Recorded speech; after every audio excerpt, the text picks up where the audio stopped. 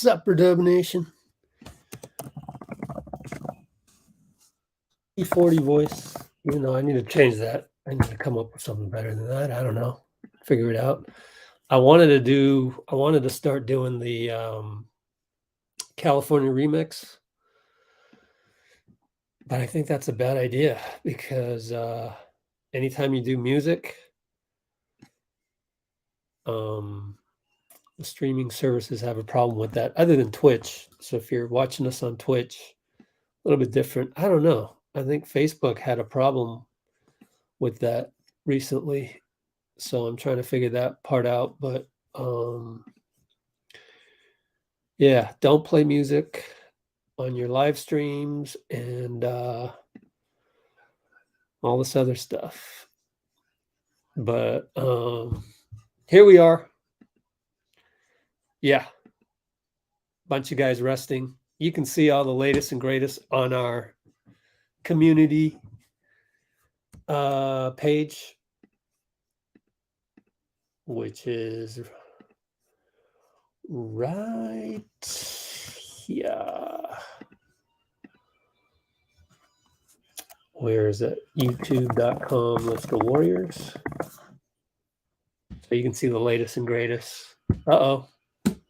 My internet glitching. Kuminga's back, so that's pretty cool. Looney will play. He only played 20 minutes last night. We're about to tip off.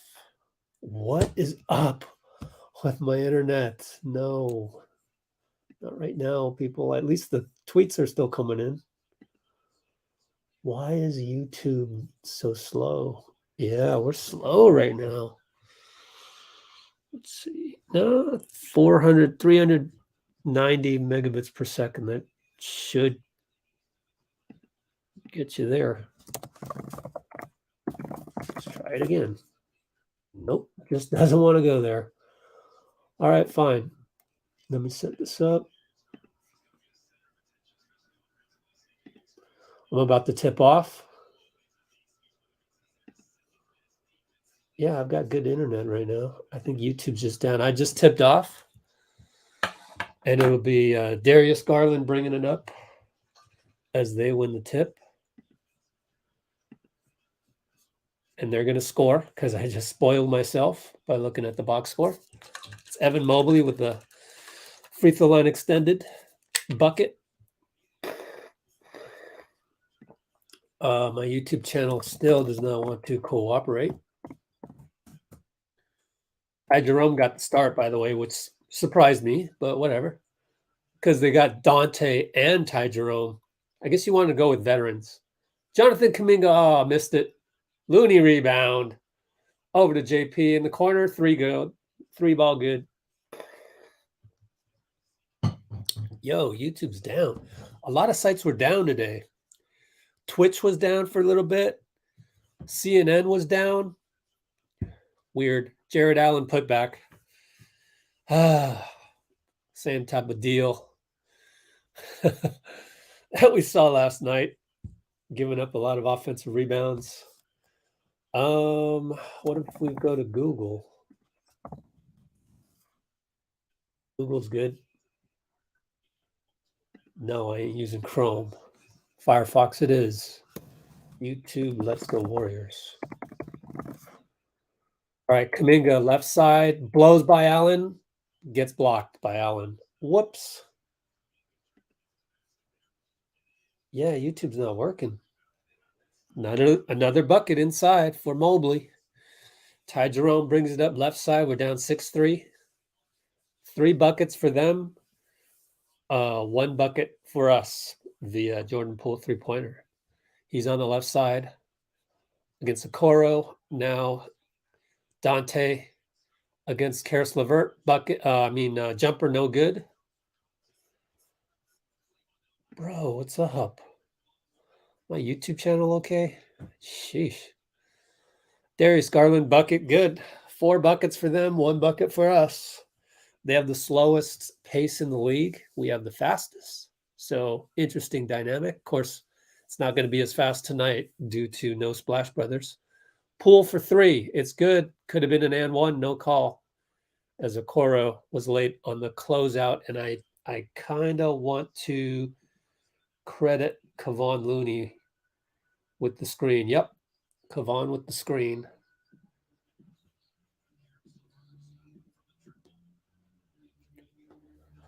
Kuminga rebound on the miss. JP brings it up, pick and roll. Looney pulls up for three over Allen. Got it. Oh, Wardell, Jordan Poole. Just kidding. Just kidding. Just kidding. Calm down. Calm down, angry people. Oh, what? I still got us stuck on the non-box score page. Looney reaches in and steals it from Levert. Donte's going to get fouled by Jarrett. Got hit in the back. He's taking time to get up from the floor. He's up now and will shoot 2 free throws. Looney, screen setter. All right, what's up, everybody? Amy, we got Blasian. Where are you logging in from? I forget, but we got Amy in Hong Kong. We got Clay shaking his head on some stuff. There's PBJ sitting next to Steph. Anyways, Ben is in Seattle. Probably we'll get Bruce later. We're up 11-8 with the 2 free throws from Donte and 3 threes by Poole compared to their 4 field goals. Don't you love the 3 ball? What an era. Karis Levert down the lane past Jerome. Too easy, but Looney gets the rebound as he missed. Outlet to JK downhill. Bye-bye, Mobley. Yeah, JK. Oh, he's so awesome downhill. Hey, guys, we're playing pretty awesome. Hey, guys, maybe we could steal this one. Maybe. All right, Garland against Poole. Oh, it's so good to see JK again, but Garland hits the jumper, getting a pick from Jarrett Allen or Mobley. I can't remember who it was. Probably Jarrett. Anyways, Donte. Oh, crossover, gets doubled by Jarrett. Finds Looney wide open. Looney attacks. Look at the deliberation by Looney. Finds Jerome. Finds Kuminga corner. Back to Jerome. He drives. Floater. Good. Oh, Ty Jerome. They got to call timeout because we got him on skates. We got him on skates. Yes. Excellent. Excellent. Oh, and Jabs, where are you checking in from? So I need a roll call from Jabs and Blasian. Where are you checking in from? 1510 749.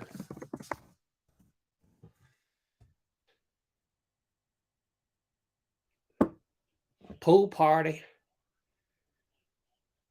Oh, Brandon, where are you checking in from, Brandon? Doing roll call right now around the world. Roll call around the world. William. Oh, yeah, Ottawa. I knew that. William from Philly. Oh, that's pretty cool, man. Shout out Philly. Shout out Ottawa. My uncle lives in Ottawa, believe it or not. Yep. And therefore, my cousin Marcus and his dad. And I'm going to see Marcus. We're having a family reunion in July. Yeah, July 4th. So I'm going to miss part of Summer League, but I'll still do it remotely, assuming there's internet out there. Not we're going to go to Hawaii. But anyways, assuming there's internet out on the Big Island, where my other uncle lives, or no, he might live in Australia now, but he started his family in Hawaii. Oh, I know what it was. He married his ex-wife who was in Hawaii. So they were in Hawaii at the time. So they have, grew the family. He's remarried now. Then my other uncle is in Ottawa right now. Last time I talked to Marcus, he just bought a truck.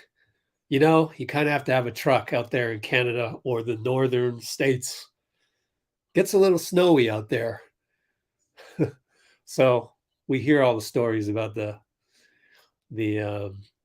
weather in Ottawa, and then we got rainy Seattle for Ben. How's the weather in Hong Kong? Hong Kong, one of my top 5 cities in the world, just because, man, if you guys get a chance, it's so international. There's so many things to see. There's a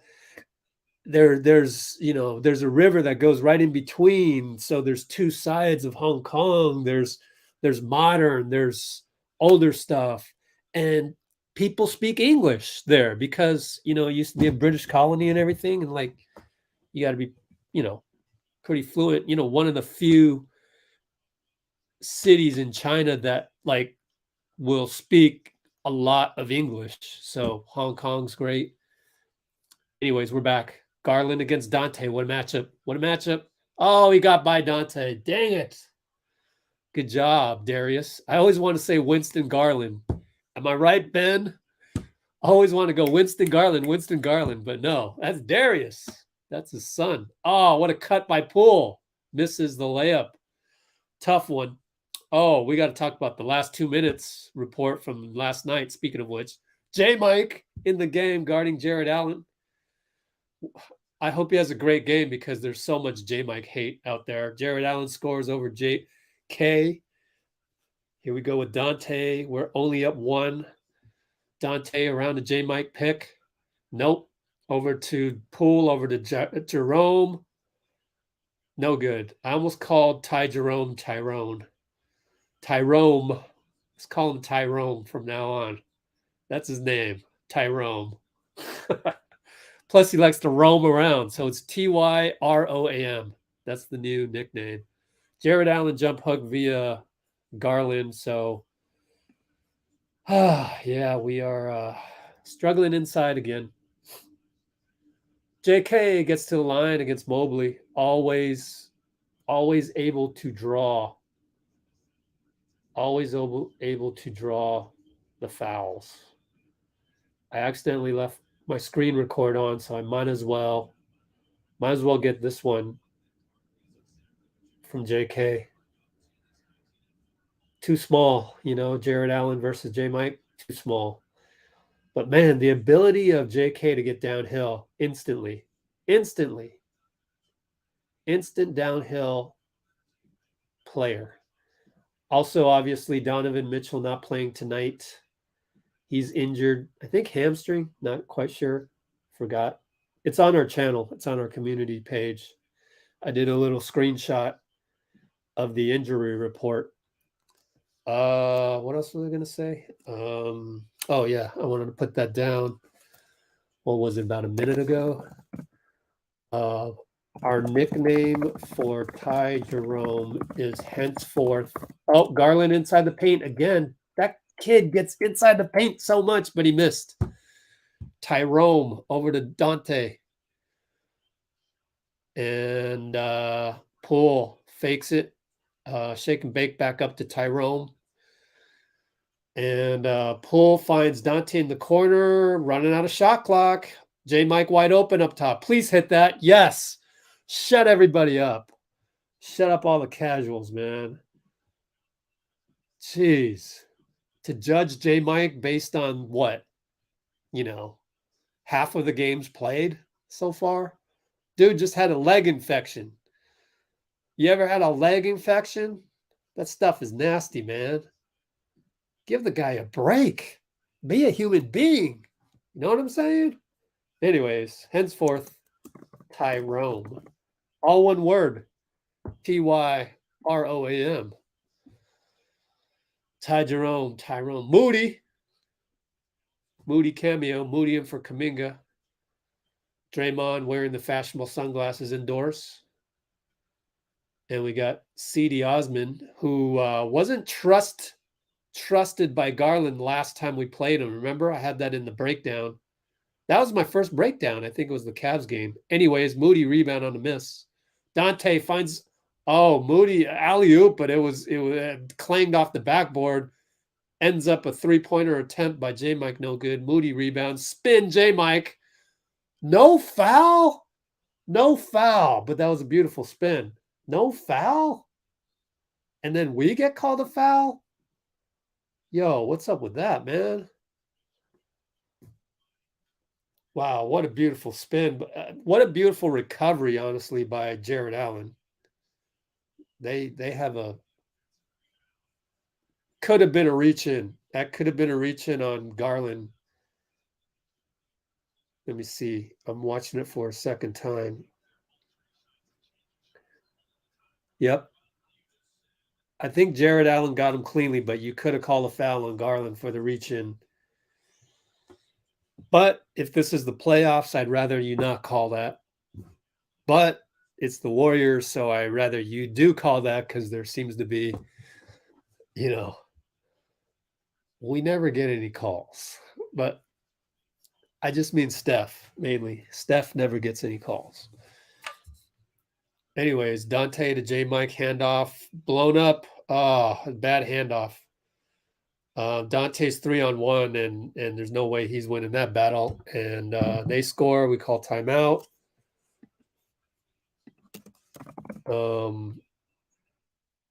Bad turnover. J Mike with JP. 20-18, 434. Not too bad. I felt like Cleveland came out strong, then we were strong, and then now Cleveland's strong. So 2-1 on the haymakers. Let's see. Right. So let's talk about the last 2-minute calls. We are at the 17-minute mark. L2M report from Boston Celtics game last night. 5 missed calls in OT. 5. Not 1, not 2, not 3, not 4. 5. 5. Like, yo, bruh. Oh, man. Let's go list all of the 5. And by the way, I finally got this part up. You go here and you go to community, and then you can see the latest one. I was like, yo, Steph is the number 1 jersey, but he's 4th in voting in the world by fans for the All-Star game. So that, to me, a little bit of a disconnect. Strange. And yeah, 4 starters out. I didn't bother to do the LTM on here because it would have just caused a lot of people to go negative. But one guy that has, not Warriors, Twitter, one guy that has the info is Keith Smith. He likes to tweet a lot. But anyway, here it is. The one here, the 24-second violation, that would have given us the ball down 3 with 6 seconds to go. So a lot of this, and the Clay didn't foul JB, we saw that. We saw that real time. We saw the Brogdon foul. This one to me is the one that casuals kind of need to. Everybody's still in the comments. Still, oh, we got to trade Poole. Oh, what's wrong with Poole? Bench him. Like, bro, Steph Curry had 3 turnovers. Poole had 2 turnovers. Like, Steph literally had a worse turnover game than Poole, and you're complaining about Poole's turnovers. Really, they're complaining about Poole getting blocked at the rim like 3 times late in the game, at least 2 times. But one of them was actually a foul. So people need to just stop throwing Poole under the bus, man. That annoys me. So the other parts of it, still could have been winnable. As a coach, I got to just say we still could have won the game. J Mike tried to put back a Poole layup with a dunk, but missed it in traffic. But I like Poole's ability to get to the rim. He's just not making those. And so he'll get there. Remember when Clay, who remembers? Remember the Clay ups? People don't remember. They get a layup.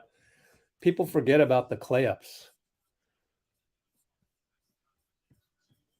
So that was at the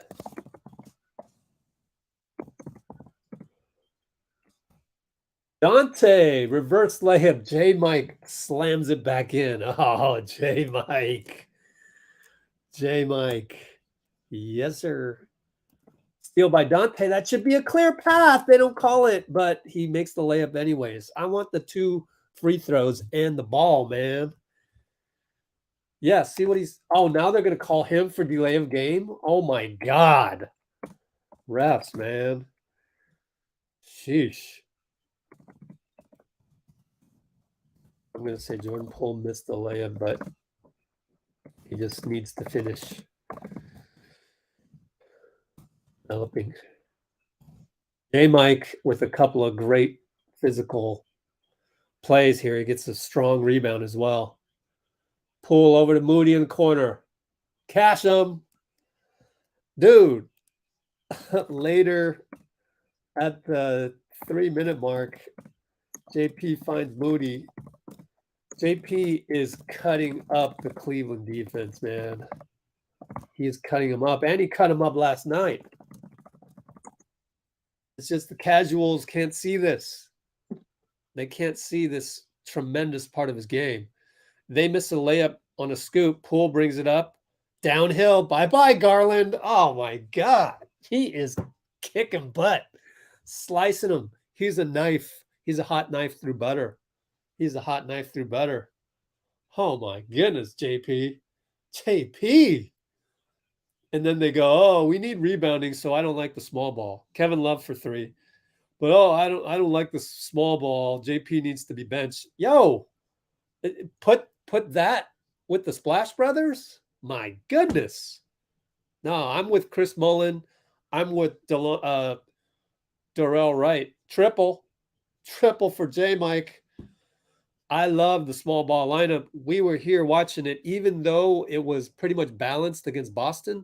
Boston's the best defense in the league. We showed like we were the best offense in the league with the small ball. It was amazing. It was like next level. Donte fouls Kevin Love from deep. Hopefully it's on the ground, but I'm not sure. AP going through the lane like a hot knife does butter. Garland, he hung his head after J Mike hit the 3. FYI. We're back to action, and I'll get to you in a moment.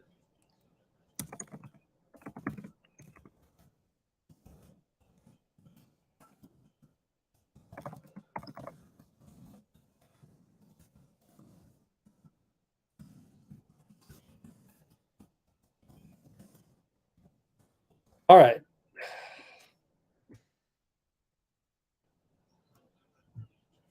Okay, Ty Jerome, left side. We are up 5. We're up 5. PBJ, catch and shoot, good. Immediate dividends. This guy pays immediate dividends, man. We got to have a name. Any financial experts out there? Anybody that plays the stock market a lot? We need a new nickname for PBJ, even though he has a good nickname. But this guy pays immediate dividends, man. Sheesh. He pays immediate dividends.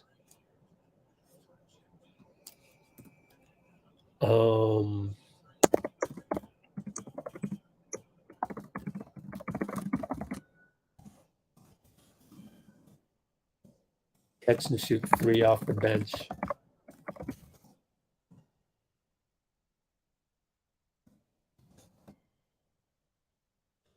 Ty Jerome has to throw it up with 4 seconds on the shot clock. Not a good possession. And we got 7 seconds left for the Cavs. Mobley against PBJ. Good test of going up against the 5. Oh, they get a 3 at the buzzer. Karis Levert, and we're gonna just lead by 2. Man, that's like the second night in a row, or second time in the last 3 games, as far as I can recall, that we gave up a buzzer beater at the end of the first quarter. And, okay. Wow, we were up by 8. Nice. We're up by 5. And we managed to hold them under 30 points. Incredible. But I do want to go back and look at that last play one more time. Yeah, what happened on the offensive sequence? That was ugly. 16, 15. We had pick and roll, Ty Jerome, Lamb. Then Ty got caught over there. The pass from Lamb was a little late, but it was, that was all bad. Not enough movement on that side.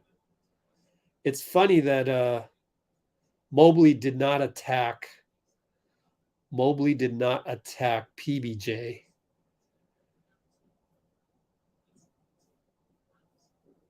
That's interesting that he didn't attack PBJ. Look at this one more time. Moody a little late on the rotation. So all the people that want Moody to play a lot, he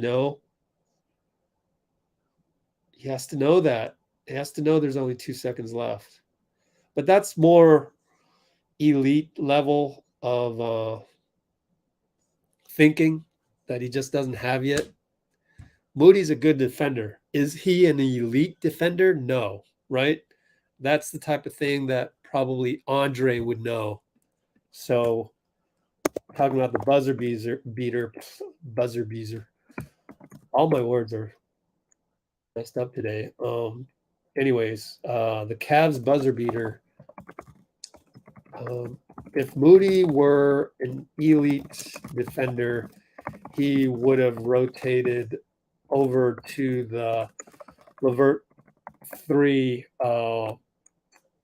with basically there were 3 seconds or less left to go. Think Andre Iguodala. So Moody's good. He's just not elite. Yeah, good stuff. PVJ underrated. Yep. Smart strategy. Draw fouls so you can attack the rim. Yeah, well, I'll tell you what, JP, he is cutting up that Cavs defense so far. And 10:25 he played. So let's keep an eye on that. Probably end up with 34, 35 minutes played. Looney, high post. Here comes PBJ. Catch and shoot. Good. Yes. Yes. Oh, he's so good, man. PBJ is so good. That jumper just so smooth. I mean, he scored within seconds of the broadcast coming back, because here I am and I got to play this. I'm still on the ad on my recording of the game. Still the Subway ad with Steph in it. What do we have? We have a defensive 3-second violation on somebody. I wonder who that was. Oh my gosh.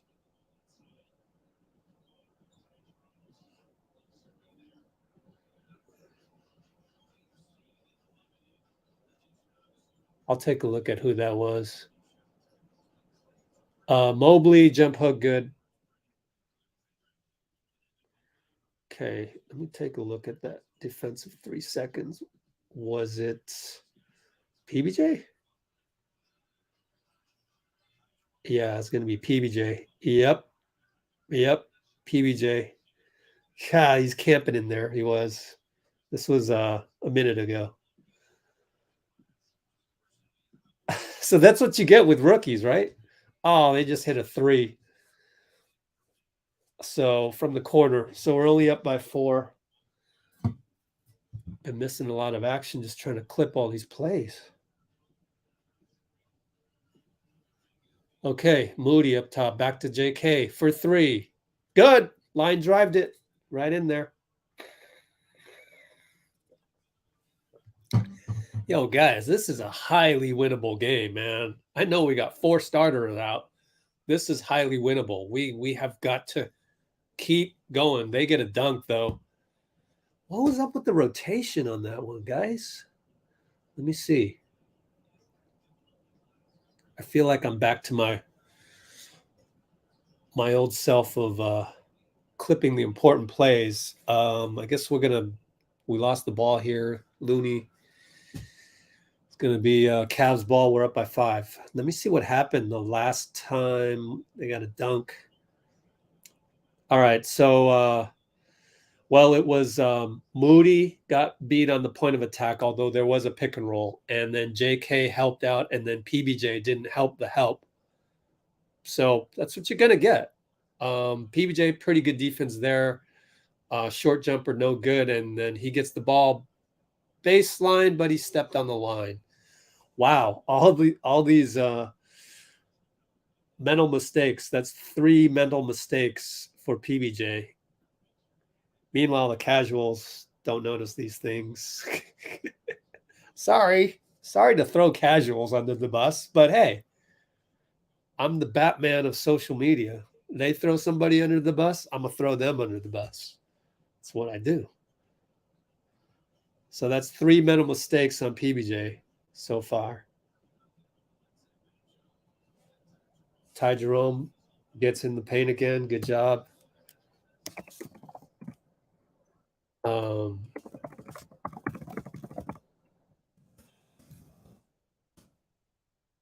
Walk on Kevin Love.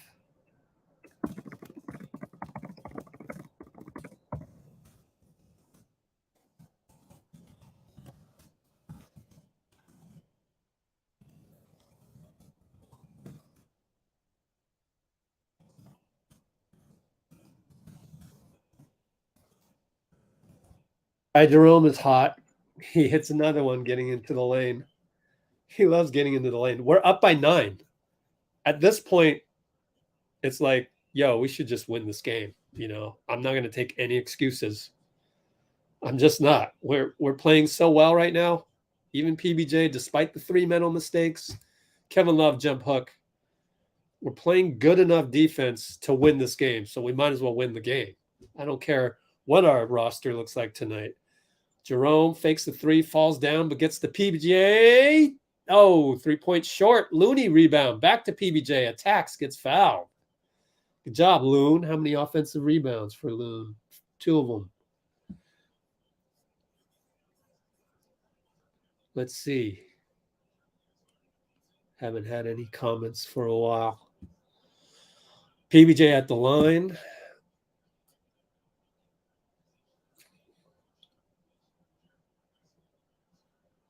Look at the effortlessness. And of course, as I say that, he misses the free throw. I can't jinx it, though, since my stream is so slow. There's other stuff happening in real time. Let me change up that jinx by eating a chip. Here's your nightly ASMR, okay? I always get underdogs before a game. They know me so well over there. Actually, they have a staff of about 20 people, so maybe they know me, maybe they don't. I'll save the chip in case they win, in case they get a bucket here. Love against Moody gets doubled. I think we're in a zone. JK, Garland got JK off his feet, but missed the jumper. Great. Rebound Looney, outlet JK. He's against Garland. Get the hell out of there, PBJ. We got a mismatch. And he takes him down low.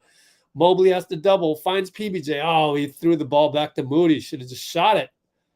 Now we got 7 seconds. JP, who checked in earlier, now he's got to shoot a 3, and it's a brick, but it's off of Cleveland.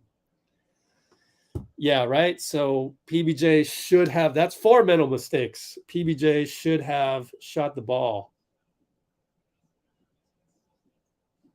But you like how JK was like, yo, let me take Garland. You know, go ahead and take him before Mobley shows up. So I've got 2 things on that one with 7:37 to go it was.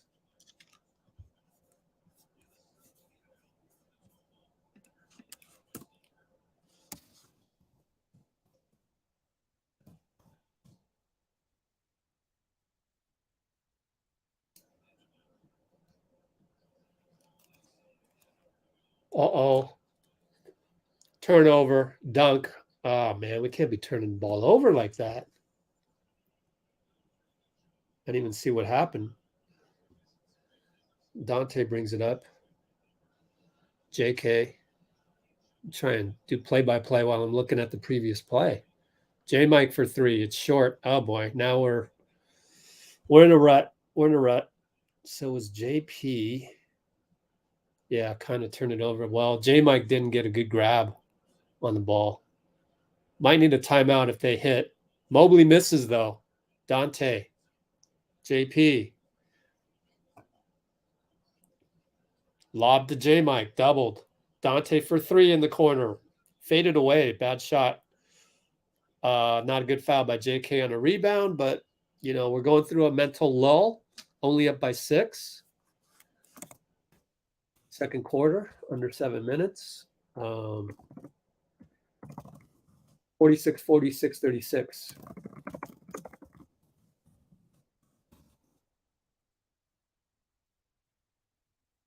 $46.40 Q2 636. Yeah, that's what we get. We kind of get 3 happy. And then just the run out turnovers, right? That always kills you.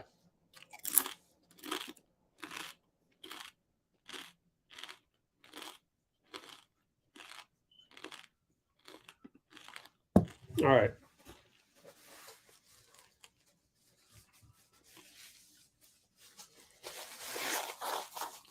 I think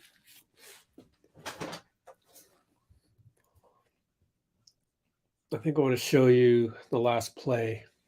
Let me see.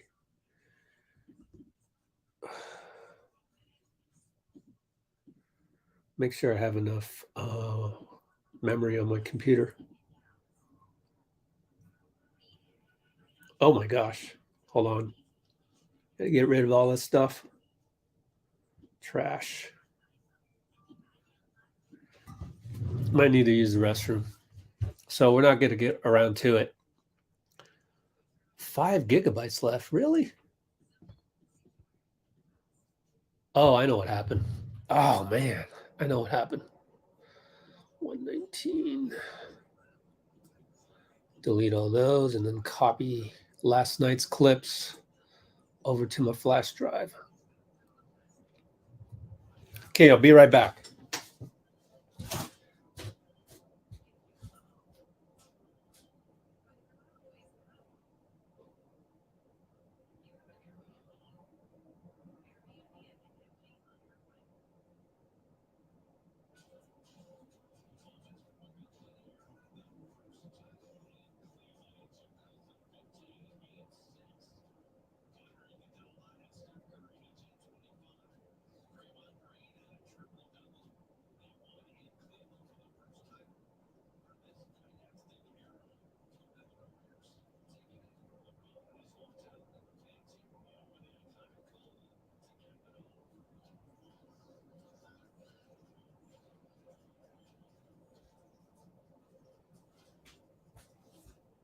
Okay, I'm back. So maybe we have enough time, but I'm also copying that stuff over. So if I airdrop this.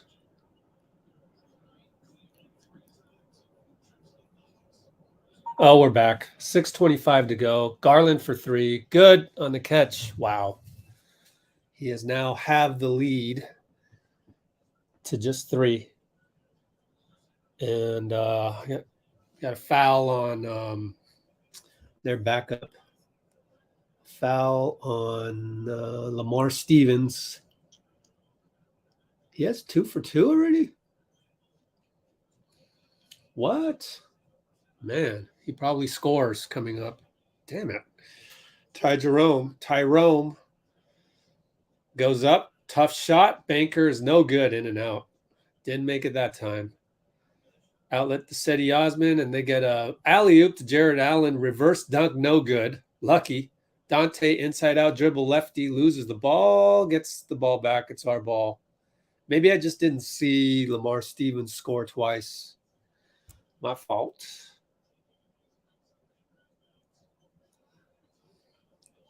Meanwhile, JP, baseline inbounds. Let's watch this play develop. Okay. Ty Jerome got an opening out to J Mike for 3. I like it. That's a cool little play, especially when you got J Mike.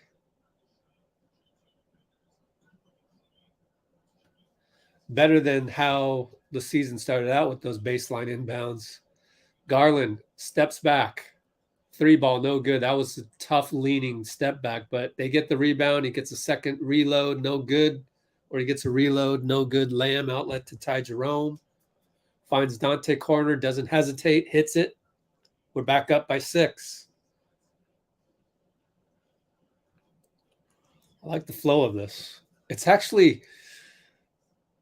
funny, but it's easier to clip a game like this when there's no Steph because it's so frenetic and chaotic with Steph out there, honestly. And that's a compliment. That's a compliment to Steph.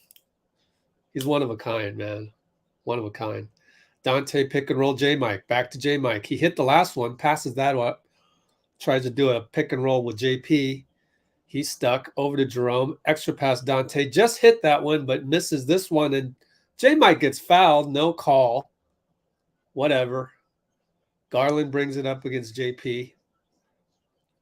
Little shiftiness. More shiftiness. And J Mike fouls him. J Mike yells at the ref for the non-call on the rebound, and we are not in the penalty yet. So we only got... Is he shooting this? Why is he shooting this? Wait a minute. Did I miss something? He was shooting? I must have missed that. Let me see. I guess he was shooting. Let me double check the replay. Come on. That's on the ground, man. What is going on? Is it me? I mean, if that was Steph Curry, that's on the ground. What the hell's going on, man? More evidence. Sending this to the league office. More evidence of the bias against Steph Curry. Not Winston. Yeah, I keep calling him Winston Garland. Darius Garland got fouled a split second before the shot went up. They're giving him a shooting foul. My God. How do you know he was going to shoot? You don't know that for sure even. Oh, my. It's totally not consistent. That would have been a side out. We had that. We had that in the game we lost. We had that in Chicago. Steph gets fouled, hits the banker. No, it's on the floor, side out. Pretty sure we didn't score that one because that game I was saying that could have been a point in time that just, had they counted the bucket and won, would have changed the game. And then now Winston Garland, Darius Garland gets that. Why does Darius Garland get the shooting foul call and Steph not? Why? Oh my goodness. I've concluded there must be something going on. We got to look into that still. Percy, if you're out there. All-Star break. I'm going to get Monty Poole on here. They hit a 3. All-Star break. We're going to get Monty Poole here. We're going to talk about the apparently the officials, some insider he knows. JP steps back for 3, but they're going to call offensive foul because Okoro is grabbing his ribs. So I guess he elbowed him. I mean, Stevens. Maybe that's why. I thought Stevens was Okoro from a distance. Oh, J Mike fouled him. Let's see. Huh. Okay. We're still up 6. It's crazy. I see a lot of momentum going against us, and we're still up 6. Now JP fouls. Now we're fouling a little too much. You can't foul on that one, JP. Just don't. Avoid that one. These little ones add up. Although there's only 3:48 left. Still up 6. Side out. Not the best foul by JP there. But in any case, let's hope it doesn't bite us if we have 2 more fouls coming up. That should have been a travel on Mobley. No call. and he finds Osman out in the corner. So they've have the lead again, 54-51. We're still up. I just hope we can hang on this whole game. Hang on, because this would be a heck of a game to win. This would be a heck of a game to win.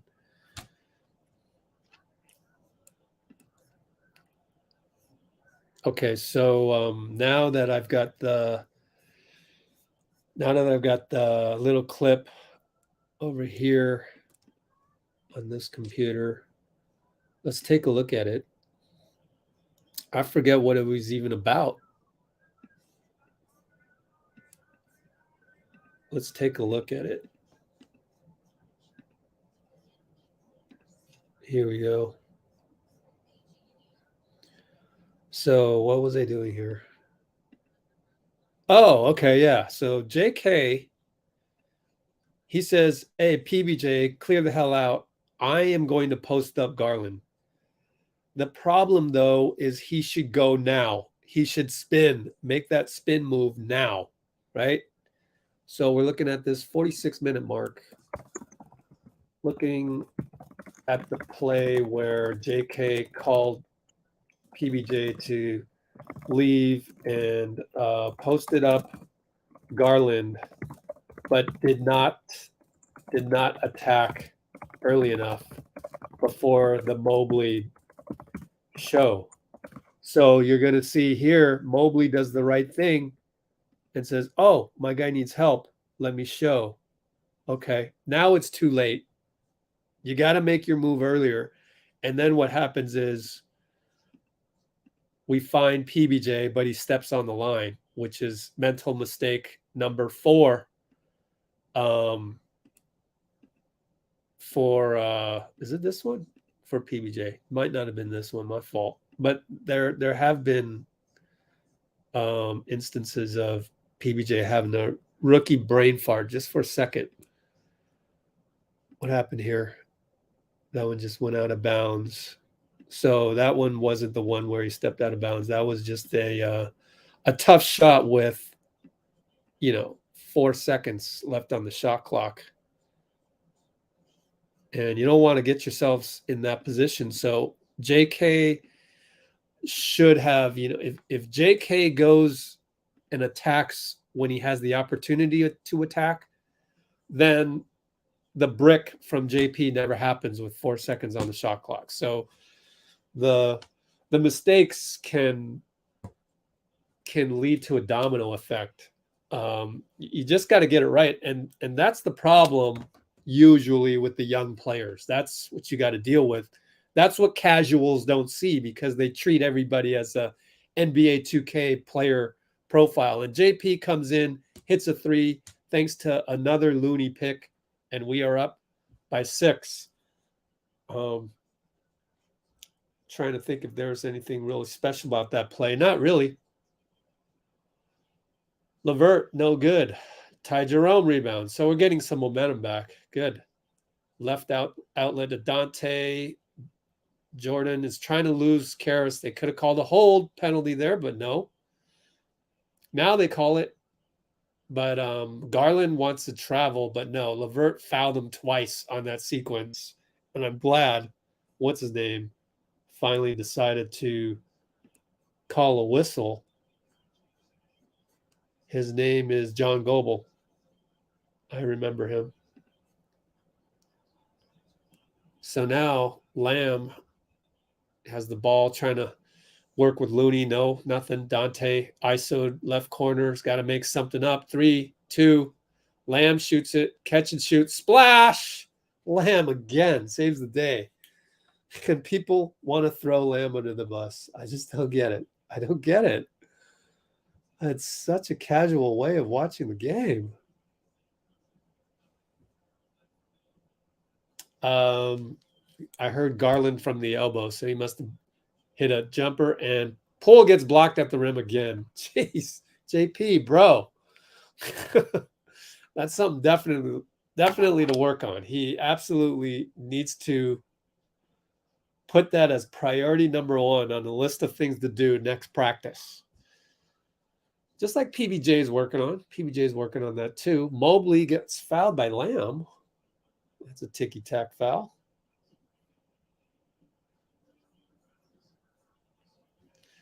So JP, let's see, we're at the 50 mark. And that was at the what? JP blocked at the rim again. Hopefully we'll put that as #1 priority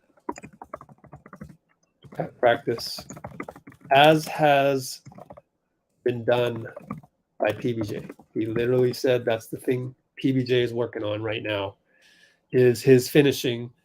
JP needs to work on his finishing as well. I would even say that that's more important than the turnovers, because he has cut down on turnovers. How many turnovers? 1 turnover so far. Another catch and shoot for Lamborghini.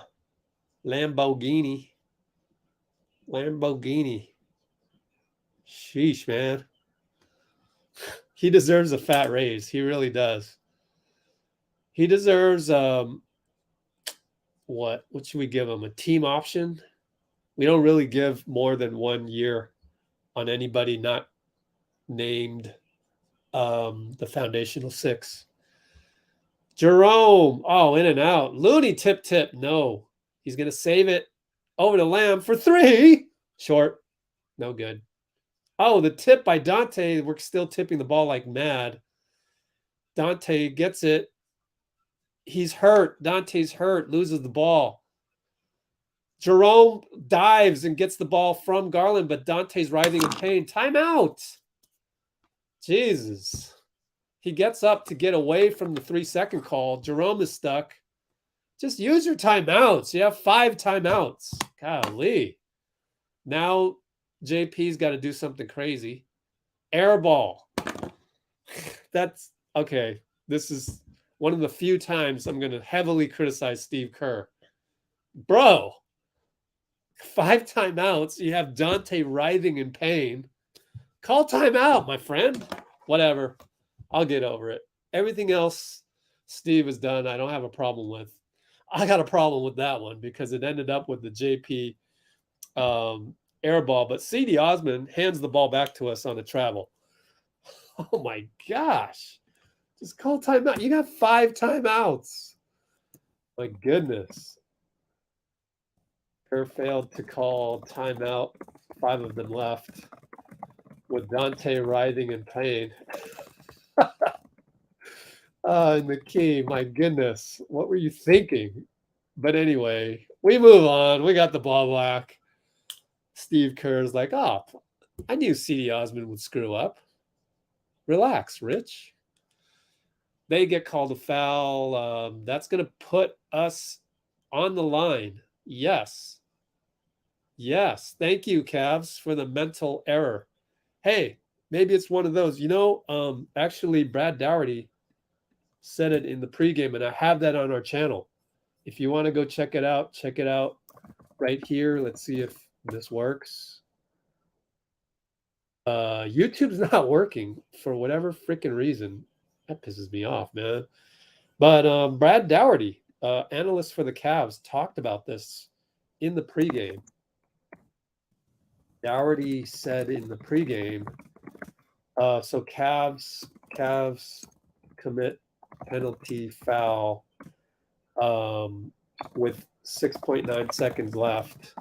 Daughterty said in the pregame that the Cavs tend to play down to their competition, which he ironically said was a symptom of a young team. When we all know our veteran team here has that same malady. And Donte bricks the free throw, even though they reviewed it for flagrant, I guess. I'm not sure why they reviewed it. I wasn't paying attention. You figure that was enough time for Donte to recover from his... Maybe he got concussed on. You never know. Let's see how bad this free throw is. It's good. Thank goodness. That just tells me that he wasn't concussed. And so They're playing down to the competition. Oh my gosh. JK just fouled on the inbounds. And is that going to be a technical on top of the penalty? What are you doing? Let me make sure he fouled him, first of all. Yeah, he kind of did with the body. Oh my goodness. These kids, man. This reminds me of that tournament where I had my boy Nick, who's now an AAU trainer. My boy Nick was 19 at the time, and gee whiz, man, like we were making so many of these rookie mistakes. It was driving me wild. And this is the type of thing. Let's see. Yeah, he hit him too hard, and yeah, that was okay. Thankfully, how was that not a penalty foul? I don't know. Mobley blocked. Nope. It's a foul at the end of it. Man. Lamb's a little foul happy. That's part of the package, unfortunately. Kuminga fouled. Kuminga dumb foul. 6.9 seconds left. The same 6.9 seconds I was just talking about. That the Cavs committed a penalty foul against us on these youngster mistakes. So with 0.6 seconds, he makes 1 out of 2. 0.6 sec remaining. Lamb fouls Mobley. He gets a little foul happy sometimes, but it's part of the package of having good instincts. What he does have is good instincts. Lamb, he's always in the right place, right? So, for example, even when he fouls, he actually is in the right place at the time. He's just fouling him. So that's my hot take on him. What's the halftime score? It's 64-59. All of that. And we're up 64-59. That's crazy. Okay. How well is Jamichael? Playing great. I've got clips. I've already clipped like 2 or 3 of them. I believe he has a dunk putback and a couple threes. 3 threes. Yo, that's pretty good. You're surprised, but that's why we don't predict, and we live in the moment, and we embrace the unknown, right? So that's kind of my thing. That's kind of my thing here. So I appreciate the comment because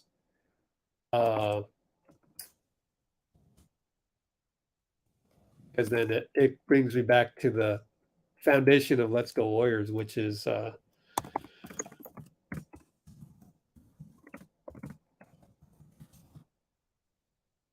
halftime. Can I spell halftime right? So what we do here on LGW is we try not to predict, enjoy moments, and embrace the unknown. We embrace the unknown. We don't fear it. Oh, let's trade so-and-so. Let's, oh, why did the Warriors always, you should see all of the complaints. Look at all these complaints. Is YouTube going to work? Look at all of these complaints, man. This is a sad state of American society, which is kind of bleeding worldwide, but I'll blame the Americans first because an American invented Twitter. Look at all this. Look at all this. This guy is good. Hey, he deserves a like. See, we still got good people on here, but look. Oh my gosh, someone wants McClung still. We're 45 games into this. Someone still wants McClung. Ridiculous. But anyway, See, look, these are all actually pretty good, but look at this. Our comments are not bad. Oh, they're throwing the season. What makes them so confident to rest, bruh? One of the most embarrassing things about American society is the addiction to the word bruh. Like, bruh, because I said bruh, I must be a cool person, bruh, because I said bruh. Oh my God. Clip that, send it to Twitter, add 1 million haters to my list. But people saying bruh is like, to me, that shows how uneducated you are rather than the other way around. Bruh. Man, do you realize how many years I spent every Sunday at a gym, bruh, in the middle of the worst neighborhoods in Oakland? How many times I had to hear the word bruh? It's too much. It's a scourge of American society, that vernacular, that thing where you have to talk like somebody from a high crime neighborhood because it makes you look cool, etc. It's just like, no, no, you don't need to do that to make yourself look cool. Oh, sorry I had to go on that diatribe. It's just, I got to go to a freaking basketball gym like once a week for 7 straight years. Actually, double that. 15 straight years. I got to go to a gym every Sunday. And it's not just that. It's this the whole thing of like the way you talk to refs, the way you talk to me at the scorekeepers table, the way you talk to your opponents, all this talk, and now it bleeds over to comments. Remember when social media commenting, really of blogs, remember when commenting on blogs, people still use the English language? We weren't transferring it. It wasn't a converse. I think I don't really so much have a problem with that because I can go to a gym once a week, every week for 15 years, play basketball, and we're going to get all of that. We're going to get all of that. But then to see it on another platform, to see it more in written form,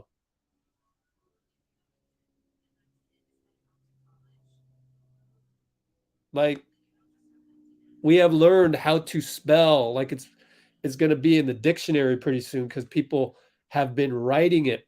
Like, bruh, ought to stay in the gym every Sunday. It's halftime, so I can go on my diatribe. Bruh ought to stay in the gym. Bruh doesn't need to come onto social media commenting.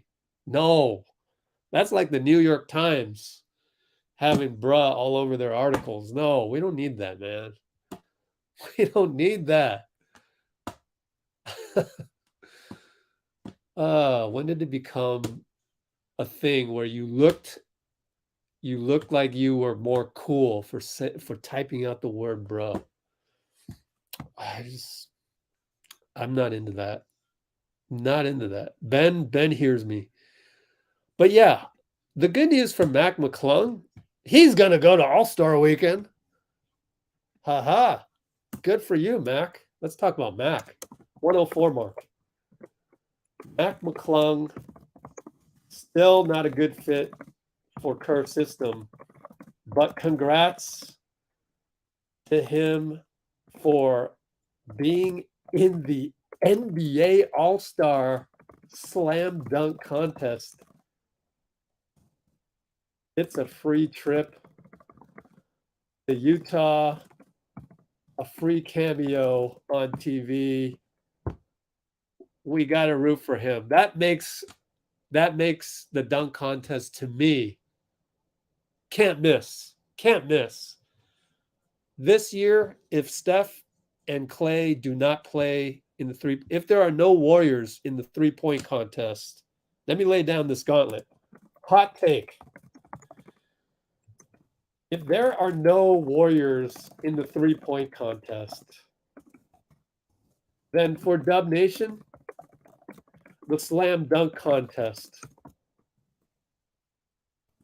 is must-see TV.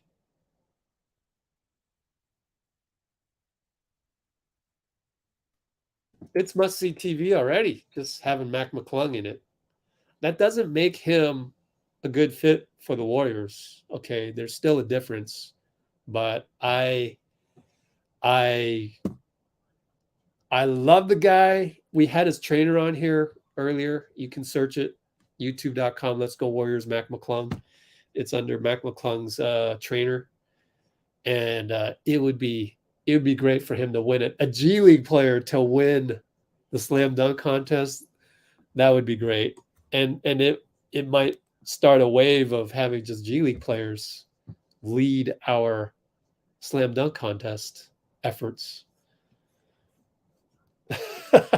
Brah. Spelled a little differently in Australia.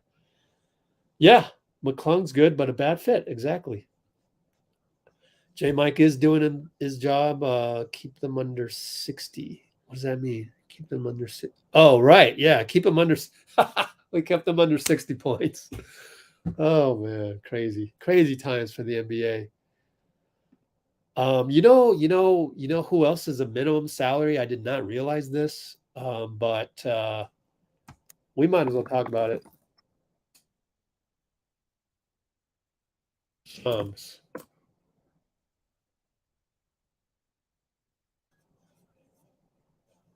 Is it up here? Right here. Yes, Serge Ibaka.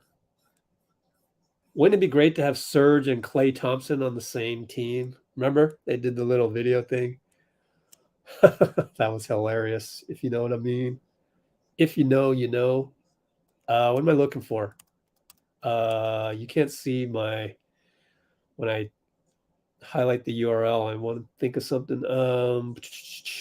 Hoops Hype. Salaries. Look at this. Bucks. So 107 mark, we're talking about Serge Ibaka.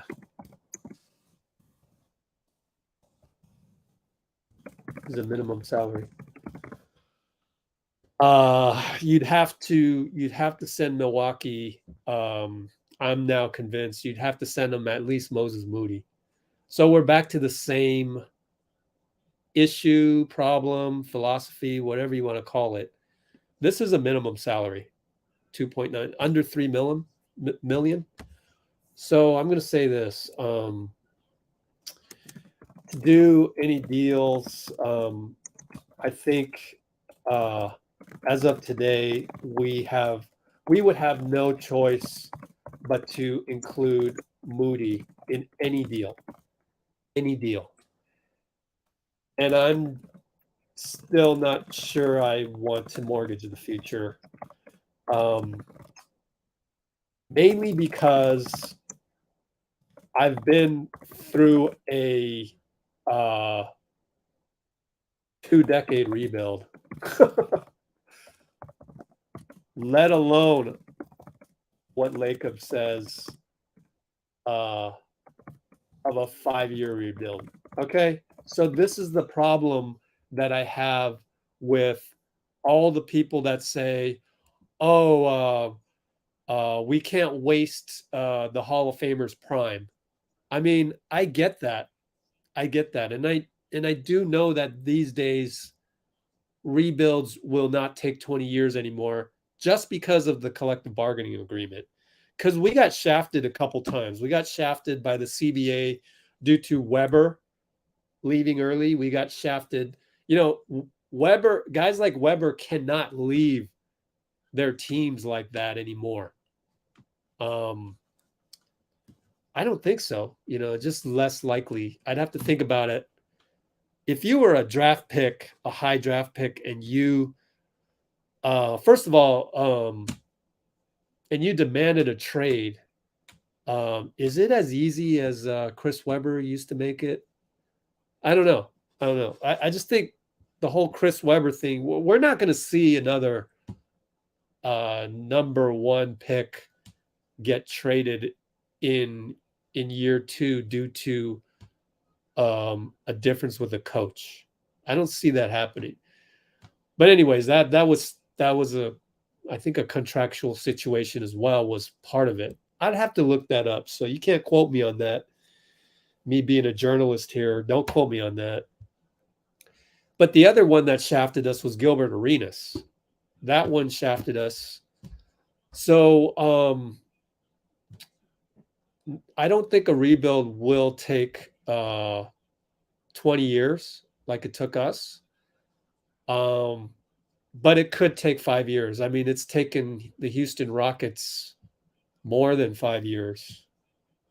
2019. No, they're on year 4 already. And it doesn't look like they'll be, in contention for, what's reasonable, Western Conference semifinals.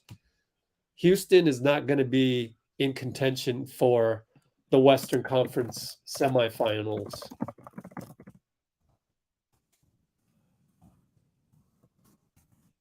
Anytime soon. And they're in year 4 of their rebuild.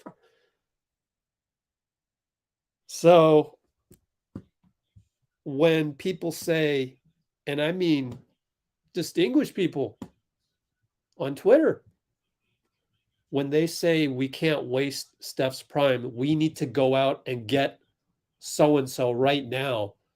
Number one, I've got the whole play better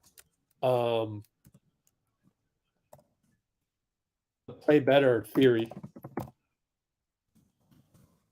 We're not playing to our potential. If we were playing to our potential, if our potential was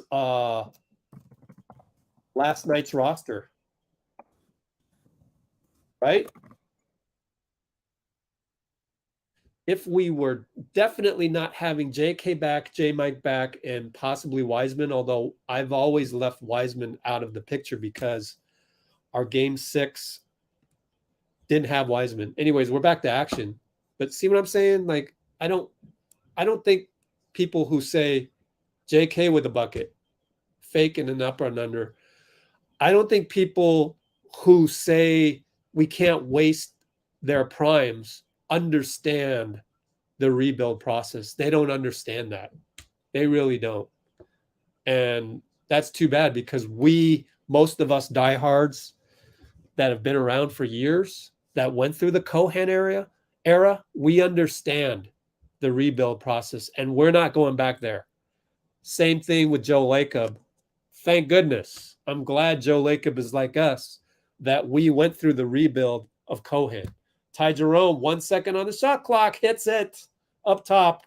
That's why I could keep talking. That wasn't happening on offense. Anything happening on offense. Suddenly we're up 10. 10:52 to go. So anybody with me on that? Anybody suffer through the Cohan era? Understand? Anybody else understand me and Joe Lacob's point of view? I'm not going through a 5-year rebuild. I'm just not. I'm sorry. I'm not. And it will JP for 3. And if you were like, hey, timeout Bickerstaff, we're up by 11, incredibly. Gosh, we got to pull this out. This would be such a monumental win for us. Because we always thought the back-to-back with Boston Celtics was going to yield 1 win, if not 0-2. And to have us in this position to win, that's great. But anyways, back to the whole rebuild thing. Yeah, I would rather have us, our highest potential, be, Western Conference Finals or 6-game Western Conference semifinals loss. I would want to have the chance. And if you can make it to the 6th game of the Western Conference semifinals, technically, aren't you in contention for a championship, you're kind of in contention for a championship. So as long as we are contenders like that, I'd rather go through that than 5 years of no chance. I threw down the gauntlet there. There's enough people out there to argue against that. I get that. That's where I'm like, I go to 51-49%, like that's where I will just not walk away from the conversation because of the potential of a conversation with a casual. Most people would not want to go through 5 straight years where you're maybe at best Western Conference semifinals game 6. I get that. See, I get that. But I would rather, have that hope. I would rather, if you were to tell me, would you rather win this one last championship and also the last 4 championships count?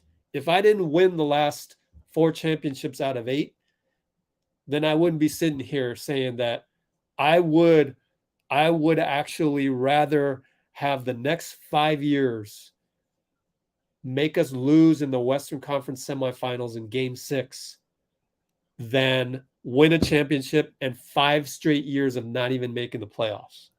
There, I said it. Anybody else with me?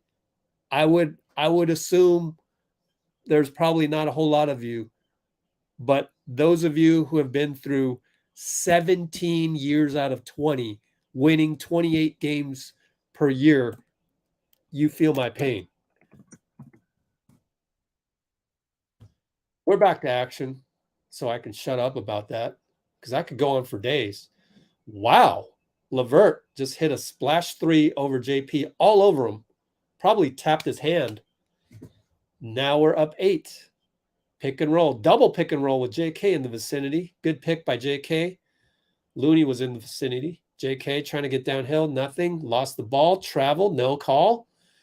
They wanted to travel. Donovan Mitchell wanted to travel, or whoever that is standing up. And I think that was JK with the bucket. Baseline jumper. We're up 10. So next time out, we can talk about your reaction to my hot take of not having 5 straight years of no playoffs. Looney outlet to Jerome, right side JK, right corner Donte 3. We're up by 13. We're up by 13. We have got to close this game out. You know what helps? What helps is the Cavs are walking the ball up. That helps. And JK gets a steal. Alley-oop to Donte. Dante's not ready for that. He doesn't have the hops. That's okay. Darn it, we gave up a run out on the miss, unfortunately.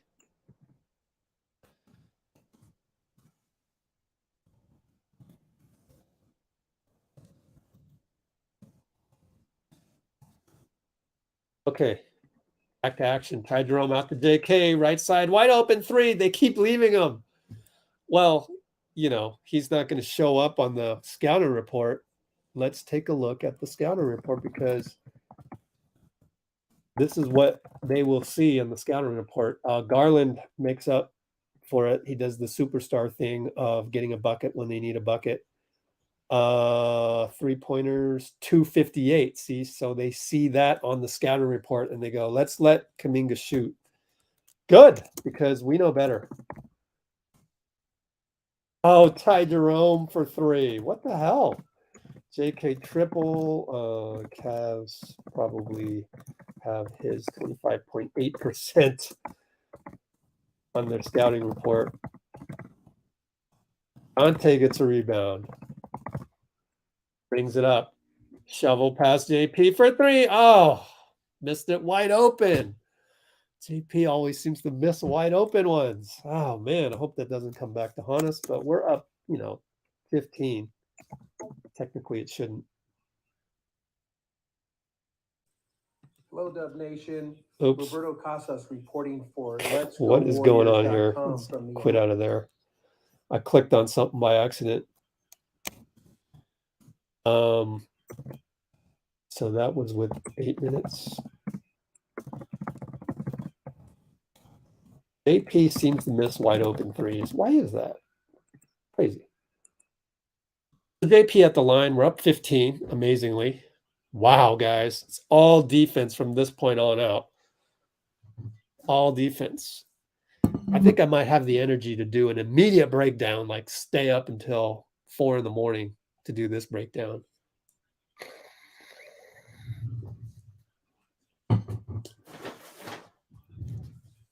Yeah.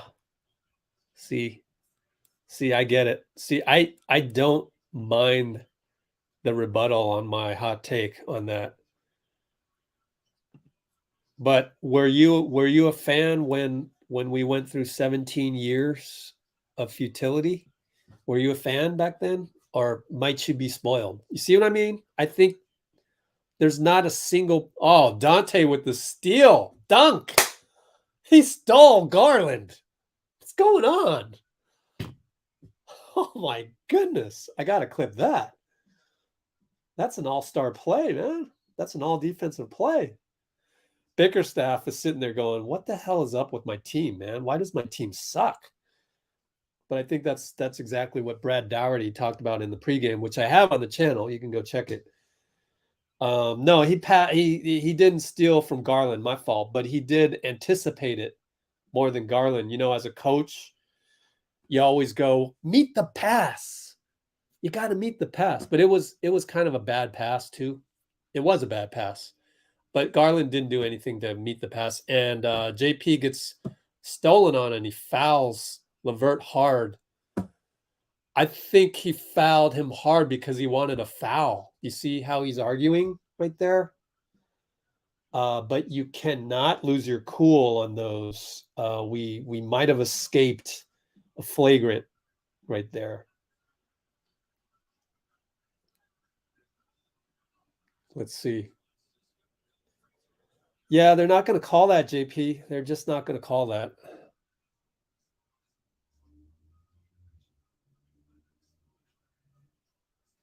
So you see JP's arguing with the ref. That's why he fouled Levert hard. It's fortunate that Levert didn't have a hard fall. And so JP needs to keep his cool in check.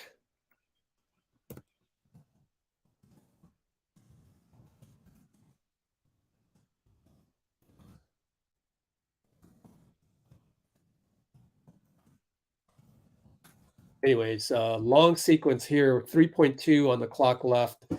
And Raul Neto bails us out with a foul on Donte. Man, Dante's doing all those little things tonight that you love. I don't even recall any mistakes that he's done tonight. I don't recall a single mistake. That's pretty good, considering we're halfway through the quarter. J-Mike dunk as they stripped JK, ball leaked out to J-Mike and he dunked it.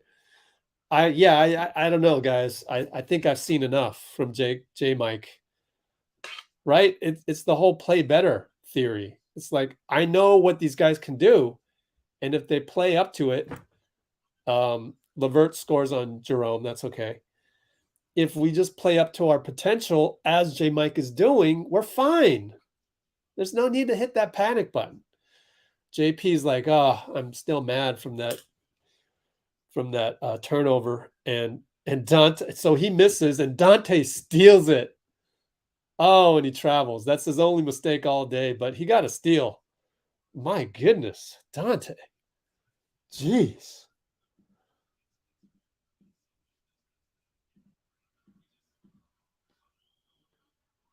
Let me see. What's JP's numbers? 21 points. How did he steal that from behind to get the ball back to him? Amazing. Just an amazing steal. Wow. I could watch that replay all day.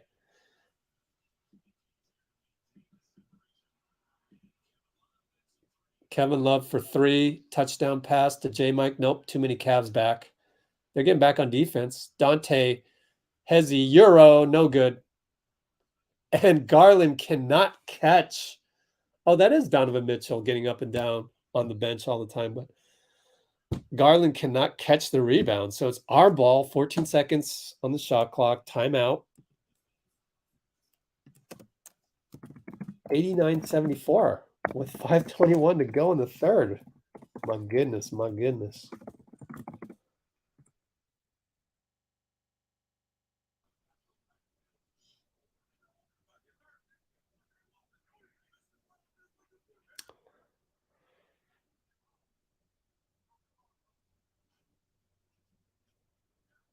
Crazy to think that that era is what's next.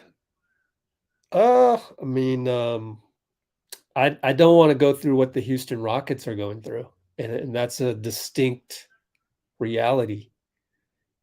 If I'm able to point to that team and go, I don't want to be them, then it's realistic, right? So going back to the whole, I don't know. I here I am saying I don't know, Dean. I do know because I went through that era. 17 years out of 20, 28 wins a year. I wouldn't want to go through 5 years of what the Houston Rockets are going through. I don't know that people understand that, like, just how bad that is. Who else is going through that? And then you got certain teams stuck in purgatory. Minnesota, right? Who else? Kind of Portland. I mean, they made the Western Conference Finals against us in 2019, but they kind of had a good draw in the playoffs. San Antonio's been struggling, right? For how many years now? San Antonio could be the true example because we're kind of following in their footsteps as far as dynasty. And it's like, we want to be San Antonio, but then we don't want to be San Antonio in terms of their rebuild. So then now their hopes all, and even if they do get Wemby, even if they do get a Scoot Henderson, who's to say they even hit 500? So, yeah, that's the tough part.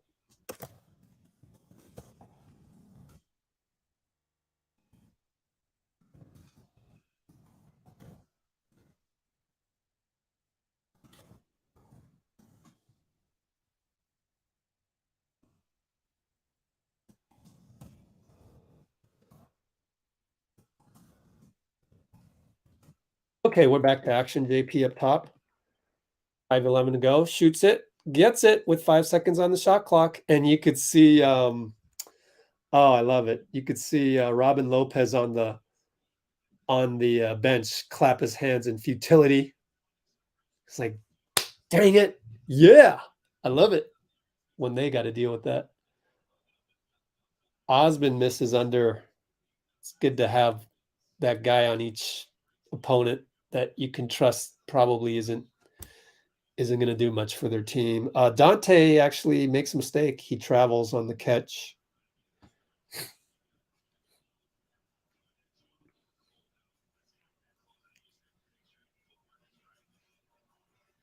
Yeah, I know it is going to be a debate.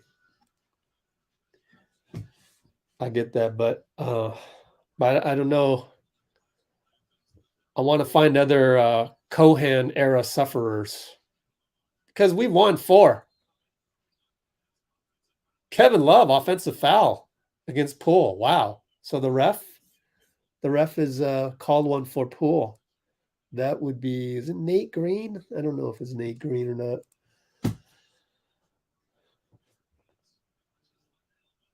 Yeah, he elbowed him. Yep. Was that Nate Green? No, that was Mitchell Irvin. JP for 3 gets fouled. And that is number 85 making the call, which is 65, Nate Green. So he'll get 3 foul shots. 6 for 6 tonight. Hope I didn't jinx him.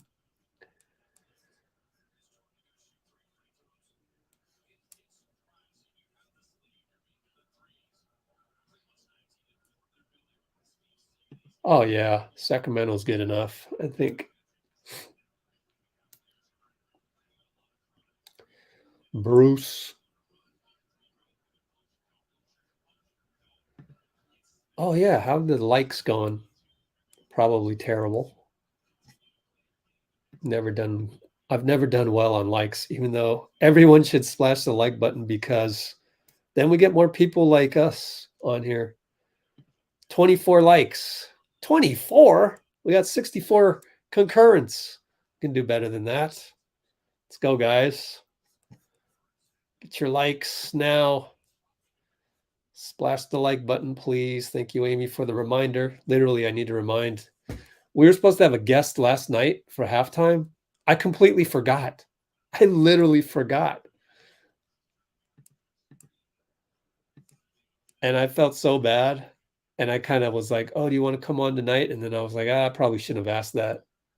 They probably saw the text. What, are you kidding me?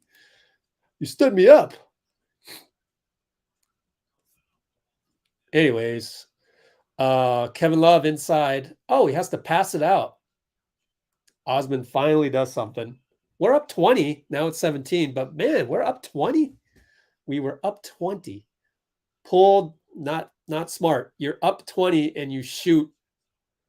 What are you doing, JP? I get that people want to throw JP under the bus and want to bench him and this and that, but I wouldn't bench him. This is an all-star level talent, just not all-star level mind. You know, you're up 20, and let me look at the shot clock. He wanted to get C.D. Osman back. No, he wanted to get Raul Neto back. That's 16 on the shot clock. I would bench him at this point.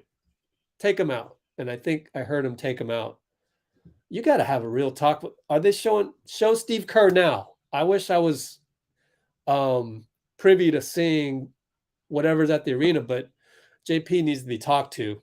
He gets his temper out too much. Lamb misses a catch and shoot. J. Mike rebound. What's up, J. Mike? We'll check his stats in a minute, but J. Mike probably has good stats. Lamb with the dumb foul. That's the thing. Lamb is always in the right place, just makes the foul in the wrong time. Right place, wrong time. J. Mike, 13 points, 8 rebounds, 3 for 5 on threes. Let's see. So 133. 2. We got a tech. Tech on Mobley or Bickerstaff. All right. Who gets to shoot the free throw with no Steph, no Clay, no Jordan Poole? Bickerstaff technical. And he looks calm. He still looks calm. What did he do? Did he go, man, you MFer? Was it Ty Jerome that shot that? Show the camera, guys. Oh, my God. The camera didn't show who shot the foul.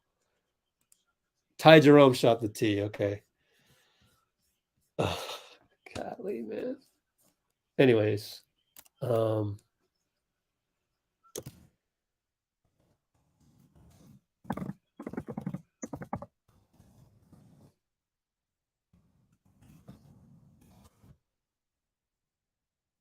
Okay. You know, was there trash talking with Raul Neto? Because he's French. Do they trash talk? I don't know. I don't know why JP shot that shot over Neto. Moody drives off of somebody. Luckily, it's off of the Cavs. We'll get a baseline with 1.9 seconds to go on the shot clock. 3:02 remaining, up 18. Pretty good game so far. Jerome into Lamb. Good job finding Lamb. Oh, he misses it. Hits the rim, backboard rim. Osman rebound, outlet Garland, left side against Moody. Pick and roll Mobley. Down the lane, back to Mobley, dunk. Feel like Greg Papa. I was able to play-by-play that one in real time, man. Moody loses the ball. on a pick and roll, but it's our ball off of Kevin Love's foot, luckily. K-Love says, my bad. I don't know how he can blame himself on that one. Maybe he had a steal of Moody out there, but things are a little choppy with Moody. But anyways, PBJ's in there. Lamb, pass over to Jerome, TyRoam, pick and roll Looney, nothing happening. Moody, 7-6. Bad entry pass to Ty Jerome, who was kind of posting up Neto. Man, but it's tough. It's tough for Moody to have DNPs come in and, expect to be hot. He gets almost a steal. No, K-Love for 3, brick, Moody rebound. Good job, Moody downhill. Nothing. Good job by Garland. Lamb travels. Oh.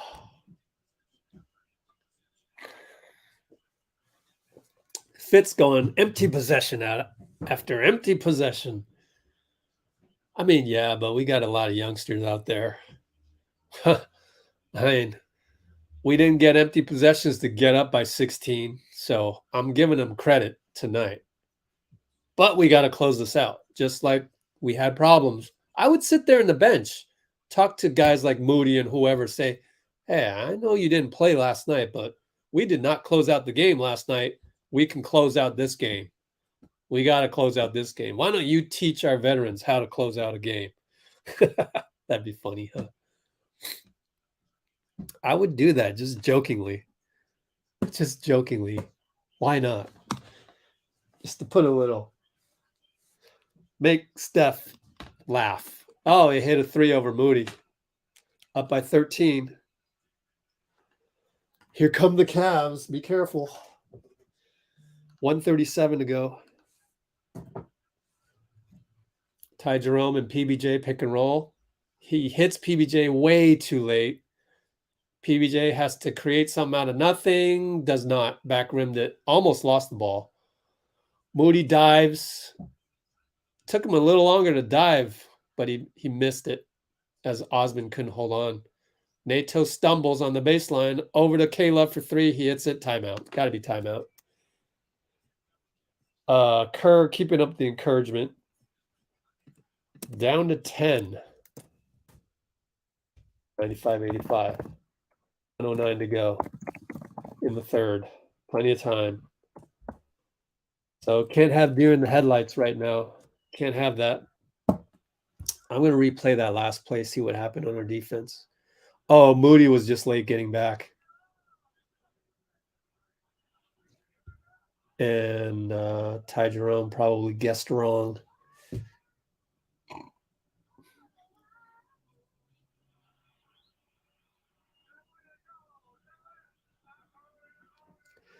Jerome's just not athletic enough. There's no way he was going to close that out. That's okay. Whatever. Overall, we're still plus 10 with these guys.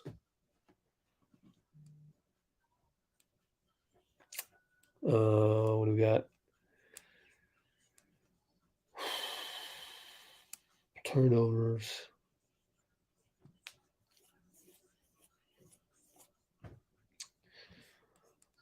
Well, stay positive, guys. We'll be fine. You just can't have deer in the headlights right now. That's all. Execute the offense. That's why we practice all the time. Practice. All these young guys. You got to run the Kerr system. All of that. Well, run it right now. You got to run it. So we got our starters back in. JP, Looney, pick and roll. Downhill on Mobley, gets doubled. Way out to Jerome. Over to JK, open. He finds Donte corner. Good extra pass. Excellent execution out of the break. Excellent. I'm proud of them. Proud of the young guys. I mean, not that young with Donte and Looney out there, but still proud of the extra pass by JK. 36 seconds to go in the quarter. JK is hounding Garland all the way, which you love to see. Mobley for 3. Good job having Mobley shoot that shot. 16 seconds left with JP. One-on-one against Raul Neto. Ty Jerome says, clear it out. But no, JK is going to set a high pick. JP almost loses the ball. What? Against Raul Neto? Come on, JP. 7 seconds to go. But that's what you get with a young player. JP, 4th year. You know, you're going to have flashes of brilliance. Every now and then you're going to have, yeah, what was that? And there we go again. What was that? He pushes off on Neto. Oh, my God. Oh, I'm so glad I'm not coaching young guys anymore. It is one frustrating thing.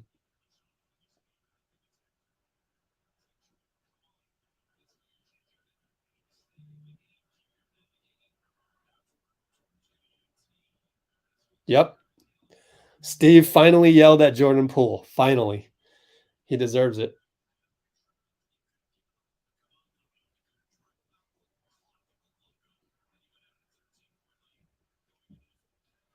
JP, man.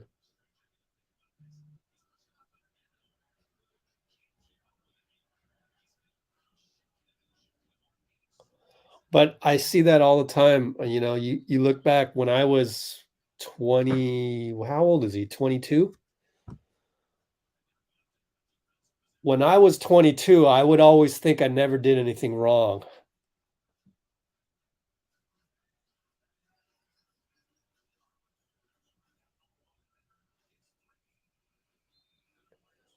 All right, we're up 12. Incredibly, we should not be up 12.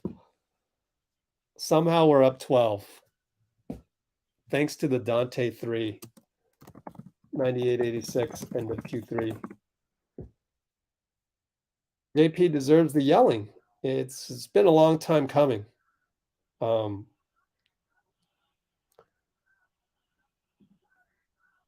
I was always the yeller type. I wasn't into this psychology type stuff. I wanted to yell. Wanted to yell at some guys. Hold on, let me get to this. 116, okay. 119. Okay, we got it. So yeah, yep, we got it. So I gotta delete that.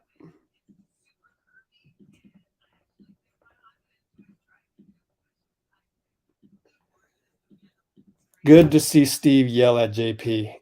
Oh, it's a long time coming.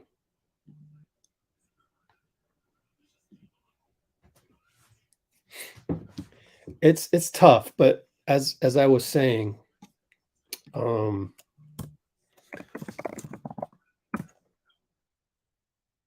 many seconds were left? Like 7. JP Tech. I remember when I was, what is he, 23 years old?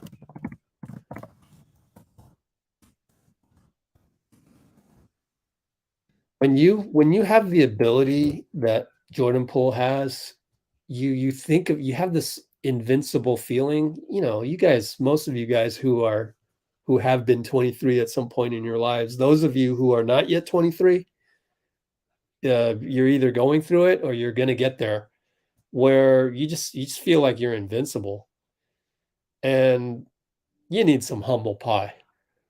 I just remember when I used to play when I was younger.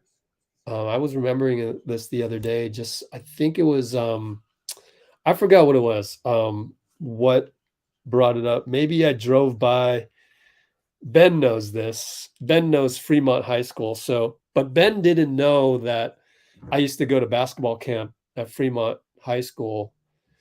They used to have a coach that won a state championship for them at one point. So I went to that summer camp, and one of the camp counselors was also a ref in my Japanese league. And I'll come back. Maybe I'll just say it right now is one time I did a traveling. I was, 22, 23 years old. And he called it on me. I couldn't believe it. I'm like, yo, I did not travel. And he even showed me, and he could have gave me a tech, but he didn't because he knew me. He's like, Rich, no, you moved your pivot foot, blah, blah, blah. I was in denial. That's how you are when you're 23. Ty Jerome, runner banker. Wow, Ty Jerome. When you're 23, you're like, you think you're invincible and you're in denial of anything. You're in denial of any call against you. And the struggle, Looney gets a steal. The struggle to get beyond yourself is a tough one.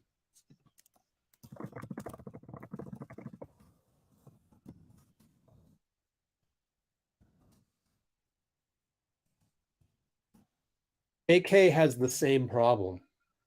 We see it all the time. He never thinks he makes a foul. It drives coaches nuts. The first step is to understand that maybe you made a dumb foul. It's entirely possible you did.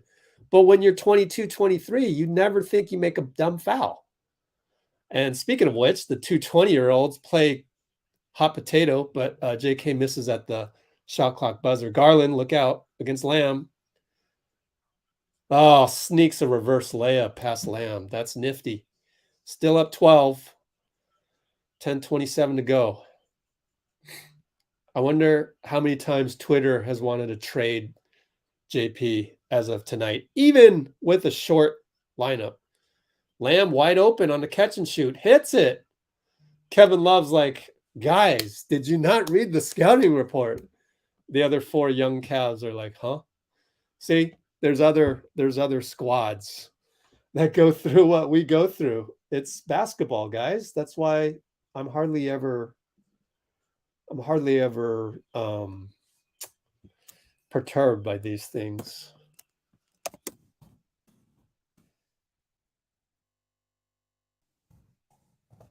We're up by 12 still.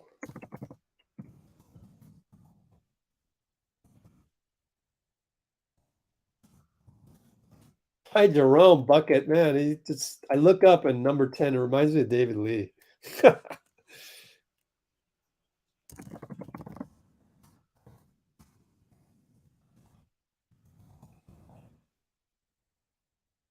Well, we're trading buckets. So consider that good news for us rather than good news for the Cavs, because I'm sure the Cavs announcers right now are going, man, we got to get stops. We can't be trading buckets here with 9 minutes to go. 12 points, 12 points. Lamb for 3. He hits it, and Love can't believe it. Love right there. Oh, man. See, that's what you get. Basketball gods, right? That's what you get for being down on your young boys. And then suddenly you get a 3 hit right on you. They hit a 3 back. We're trading buckets. Okay, we can trade buckets. If we were on the other side, we'd be more worried about trading buckets. I'm just saying. Well, we got to get a stop too. Pick and roll Looney with Jerome. Bad pass. Here they come. Can't foul. That would have been a take foul. Osman misses a dunk blocked by Ty Jerome, but Neto's there for the putback. Oh boy, now we're down up 10. At least we're up. But can't get deer in the headlights here. When are we going to get a stop? They're probably going, when are we going to get a stop? And we're going, when are we going to get a stop? So Poole misses badly. Garland, Neto steps on the line. Kevin Love pretends a 3. Like if he hadn't stepped on the line, he would have had a wide open one. So thanks, young Cavs. Appreciate your mistakes. Really need them right now. But this is normal NBA, right? All of these mistakes we're seeing, this is usually the NBA, which we have trouble digesting because we're seeing them with 3 Hall of Famers.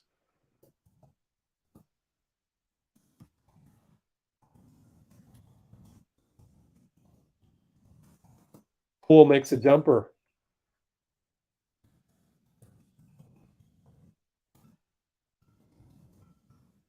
Right? So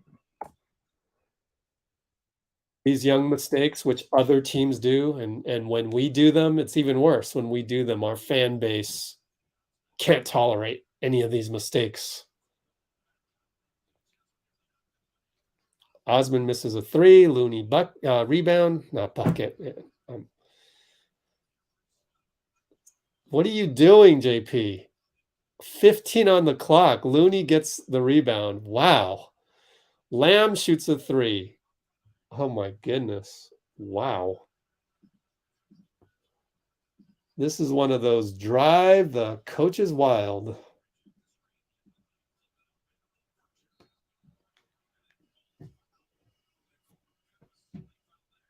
Poole with a foul, another silly foul. This is some good tape for Poole, man. Let's watch this silly foul that I missed.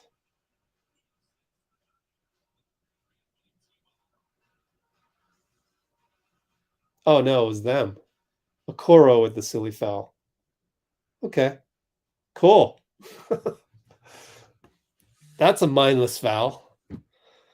I wonder if we're in the penalty. I mean, if we're in the bonus. Let's see. No, 0 fouls so far.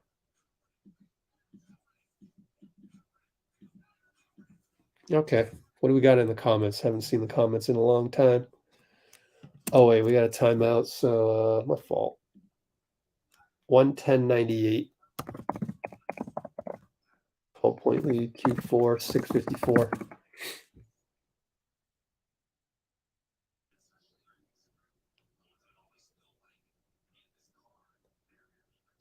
Steph comes out to talk to Lamb. Wonder what that was about. Let me see.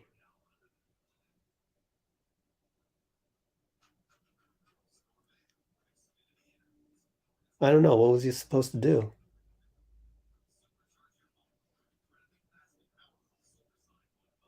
Huh. I'm trying to read Steph.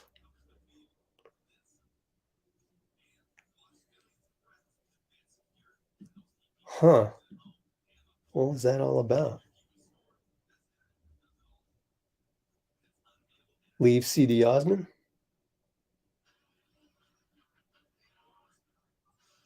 Or was it the last possession before that? Let me see. JP taking a 3, a sidestep 3 with 16 on the clock. My God. Lamb had 11, 12 on the clock or so.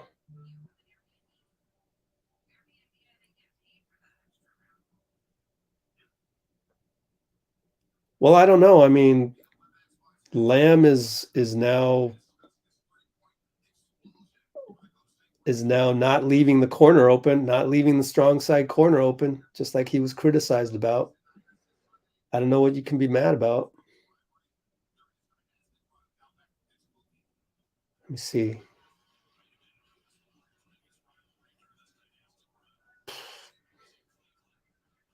Don't know. How much time's left? 6:54. Yeah.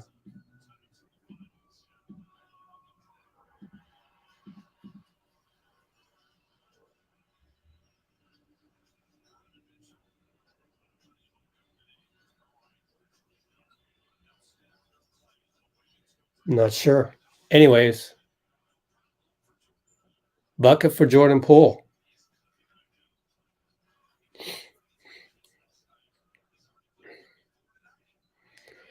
Jared Allen against J. Mike. Mobley. Up top. Levert. Over to Mobley. Lamb closed out on him. Didn't really need to, but Mobley misses, gets his own rebound. Corner 3, no good. Jared Allen over to Levert for 3. Poole finally rebounds it.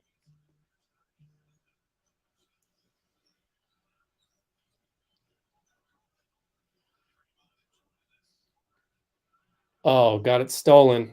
And a Okoro run out dunk.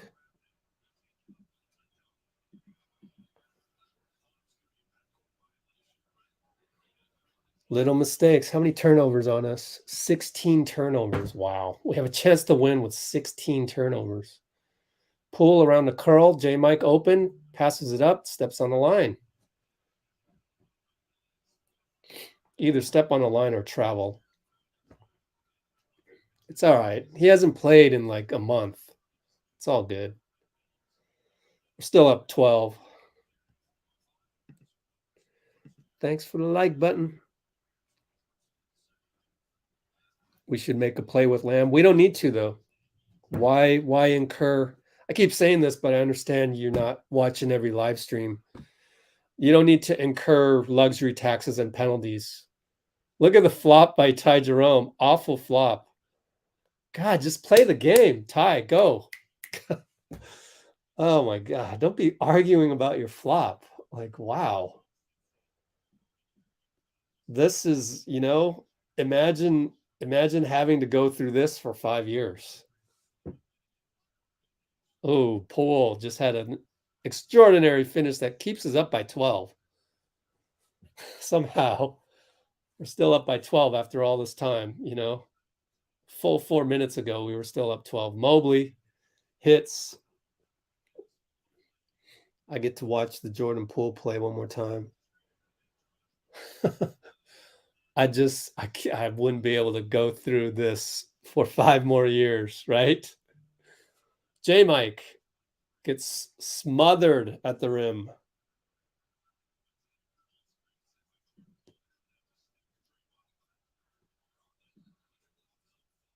Wow, Garland dumb turnover. I'll take it.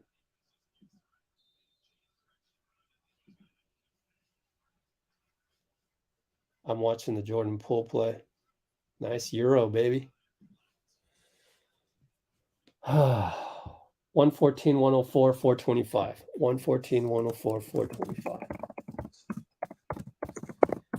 And Wright, JP refuses to play defense, so it's all right. He didn't against Boston. He played well against Boston. Don't worry about it. This is just, how old is he? 23? Is he even 23? Is he 22? Let's see. Age 23. 23 and a half. That's what you get with 23 and a half year olds. You just do. You just don't see it because we're not watching OKC on a nightly basis. We're not watching Houston on a nightly basis. We're not watching the Cavs on a nightly basis. And you can see all of the dumb mistakes they've been making. So look at that. 14 turnovers for the Cavs. Darius Garland bounces, an all-star bounces the ball off of his foot for a turnover, down 10 to the Warriors, to the undermanned Warriors with, 5 minutes to go. This is what happens with youngsters. And it does drive me crazy. It does drive me crazy. Just like when referees they miss a call for Steph, which is, he should get the MVP call, whatever, right? But you just gotta, after the game's done, you don't throw anybody under the bus because, and I don't even throw the refs under the bus for the most part, unless Monty Poole tells me that there was a league-wide memo about Steph. But I don't think it's necessary to throw Jordan Poole under the bus after the game's done, just because he's making 23-year-old mistakes that any 23-year-old would make. So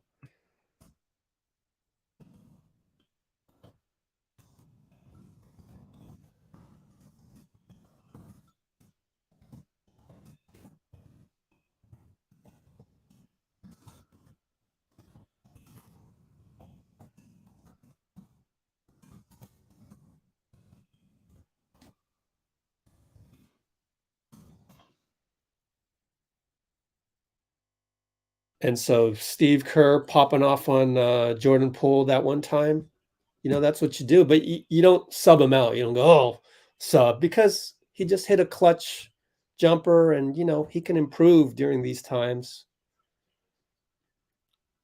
For 3, misses it. Levert rebound. Oh boy, now you're, don't get deer in the headlights, Warriors. Levert goes around JK. JK recovers, in and out. But it's a putback for Jared Allen against Looney. Keep your head up. 8-point lead. 3:53 to go. Garland was shadowing Ty Jerome, interestingly. Donte against Levert gets a pick and roll Looney. A lot of guys in there. Looney stops. Back out, tipped out. Bad pass, Looney. Now someone's got to inbound it with 3.9. Got to go 94 feet. Just give the ball to JP, honestly. Only 2 timeouts. So you can't call a timeout to advance it. And it's over 3 minutes. JK, 2-1. No foul call. He's going to be mad and he wants a foul. But I don't think there was enough for a foul call. But he's 20 years old, so he's going to think that nothing he does is wrong. And that's the mentality of a 20-year-old. Gets away with a elbow on Garland. Man, got to be careful. These kids. I'm so glad I'm not Steve tonight. I wouldn't be able to stand coaching these guys. Garland bricks it. Touchdown pass by Poole. You don't do touchdown passes up 8 with 3 minutes to go. Oh my, it has to be a sure thing, and that wasn't a sure thing, and it ended up not being a sure thing. Levert for 3, it's good. Steve calls out flashing lights, whatever that means. Yeah, JP's making a lot of mistakes today. Makes another mistake. It's still going to be our ball. Trying to dribble around 2 people. Oh my gosh. This will pull your hair out. At this point, as a coach, it's like, well, catch and shoot by Donte, no good. Was that necessary to shoot it? How much was on the clock? Let me see. Ty Jerome foul. I can hear it in the background. I guess 12 on the shot clock. I guess it's okay. At least we're not in foul trouble. First foul, 2:34 remaining. Yeah, this is one of those where if you're a coach, like I used to be, oh my gosh. Ugh. Want to go back to the hotel and vomit a couple times. Get it out of your system. Good job by JK against Garland. That's some world-class defense. Thank goodness. And thank goodness Garland decided to decide that the offensive system was himself. Thanks for being a ball hog on that one. JK gets swatted by Allen. Get up, get back on defense. And they're going to get, oh, thank goodness, that could have been an and one. Okoro, with 2 minutes to go, gets fouled on the fast break.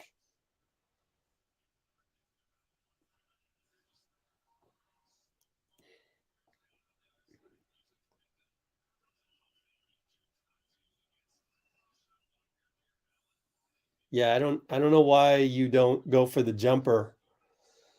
I do know why you don't go for the jumper, because you're 20 years old. And we're seeing a lot of mistakes. We're seeing Okoro miss a free throw. It's one of those, none of these kids wants to win the game type situations. Oh, boy. Somehow we're up to 4 fouls already. That was quick, but it's 2 in the last 2 anyways. All right. JK comes out. Why? Does he have fouls? 2 fouls. Huh. I guess we want more control on the offense with Donte, Lamb. I guess Lamb came in for him. Must have been Lamb. Jerome in there. Looney hands off to Jerome. 4, 3, shoots it. Bails us out. Ty Jerome with the bailout. 3, that splashes. Didn't even hit rim. Incredible. Just incredible. And then did they turn it over? I think we got the ball back. Ty Jerome and Donte playing 4 corners up there for all you old school coaches. Looney finds Lamb down low wide open, but Jared Allen, good help. Ends up in a 3. Nope, Donte missed it. And JP draws a foul. JP draws a clutch foul, if you will. Let me watch JP here. He sneaks in the back. Yep, gets hit by Okoro, who had kind of let him go. Let me watch it again. Okoro fell asleep. He fell asleep. We're up 7, side out because that's first in the last 2 for the Cavs.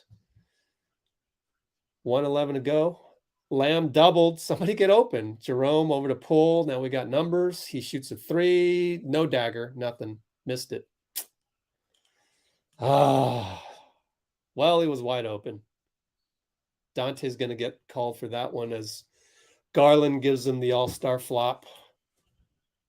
It's a foul, though. It's enough to kind of put him off balance. So he'll go to the line.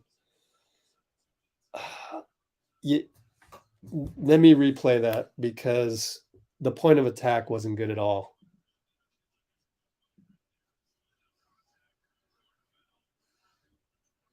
Okay, that was off the missed 3. So let me see if JP could have had a better decision rather than the long rebound. Could have drove, but there were only 5 seconds left on the shot clock. So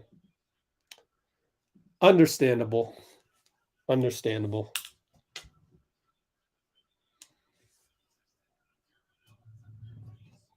Did they miss a free throw again? It's been several seconds before I looked up. Nope. They took their time giving him the ball. I guess there were a lot of subs. I don't know. For them, we're now down. We're now up 6 with one more free throw, 56.8 seconds remaining. We've already lost the game up 5, under a minute to go. Hopefully the basketball gods will be kind to us. I don't think you burn a timeout right now. Just take the ball out. Donte brings it up, doubled. Lamb almost gets trapped. Good job. Over to Poole. Back out to Ty Jerome. Whew. Thank goodness we survived that trap. Jerome, Lamb, you got to move. Timeout. Okay, timeout. 117, 112 with 9 seconds on the shot clock. 42.6 left. Oh, floor was wet. Okay, thank you. Let's see. Yeah, give the ball to Donte. Ty is here to save the day for us. Funny.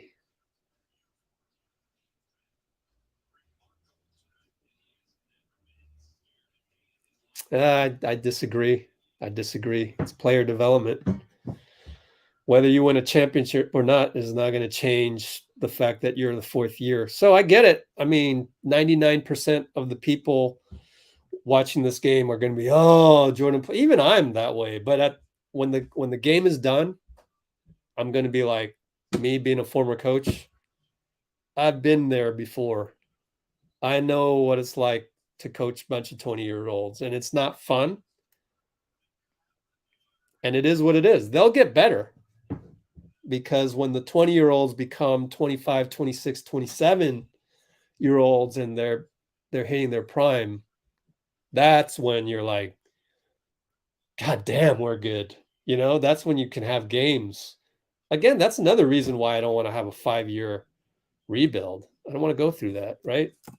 So interestingly enough, we're back on that topic. And Looney gets open on the ATO. I'm going to have to look at that ATO again. My goodness. What an ATO, man. That's a good chess match. Ha! Gotcha. Got Evan Mobley. That's a tiki-taka ATO, baby. Yeah, that might be. Look at Looney telling everybody, don't foul. But did we foul some? Yeah, we fouled somebody already. Too late. Anyway, what an ATO, man. Give Steve some freaking credit.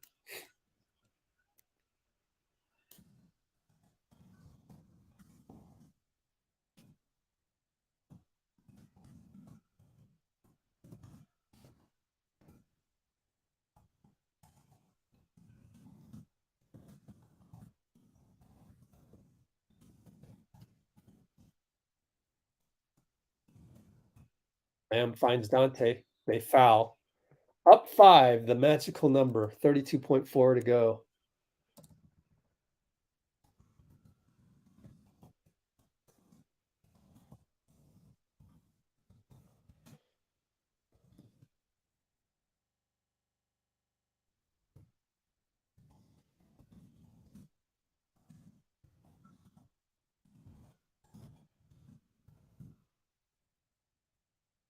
Oh my goodness, Donte missed a free throw.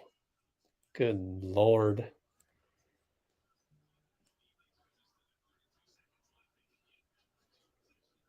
All right. Thank you, Steve. I know, huh? TRL just tuned in. Where are you, TRL? You on the other side of the planet? 32.4 timeout. 114, 120. Cavs will take it at half court when we come back.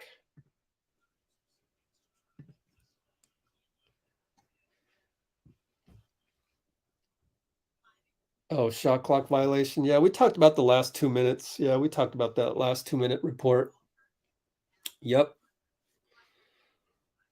But still, we could have done some things and just won the game. That's under our control. So that's the part where I kind of just go, well, the refs are going to suck on any given night. So then you can really do about that, you know. At some point, you just got to, it's kind of like you go out, drive your car. At some point, you're going to bump into a road rage guy that cuts you off. What are you going to do about it? I mean, there's nothing you can do. It's part of life. So you just move on. You have faith in basketball gods. Basketball gods will balance that out at some point. I think tonight with Jordan Poole, 32 points, it's one of those, you get on the plane and you go, yo, Jordan, come here. Let me show you on my iPad all the things that you did wrong tonight, despite the 32 points. Don't be all happy. Yes, you won the game, and that feels good, and we haven't had a lot of those. Only 22 other of those, unless Garland hits the miracle shot. No, he misses the miracle shot. But Levert gets the rebound. Garland will try again for a miracle shot. Misses it. It's our night. Basketball gods. Looney rebound, outlet pull. They got to foul him. They foul him finally. Oh, they call it on JP. Just don't get a technical. I'm going to watch the replay right here to see what happened. Oh, I see what happened. Too much. You don't need to act like that. It's another dumb one. It's just dumb. But the good news is that we have burned away 13.9. It was 32.4. So now Garland has a couple of more shots to hit the miracle three. And, you know, Darius is young, so he's going to want the hero ball. So, but they're going to run an ATO right here. So I don't know. But yeah.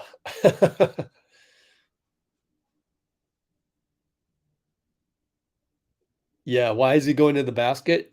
Because JP was anticipating the foul. And rather than just kind of be an elite dribbler, he's not really the elite. He's an elite move maker, but not an elite dribbler. Isn't that interesting, right? So what is that? 13.9 seconds left.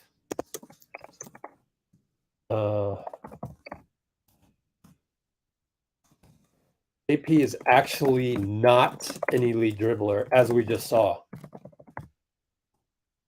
Although he's an elite move maker. There's a difference. Like when I was in my prime, oh, they were looking for a flagrant. You're lucky it wasn't a flagrant, man. Oh my gosh, man. I think tonight on the plane is when Iguodala corners Jordan Poole and says, "Bro, young fella, sit next to me." God, I felt like right there, that one little image, I wanted to slap JP in the face. Garland misses the miracle 3. We're gonna win. We pulled it out. Did you not want to slap JP in the face when he came out of the timeout, smiling and saying whatever? JP, man, you may be happy right now, but bro, you guys did a good job of winning the game. The bottom line is the bottom line, but boy, this is some good tape for Jordan Poole. But I'm not really surprised. I'm just like 23 years old. It's good to have tape like this for a 23-year-old, because there are some awful plays by JP. Let's see who they have on court. Probably JP. Let's see. Barely got the win. Yeah. Because he's 23, Ben. Yeah. Oh, nice. Teresa. That's funny, man. It's good to see Steve, what do you call it?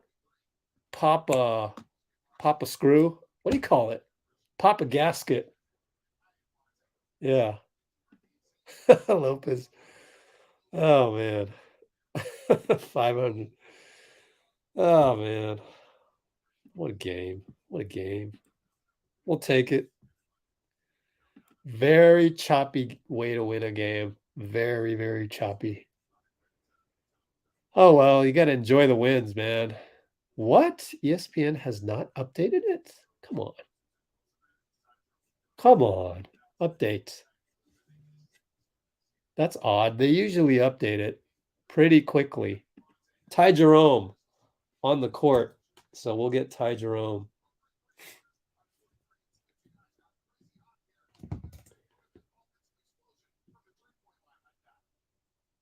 Yeah, we got crazy hot. I'll take it, man. We deserve it. We deserve to be hot at the right moment. Ty Jerome on court audio now on. And flip that over. Airdrop that for you guys, and we'll get the audio pretty soon for you guys. But feels good to win, right? Let's just enjoy that. Let's just take a break from all the criticism on Jordan Poole, and yeah, he needs some work. Yeah, he scored 34 and was still smiling despite the obvious problems. But just take the win. Let's just take the win. Get out of Dodge. Go home. Come back a couple days. Interfere with the Niners game. Ugh. And Nets Warriors coming up.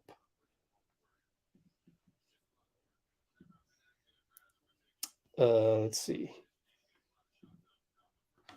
And took advantage, and the person who took the most advantage is Ty Jerome, who's joining us now. No doubt, Ty Jerome back in Cleveland, making his second start of the season for the Golden State Warriors. Ty, good evening. Chris Mullin, Dorrell, Wright, and Donte Hill.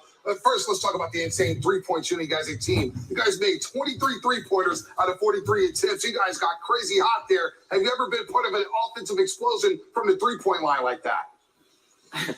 Yeah, no, I mean, everyone was stepping up. You know, it seemed like every time we got late shot clock, Lamb would, hit 2 threes, 3 threes, bail us out.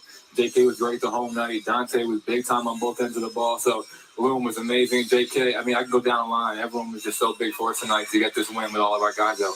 Ty, congratulations on a great game. You played a career-high 41 minutes, career-high 8 assists.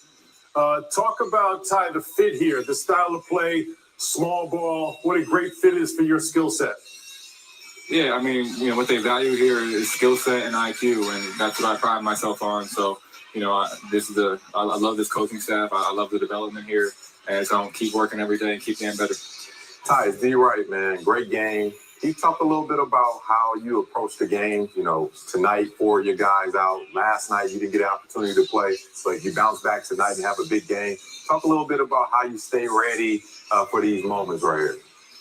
Just a lot of work, man. Whenever I'm inactive or out of the rotation, and just getting a lot of conditioning and getting a lot of shots up. I went for about an hour and a half yesterday morning because, I knew these guys were going to be out today on the back-to-back. So just a lot of work, a lot of preparation, just trying to stay ready all the time.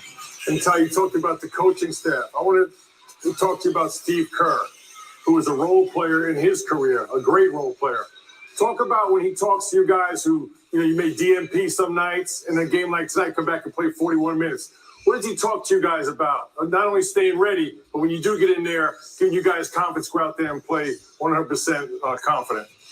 Yeah, 2 things on that. One, I DMP. I was inactive last night, and then tonight he puts me in a starting lineup, and he's calling plays for me down the stretch. So just the confidence that he has in me, it really motivates me to go out and perform for this team.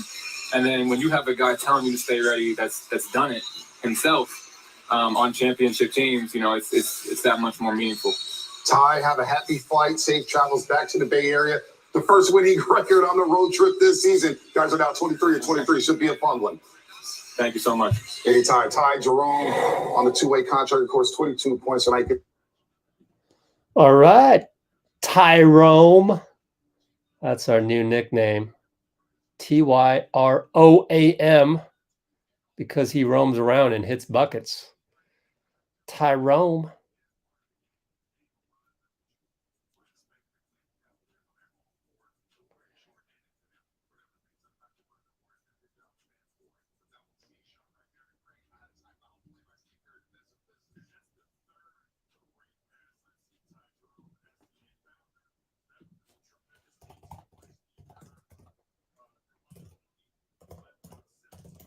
Okay.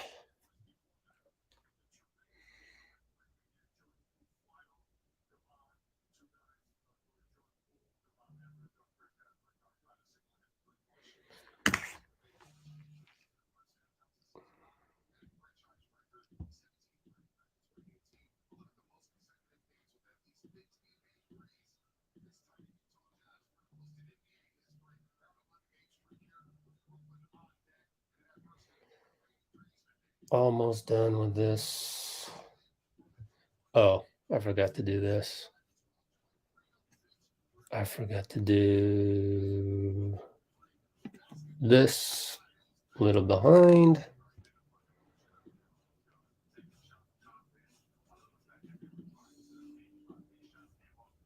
All right, let's check our memory on this. Gosh, what do I have? 58 gigs. Good. Whew.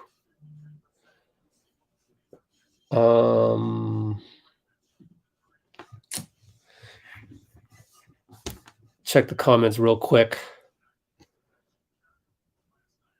Oops. Ran out of juice there. Turn this back on.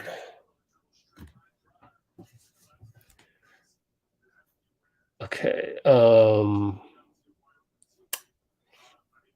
3-5 on the road.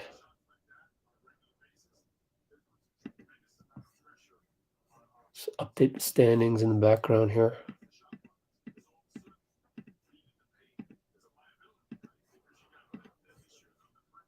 There we go. 6-18 on the road now. Are we still the worst? Oh, we surpassed Houston. Yeah.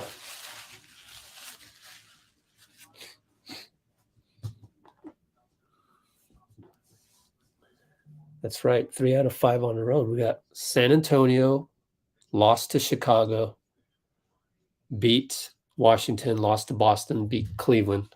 Not bad, not bad. Good defense by JK.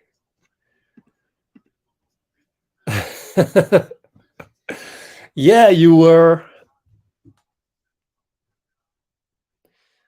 see.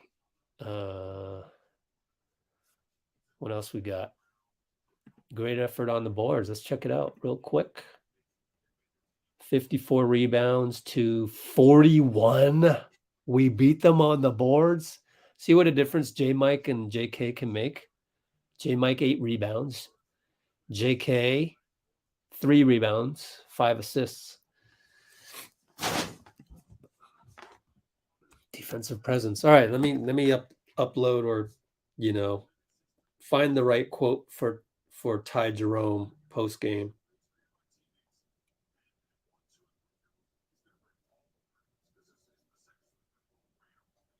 Ty Jerome. What's a good quote from Ty? He said, what they value here is skill set and IQ. I love that. But then the other part was on Kerr. When you have a guy that's telling you to stay ready, telling you stay ready when he's done it himself.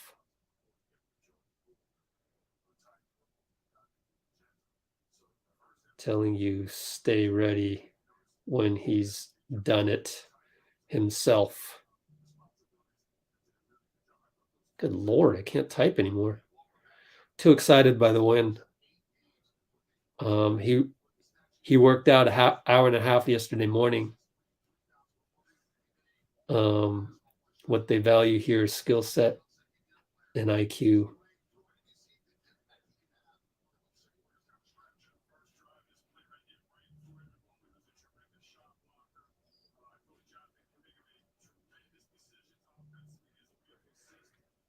All right. Ty Jerome. TyRoam.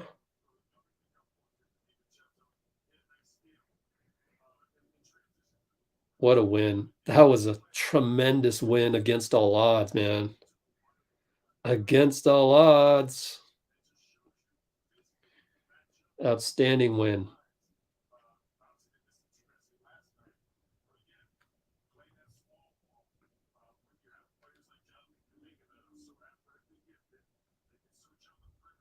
Oops.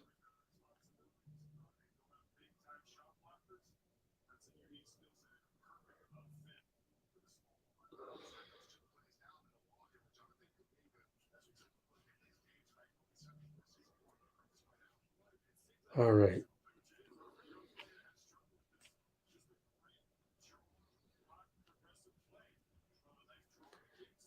We will go live for the Brooklyn. Is Kyrie, is he hurt? I don't think he played the last game. And we will go live at after 5 p.m. Tips off at 5:30.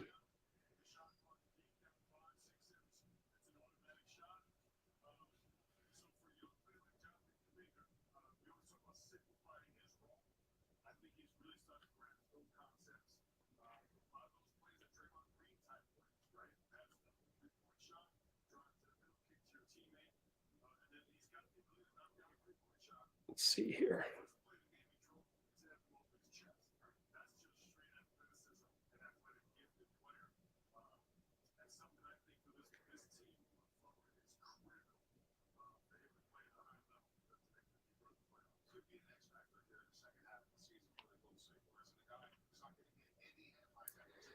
More Jerome Q&As.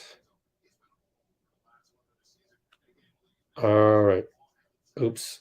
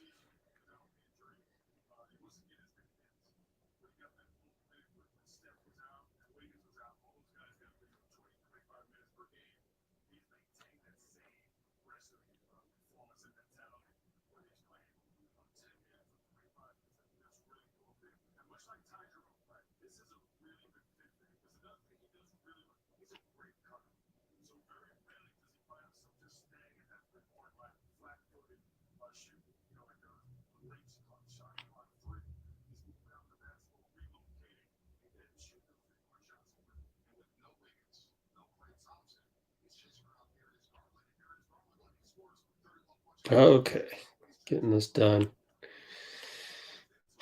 Taking a little longer than I thought.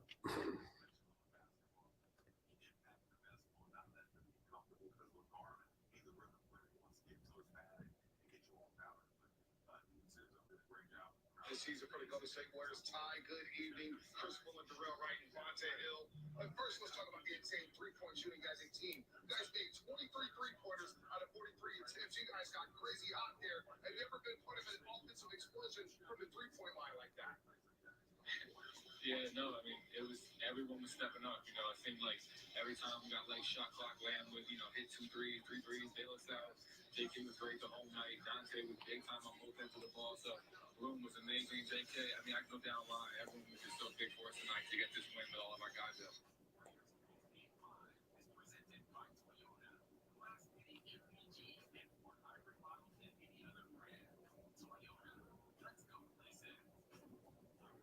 He's talking about Lamb bailing us out. Don't forget, Ty Jerome, you yourself bailed us out as well.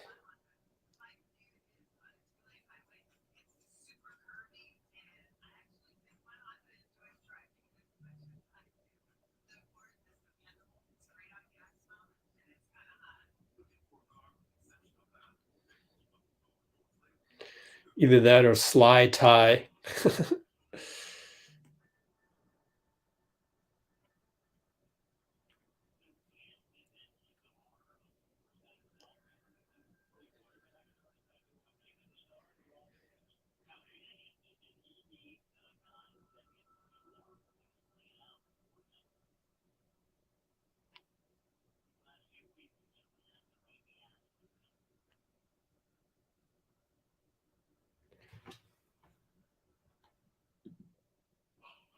Okay.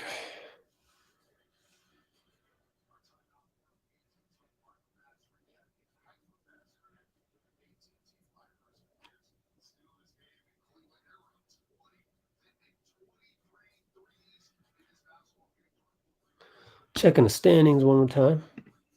Thanks for waiting for me on that. We're 7th. We're going to play Brooklyn next. And then after that, we got the Grizzlies. And then after that, the Raptors. Who was the guy in the comments? We could legitimately lose the next 10 games. Come on, man. Why do you live in fear? Why do you live from a foundation of lack? God, man. Watch us go on a 9-game losing streak. But we didn't win. We didn't lose the next 10. We just won the first one out of those 10. I can't stand that thinking. Like, just stop being so needy and lacking. Stop it. God. Can you imagine if I had if my son were a teenage kid and he said that, I'd go over to him and I'd slap him in the face. You know what I'm saying? Come on, man. We don't think like that. Jeez. Grow some balls. My goodness. Anyways, where are we at in the comments? I love throwing people under the bus who like to throw Warriors or Warriors players under the bus. I'm Batman. I'm Batman of social media. I just am. Kavanjuan. Yep. Our own fans are counting us out. Ridiculous. I hope that guy's watching. The guy who was in our channel saying, oh, we might lose the next 10 games. Shut up. You need a good slap in the face. That's what you need. But look, some of us have been there. We get it. We get how it is to kind of have fear overtake yourselves, but let me help you snap out of it. Snap out of it. There's another way to look at it. Look at it from a point of abundance. We have a great franchise. We have a great performance staff that is recommending through science that we don't play certain guys at certain times to extend their careers. Actually, Chris Mullin talked about that in the pregame. Also, Dorrell, Wright, they talked about that in the pregame with their load management. Actually, no, it was Bickerstaff. Let me show you the pregame of Bickerstaff. Actually, I can't because they might demonetize me. Showing any pregame videos can lead to demonetization, which I hate. But Bickerstaff said that, actually, I will play it. Here's what Bickerstaff said, because it hasn't been flagged. Are we still having a problem? Oh, Kerr press conference. Never mind. We'll come back to that later. Steve at the podium. So Steve podium audio now on. Airdrop the screenshot.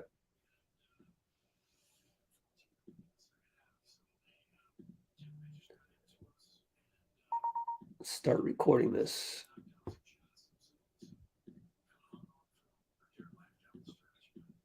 Oops.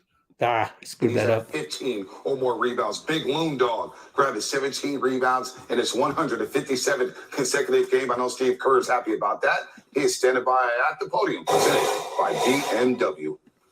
I don't think we let our foot off the gas. I think we were just, playing so well and shooting the ball so well to get that lead. And then, they're a hell of a team, one of the best teams in the league and the number one defense in the league. So they brought the pressure and forced some turnovers. I think we had 14 of them in the second half. So they just got into us and started to knock down some shots themselves, and we kind of hung on for dear life down the stretch, but we got it done. What's a win like this do for you guys? It's just a night where a bunch of guys came in and played with confidence, played with force. Guys like Ty and Jermichael, Lamb, JP was fantastic. All these guys are, JK welcoming him back, and all these guys are, earning roles and fighting for roles. And so when you get a win like this, and everybody feels good about themselves and their own game, it gives you a little boost. And now we get to head home after a long trip. So great night. After last game, we talked a lot about, or you guys spoke a lot about not just being able to really slam the door shut on the Celtics, and you guys were able to do that tonight. Completely different cast of characters, but what were the differences did you see tonight versus last night?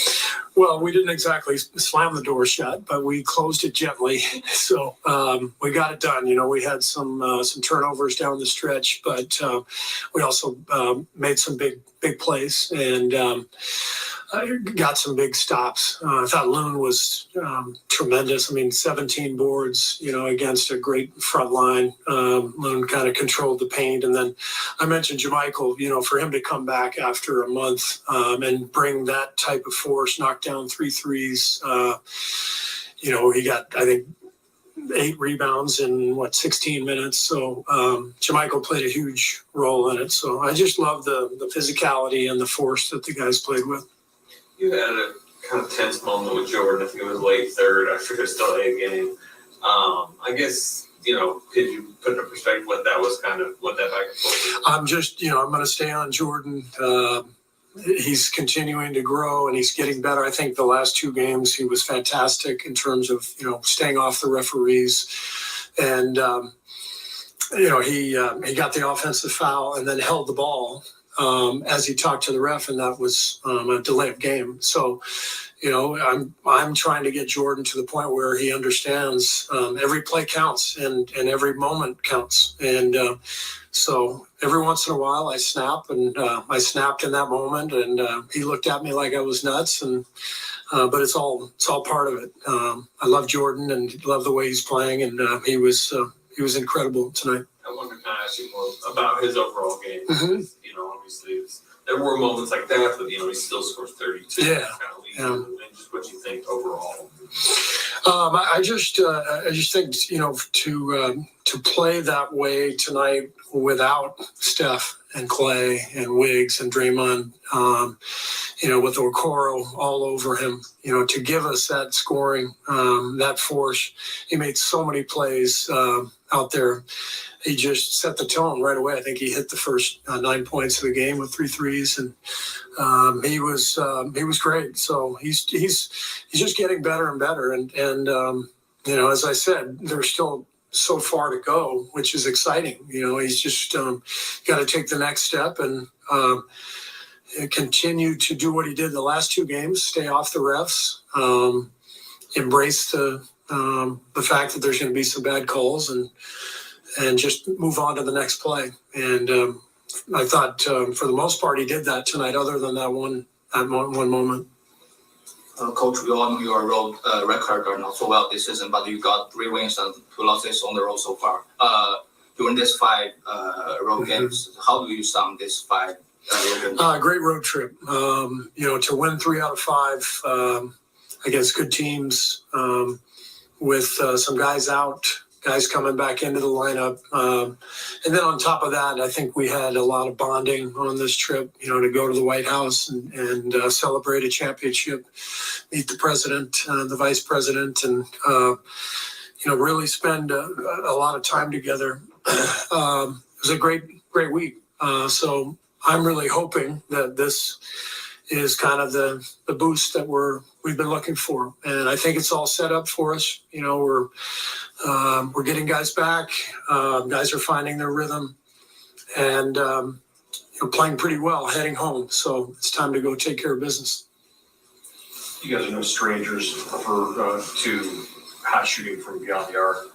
With Stephen and Clay out there, usually different cast of characters, but to look up and see 82% 3-point at one point in the second quarter there. What's that say to what the guys that were out there tonight?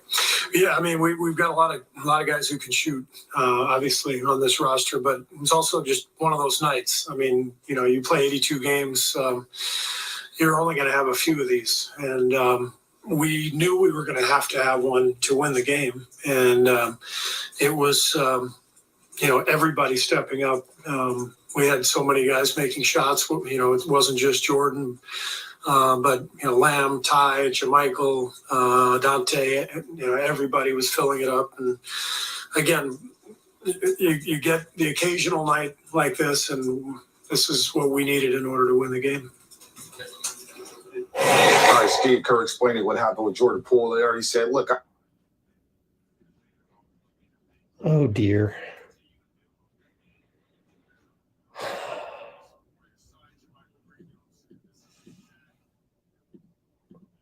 My dumb computer did the dumb thing again of showing my doc. God, it's so annoying. So now I've got to clip that out. And now that takes me away from looking at your comments for a little bit. So dumb. Why does it do that?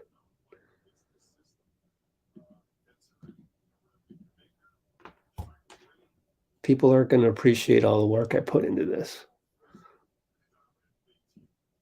Especially the dude that copies my work.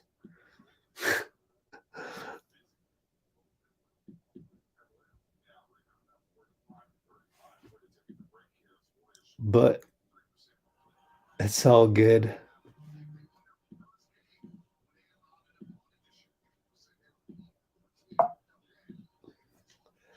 Go through some extra minutes here. Let's see how long this takes.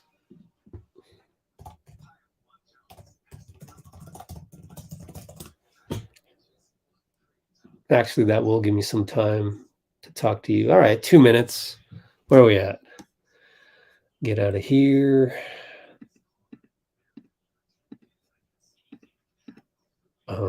Put this back on. Oh, I can show you Bickerstaff. I should do that later though when I edit the video. Ryan B's back. Let's call him Peanuts. PBJ. Thoughts on JP youngest to hit 5? Wow. Yeah, that's like a record that will become more and more prevalent for young guys. More and more young guys are going to break that 500 barrier as we go. When Banyama will probably be the youngest to ever hit 500 ever in the league coming up. What a hockey stick in terms of we're witnessing the changing of the game before our eyes. Thanks to Steph. Yeah, underrated's coming out. What have we got here? Good ball movements. Yep. Yep. I talked about that during the live stream. Appreciate you too, man. Okay. More PBJ? Well, you're not, because he's a rookie, you know? So tonight he played backup minutes, backup rotation minutes.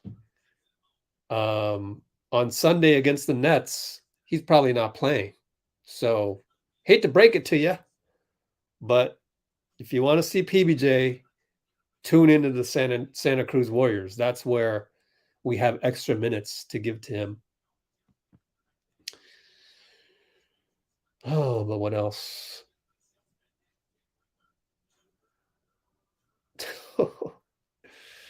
Ben playing beach volleyball in the rain of Seattle.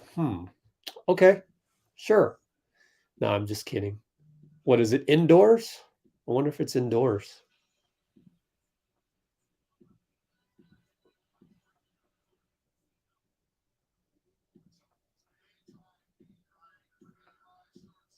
Okay, uploading Steve as I speak. That will take a few more minutes.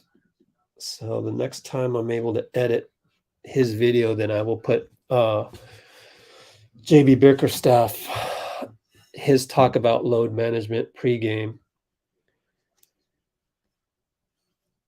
We closed it gently.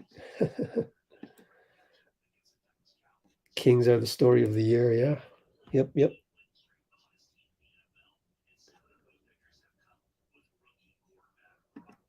Proud of Kuminga, yep. Oh, cool. You got the job. Congratulations. That's always a good feeling to, go through an interview process and they pick you. Thank goodness.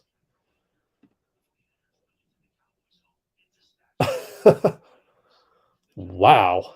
Ben Conant with the Seattle beach volleyball gear.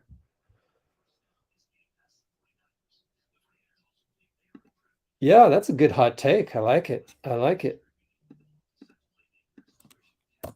I think most people actually have that love-hate relationship, right?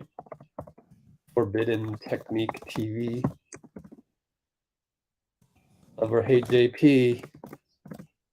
You led the Warriors to the best Warrior win of the season. I think most people do have a love-hate thing with JP, but they focus on the hate so much because it's easy to do with zero consequences on social media.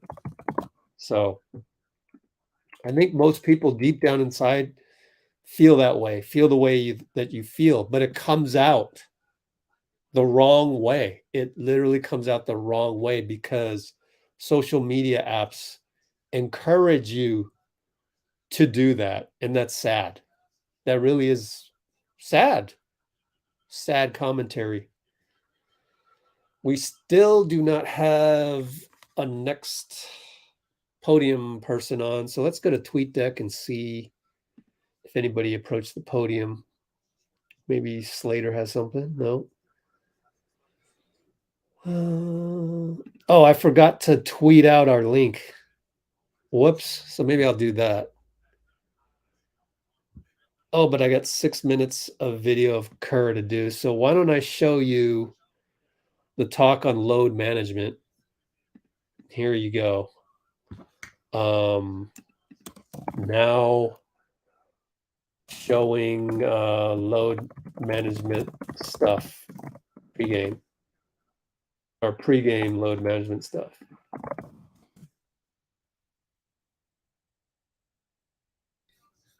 Here you go. Let's look at Bickerstaff. Johnson, why are you naked? Because my teeth. Okay. There he is.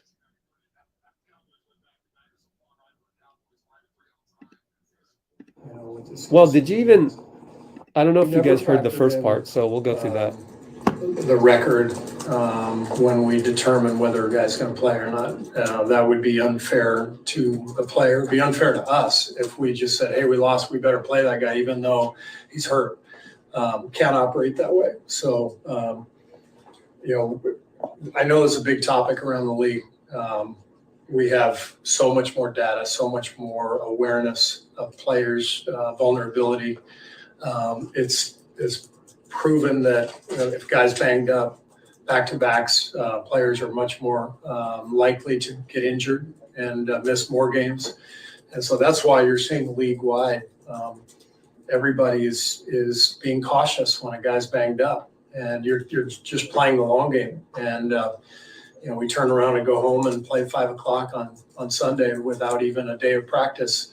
It's a hell of a thing, especially considering what these guys have been through. So we're gonna play it safe all year long as guys are banged up and vulnerable to injury. Steve, I accede to everybody's wishes and just say, all right, we'll just play everybody, and then the guy's knocked out for the playoffs.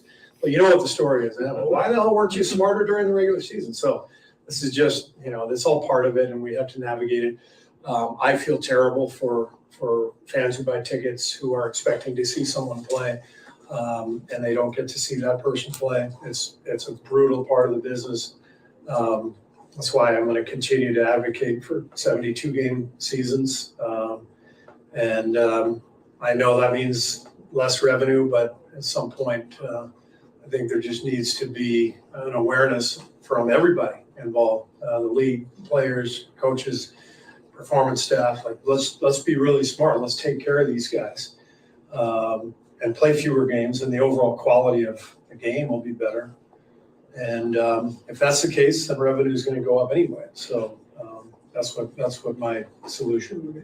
Back tonight, how important do you view him over the next few months, and what does he need to give you over the next couple of months? Yeah, I mean, he's already established himself defensively. We need that to continue, and then we need the offensive side to grow. He's just got to get more and more comfortable out there diving to the rim, being aggressive, creating scoring opportunities for himself or for other people, understanding, when to shoot, when not to, that kind of thing. So, but I'm excited to get him back. We could have used him last night. When you see that game, the way the game's being played, we will welcome him back with the skill set that he has. Thank you. It's hard for me, not hard because I don't have to play, but like where and how it was brought up in the NBA and by the NBA, where it was a badge of honor for guys to play 82 games, right? And like those old school players who did do that. But you would look at those guys also, and 10 years was a long, long time for their career. You look at these guys and they're playing 15 to some guys 20 years. So it's, a trade-off of, 5 games a season, and you get 5 more years of these guys playing. So I think in the long run, the fans get their money's worth because guys do get to extend their career and play more years. I know from our standpoint, where you only get to see a team once a year. I know that can be frustrating for fans if those guys don't play. But I do think for, the greater good of the game, getting these superstars and elite players for, multiple years and multiple more seasons, I think is only good for the game. NBA draft, the former Tar Heel Cavalier Brad Daughterty joins us here on Warriors Pregame Live. I don't know if you want to listen to the Brad Daughterty one, but I thought Daughterty actually had a really good stuff to say about the Cavs. One, actually also Donovan Mitchell, but we don't care about that stuff. One was the Cavs tend to play down to their competition, and they did tonight. We got somebody else on the podium. And then also J-Mike. And then also the Cavs, what was the other thing? I forget. But anyways, J-Mike up. J-Mike podium audio now on. Let's go over to J-Mike officially over here.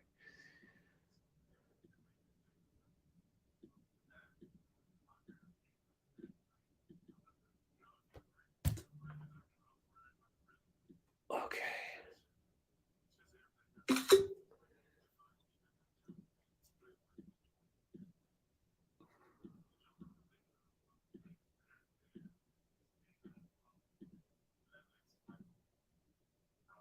No points at the half. He scored 33 as the Warriors clinched a berth to the Western Conference Finals. And as sorry, I screwed up. I forgot to airdrop it.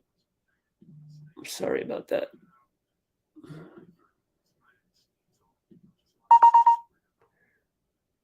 Okay. Second half. Now let's catch up with Jermichael. Bringing fun rivalries for the Golden State Warriors. Who will be the next rival? But in the meantime, let's hear from J&G. It was difficult because I felt like I was just getting in the rhythm, and COVID hit me. Then I had to start infection. It was a long wait, but just stayed patient. It was tough. I missed Christmas, but I ended up getting to see my family, so that made everything better. Go from that and then come out here and have a game like we had tonight. How's that feel? No, I feel great. Because I was worried about the rhythm and my touch and just everything out there. But it felt great to finally be back out there to play well and get the win. And the jumper in particular looked better than it has in recent games. Mm-hmm. Healthy, but that some type of hitting was a thing. No, I feel like it's a mind thing. When before I got COVID, I was playing free. I got out my own way. Wasn't thinking too much on the game or mistakes. So coming out, just playing free. And tonight, Steve told me, just go out there and play free. I know you missed a few games. You might make some mistakes, but just play through it. And I need to hear that. How, I don't know you want to go into it, but how were those, I guess, first of all, we'll talk about the COVID. You were stuck in New York. Right? Yeah, I was stuck in New York for about a week. It was terrible. I was in a little room, man. It just almost bought me a ticket home. But, I fought through it. A couple of players checked up on me, coaches, kept me grounded, and I just stayed with it. It's just a process, long process. But, once I was clear to be able to work out again, they definitely killed me and prepared me to be ready for the night. How did you spend that time in the hotel room? Man, just watching movie shows, just sitting in the room, wasn't much to do. It was terrible, man. I can't even tell you right now. I don't even remember. I try not even think about that. I just thank God I'm past that. No, I wasn't watching Auburn. Alabama doing a great job this year. I think we're number 4. So I've been paying attention to them boys. It's roll tide to them. But I really couldn't do nothing. It just felt good to know your teammates and your coach was thinking about you. So that was worse. Yeah. Don't pop a bump. Don't pop a zit. That's my. I don't know. I mean, it was crazy. It was unexpected. Thought it was something that would go away quick, but it just flared up on me, got worse. So I'm just glad we stayed on top of it before it got worse. Also, awkward. Yeah. injured. It couldn't even work out, right? No, it was hard to walk. I had to spend the night in the hospital. It was crazy, man. It's a long process, but I thank God that He got me through it. I'm glad it wasn't a serious infection. It was a small hole that they had to cut in my leg to let it drain out. So now the hole closed up, so I'm good to go. I know it is one game. The game feels pretty good. No, it definitely feels good, especially getting the win on the road. I think I know we've been playing horrible on the road so far, but in this trip 3-2, it gets no better than that. As you mentioned, you kind of had a nice little stretch right before you went out. As you come back, how key do you view the next few weeks, just doing for yourself personally, to kind of grab back a rotation? It's gonna be very important. My main thing is getting back out there just to feel the flow, get back in rhythm, because it's just gonna be a tough stretch coming up next week, and we just gotta get prepared for this next push. For after All-Star break, from here on out to after All-Star break, we gotta be ready. Gotta get these wins so we could put ourselves in a great position to win the championship. Chatter and social media, talk about this one. No, I had to block that out because I'm tight. I go back and forth with them all day. They don't do nothing good for nobody, so it's best to tune all that out. Oh, D. Wright made some. What was that? Take the Warriors plus the 11.5. They cover the spread in the over. Oh, okay. Well, that whole problem happened again to me. Good Lord, why is this happening? It's annoying. Now I'm having trouble with screen record. Can you believe that?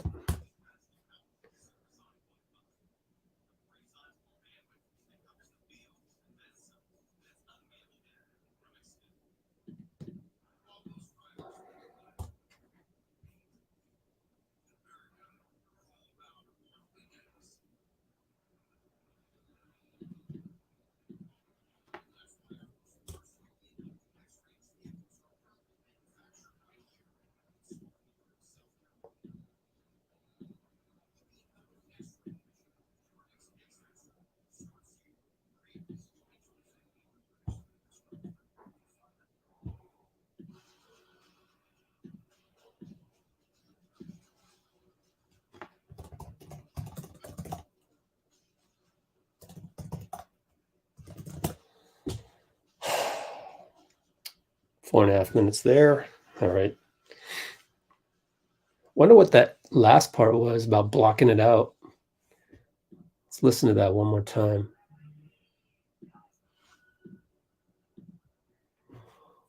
What was he blocking out?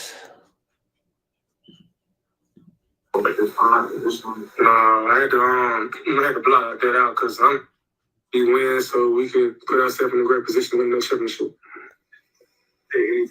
Chatter and social media, talk about this one. No, I had to block that. Maybe trade rumors? I'm not sure.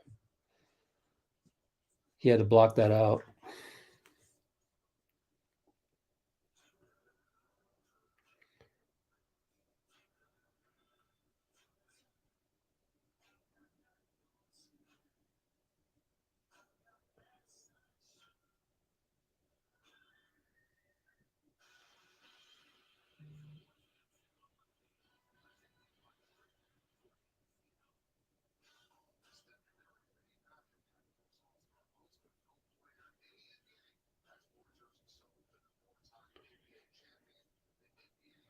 Oh, yeah. So they're talking about this right now on the broadcast.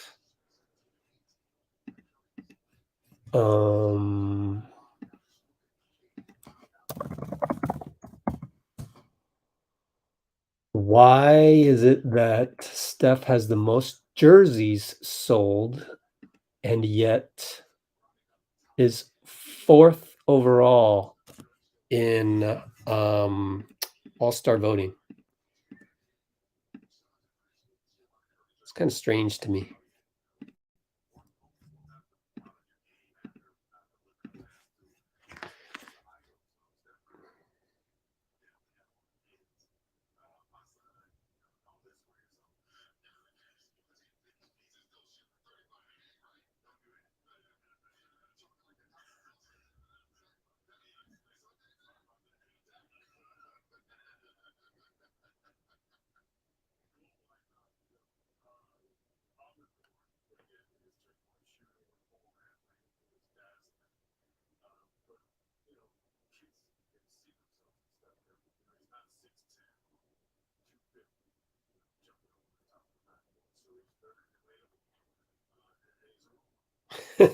Remember Jamichael? He was saying about the leg infection.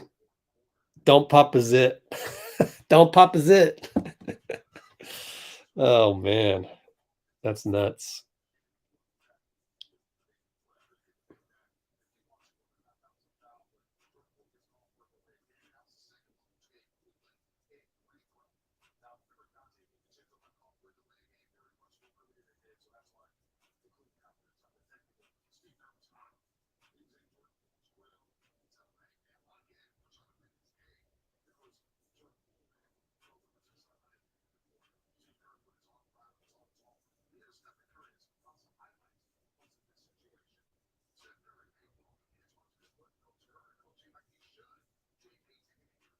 Okay, that one's good. Upload Jamichael.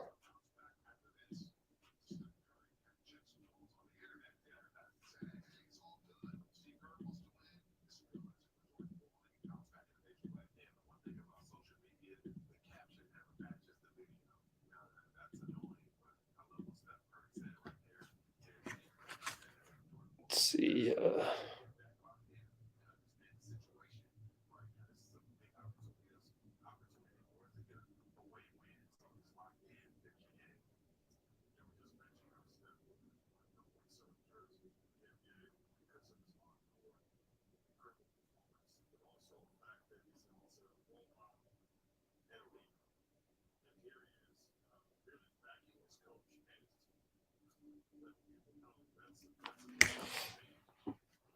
Don't pop a zit.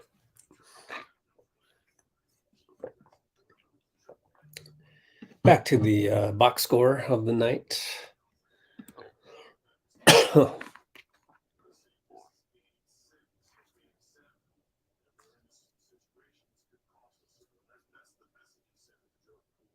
Oh shit, I forgot to do the Steve Kerr one. Damn it. Let's see. It's a good Steve Kerr quote.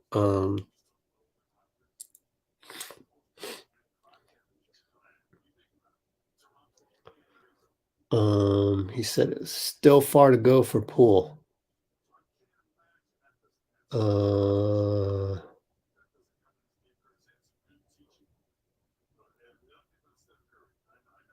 Still so far to go. Yeah, still so far to go. That's a good one.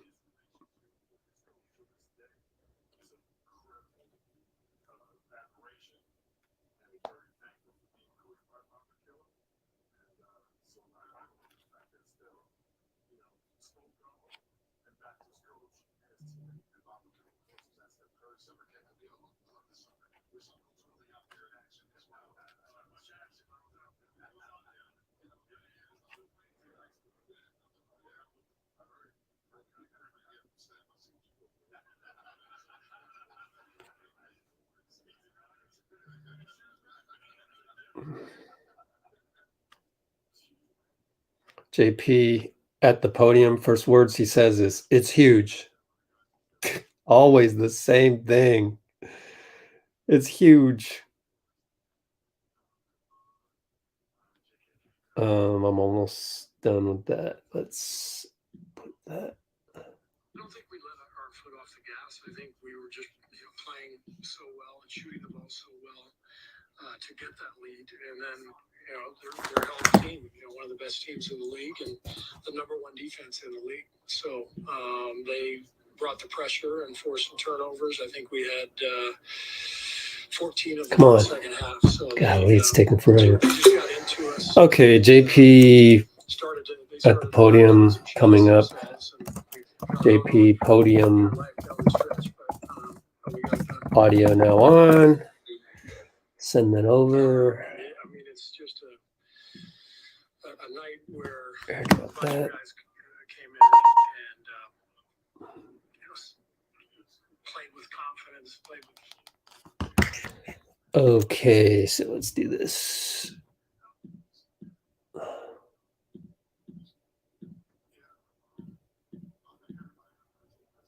Big night in the Warriors. Easy, man. I get your pair of shoes, man. Take care of you, man. Shoes win. against a really good team. Especially on the back-to-back, we had a lot of guys who stepped up. Donte had a huge game. Ty and Jermichael came back. He was big for us. And Kavan, JK came back. So just being able to get a win off a tough loss yesterday was a good bounce back for us. We got to use this momentum to keep getting wins. What were the biggest differences you saw in this came out? I think we learned from it. I think it was learning experience yesterday, and it was something that we were very aware of. Kind of similar situation being up. I think it was maybe six minutes up to go. So close game, but we did what we needed to lock down, buckle down, get some stops, try to execute on the offensive end, and close it out. We did this other night. Now we just got to build off of it. That the NBA guys like this shooting from down the arc, all that off. And when you guys look up and you're shooting better than 80% from the 3-point line in the second quarter, what's that do for your confidence to see that and go in a row? Yeah, I think everybody on our team has a confidence. Shout out to Coach Kerr for allowing us to, play with that confidence. And I think we know what we're capable of. And we got a lot of guys who can really space the floor and knock down shots. And we were getting good looks early on. And we were just, we had a laser focus and we're knocking down shots. So, being able to space the floor, find ways to get stops and kind of play up the momentum was huge for us.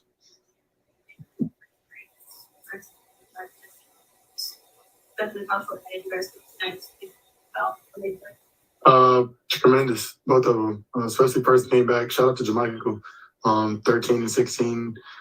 He gave us some huge boards, and he's just a different force out there. And same with JK. Just being able to be aggressive and kind of get his own bucket and space the floor out a little bit. It's huge for us, and just their presence is definitely needed. Good to have them back, and now we can find ways to try to string together some wins. Conversations about the discrepancy of your home and away record. You guys ended up 1-3-2 on this. What does that do for you going forward? I mean, we got to try to win games on the road, and we did so this trip. Now we get to go home and play in front of best fans in the league. Try to get some more wins and just try to play off the momentum that we had tonight. That interaction between Steve and Youngster and the delay game. What was your perspective? I mean, I'll probably have to look back at the film. I'm pretty sure they cut it on there. I don't know. I think high emotions later in the game. Everybody wants it. I think we were liking it, especially the way the game ended yesterday. And, we just wanted to make sure that we really closed that out, and we did. He's mentioned a conversation with you. How much to talk to refs or not talk to refs? I mean, where are you at on that? It's just how much you should or shouldn't kind of dialogue with the referees. I don't understand the question. At times, feel like you're going back and forth. Maybe, maybe not. I mean, if I see something, I'm going to ask to see what they see just so I can get a clear answer on how the refs, all the refs are different. Everybody's different. Everybody has different calls. Some are more consistent on specific calls. Some aren't. And I'll fight for my teammates just to see what they're calling, what we can get, what we can't get. And then we just kind of play off of that. Like I said, it was just flared emotions, especially later in the game from both sides, the refs. So, good learning experience, and we were able to get a win. All right, that was Jordan Poole. He's fired up after this win. Got a call for a bogus offensive foul late in the game where Toyota drive ahead. What did I tell you, man? I told you he would be in denial because that's what 20-year-olds do with the refs. They're in denial. So I don't think he learned much, but it's part of the process. He's going to learn it, as I did. By the time you get to, 26, 27, 28, you realize that you're wasting energy thinking you're always right, because sometimes you will make a mistake. You have to come to grips and be humbled by yourself that you're not invincible. You're not always right. And quite frankly, it's just about being a 20-year-old. That's what 20-year-olds do. Early 20-year-olds. So I'm not so much worried about it as I am bracing for the fact that it's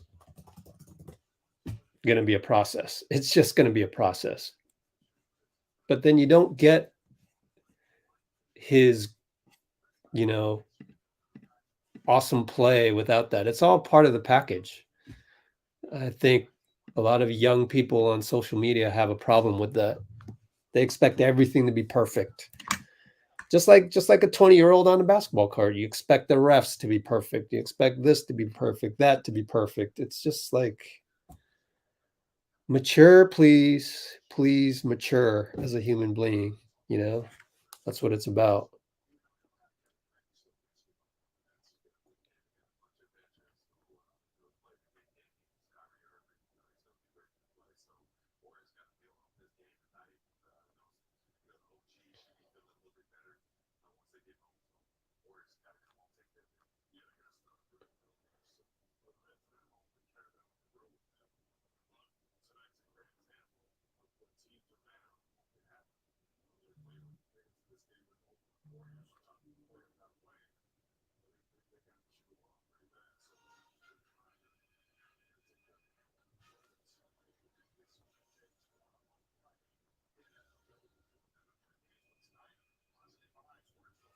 So I didn't realize the ref actually used the delay of game because I didn't have the audio on. It wasn't a technical. So that's good to know that they utilize the delay of game. I've been critical of refs in the past for not utilizing delay of game. But they went by the rule book, and that's exactly what Jordan Poole was guilty of. So at the same time, it is going strictly by the rule book. So shouldn't praise the ref too much, but yeah, that's on Jordan Poole and him and Kuminga and almost every 20-year-old not named Moses Moody just thinks they never do anything wrong and go out there and referees make a bad call and you get all wrapped up about it. And you don't really need to. You need to kind of just move on, as you usually see. I mean, every now and then they're just ridiculous things, and sometimes you got to politic, what I like to call politic with the ref, to develop the rapport, to influence a call for later. But for the most part, got to move on. And sometimes it gets in the way of your own game, and that's where it gets to be problematic, or it affects the game. I mean, even Draymond, he's in his 10th, 11th, 12th year, and he's still having problems figuring out which refs can be yelled at and which ones can't.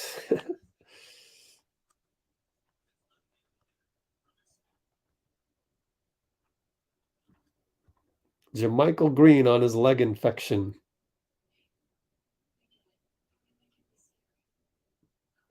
Don't pop a zit.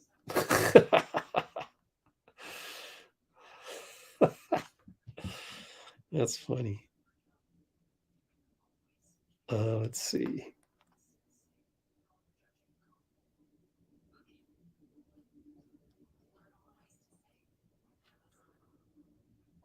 What else?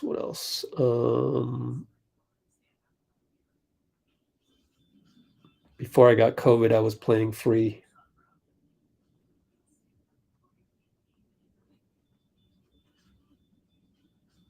That's a good one.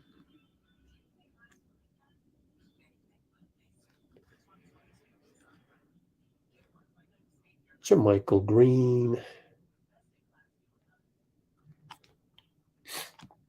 Man, he was stuck in New York for the longest time in a small room. It sucks, man. That'll play mind tricks on you, won't it?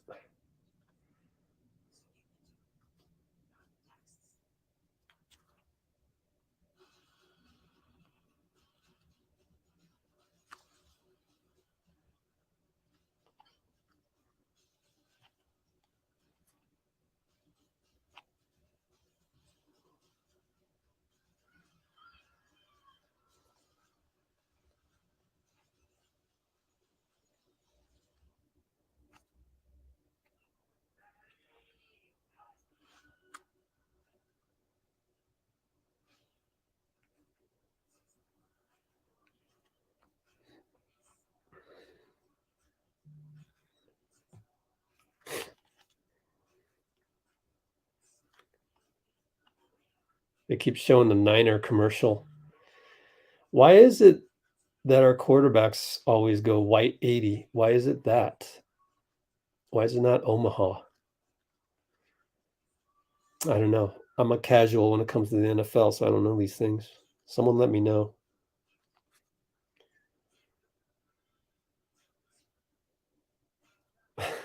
Don't pop a zip.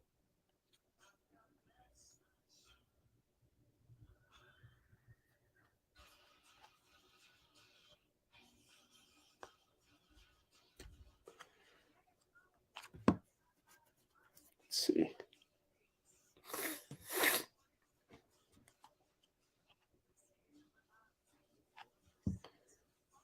Oh, great.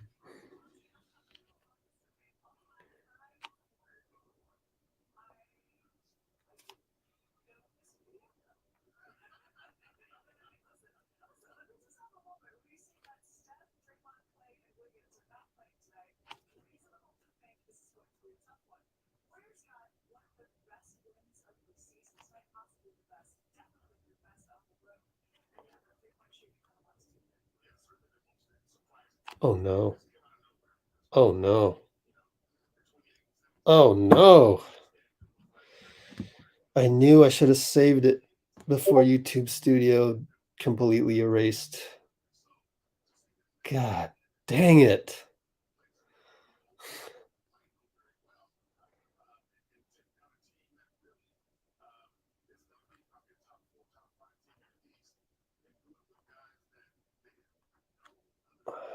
Jeez, man.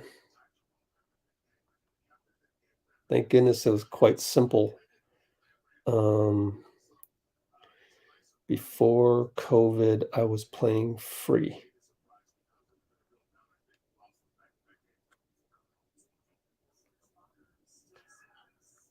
Jermichael Green.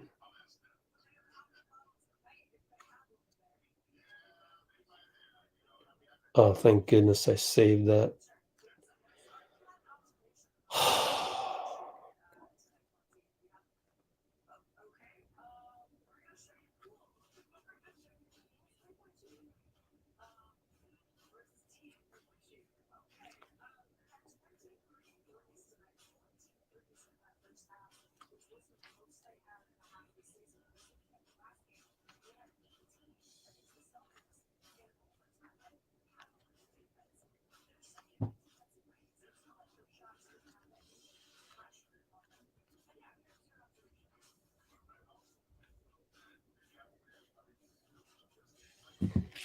Still multitasking here.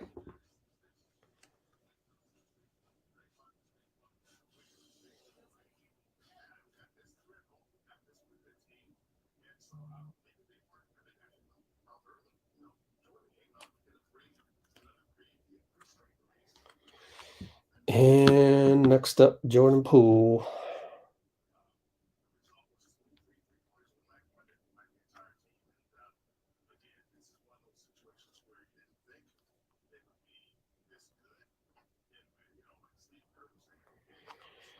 What's a good quote from JP? Shout out to Coach Kerr for allowing us to play without confidence.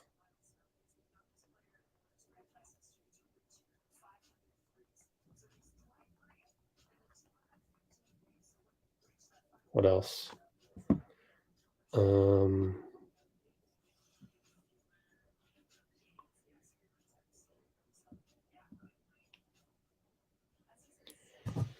High emotions, flared emotions.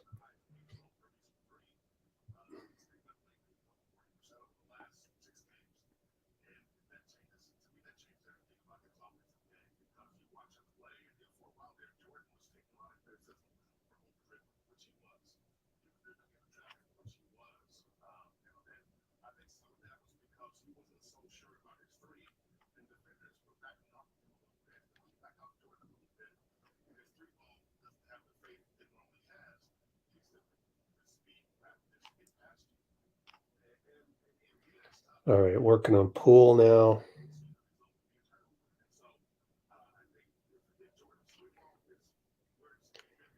And almost done. Let's look at TweetDeck real quick and see if there's any other news coming out. Just JP.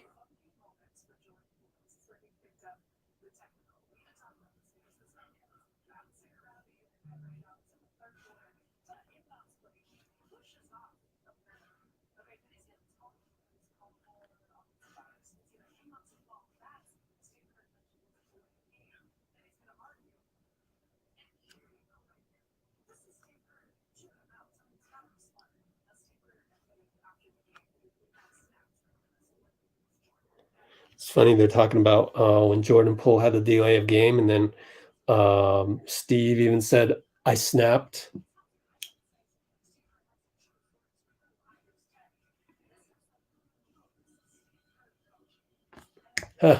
Steph Curry on Instagram. House of Highlights, make sure you show how Jordan Poole bounced back after this. Good job, Steph. I think maybe that's why JP in the post game didn't really talk about that, because he already knew there was this viral thing going on. So he just stayed away from it, where Slater kept trying to ping JP about it. I might hit Slater up and just let him know that that's what I think happened. I'll hit him up tomorrow or something. Let's see. What's the good quote from JP?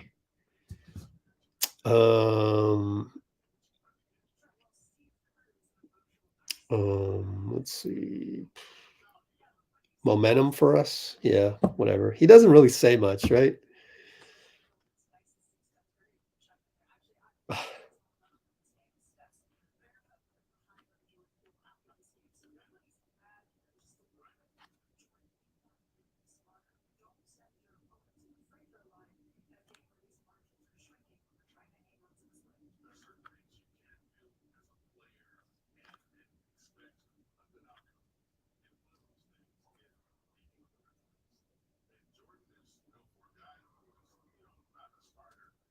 All right, almost done with the Jordan Poole one.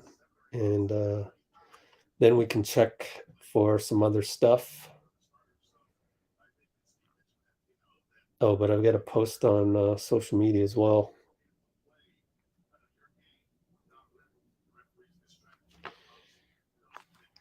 Okay. Oh, wow. Cool. Amy and Ben talking about stuff. What was I going to do? Oh, check on some other stuff out there. What other stuff is there? Nothing.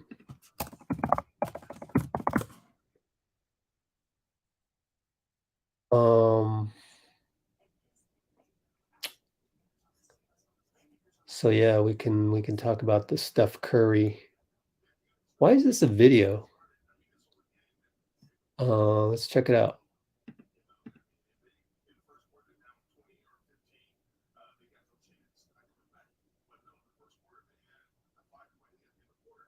Is there sound? JP taking the energy the right way. Both of Oh, okay. Can you guys see this? Let me see. No, not really. Maybe we can find the actual screenshot of this somewhere.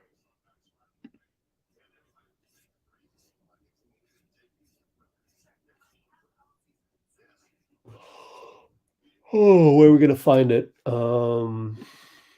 Let's take a look at this. Maybe we can see who else went to the podium.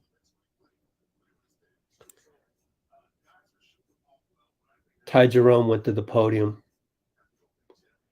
and talked for 2.5 minutes. Let's see. Twitter. I don't know. Curry House of Highlights? No. What's House of Highlights on Twitter? I can't remember. House Highlights.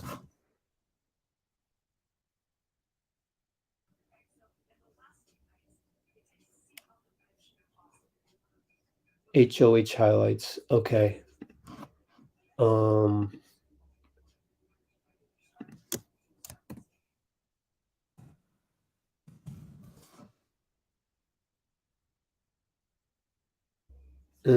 Didn't work. Let's just go here.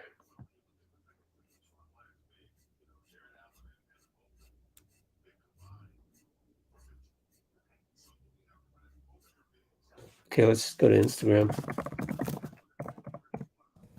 Is it the same or is it House of? I bet you it's House of. They allow longer names on Instagram. This one. Whoa. Okay. There it is.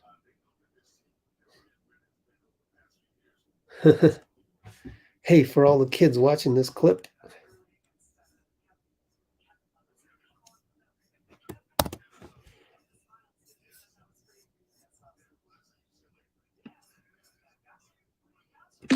Okay. So let's go to let's put this on Twitter. You guys got that? So Twitter, send that to myself and then tweet it out.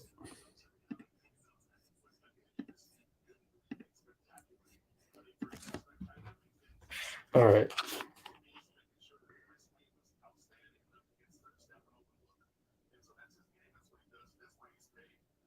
Oh, wrong one. Live. Oh, okay, okay. Let's see. Community.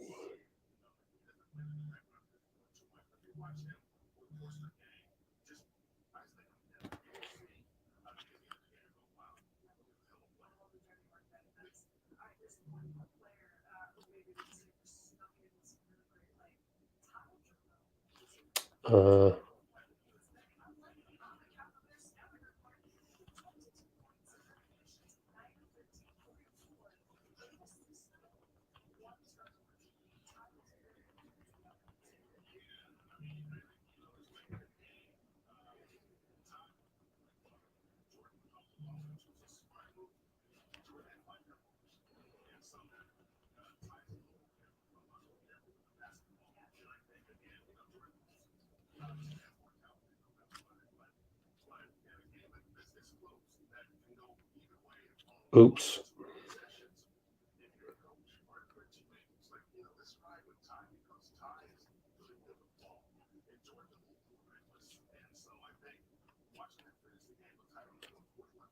Save. See if I can do that again.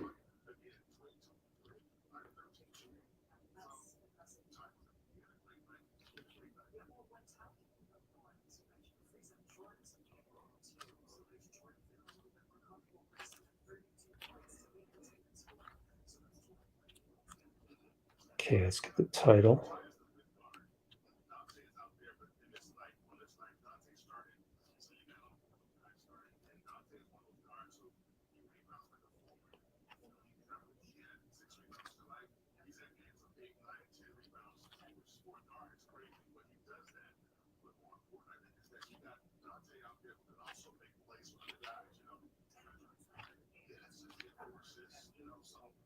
Okay. Finally. Where are we at in the Brooklyn leading Utah? Yay. We need all the help we can get. Yay. That's why you guys are saying let's go Nets. Cool. Yep, that is this situation here in San Francisco as well. I know, right? Kuminga's on a 5-game win streak. Wow.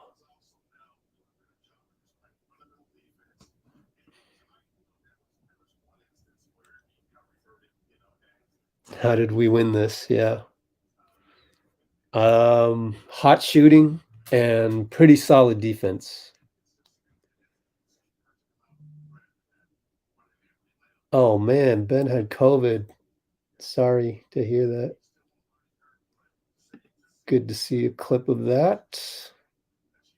So that's how we won. About the NBA meeting. Yeah. They don't explain the other part, which is what do they do with the last 2-minute report? I do think that they penalize refs. I do think they do that. I wouldn't, one easy way is to go back, not easy, easier way than usual is to go back. One not easy way, one difficult way to track if they do anything about the L2M reports is to look up all the ones in the past, but those probably aren't accessible anywhere on any website. But one ref that I really like, Ed Malloy got demoted from the finals. So I wonder if he had a lot of 2-minute reports that went against him. So I don't know.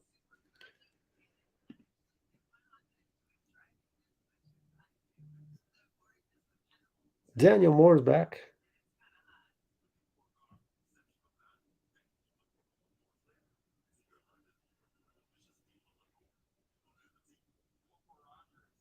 Yeah, JP's funny. Yeah. So, Catherine from Japan, what's up?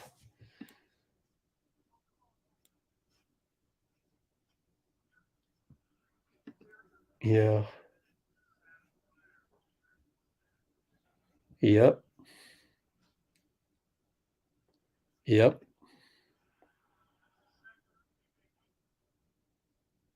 Yep.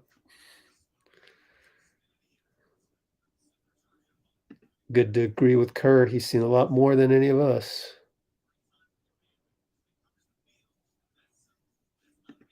Boys are young. Yep. Chinese New Year. Happy Chinese New Year, everybody. You're the rabbit. I happen to know that for some strange reason. 2 road back-to-back games, 1. Cool. I think I caught up to the comments.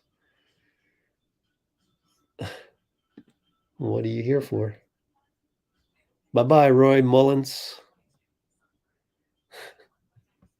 There's only 49 of us that love the show, so don't worry about it. Like, you don't need to come on here and say, oh, this show's a dud when there's only 49 of us anyway. Like, but I totally enjoy you 49, and that's what's cool about that. Yeah. All right. Way to go, Nets. So I'm getting ready to hit the refresh button here. We're actually going to be in 6th. Kuminga at the podium. Perfect timing, JK. Except it came right after a commercial, so I got to wait for it on the live stream, the slow live stream.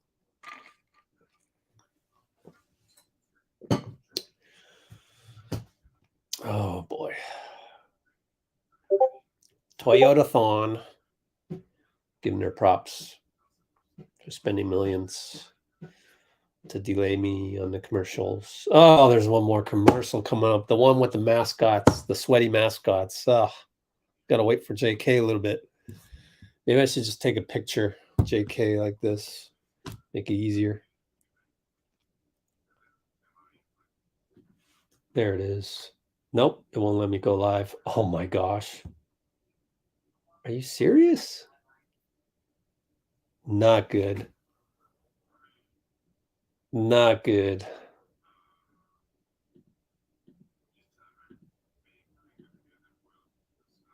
Oh man, my stream just... Should I hit refresh? Should I do that?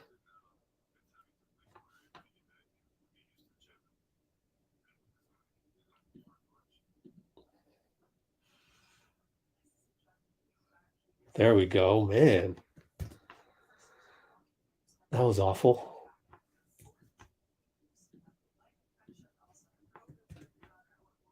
That was a short little snippet of JK, though. So, fair warning. Very short snippet. JK podium audio now on. Send that over. I'm going to have to time this perfectly because came right after the commercial. So let's go here. Go here.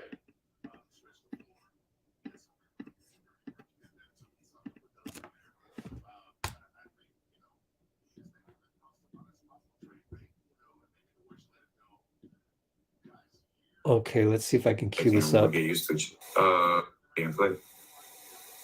Then what I had going on with and told me to just, I mean, I am learning from what I did.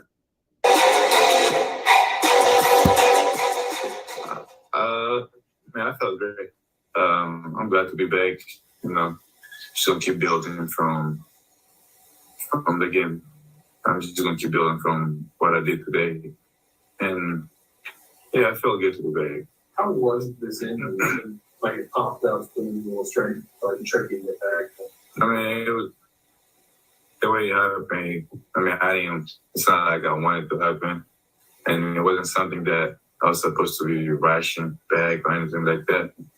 And I've been a great staff. You know, they understand what I had going on with. They told me to just keep getting healthy every day.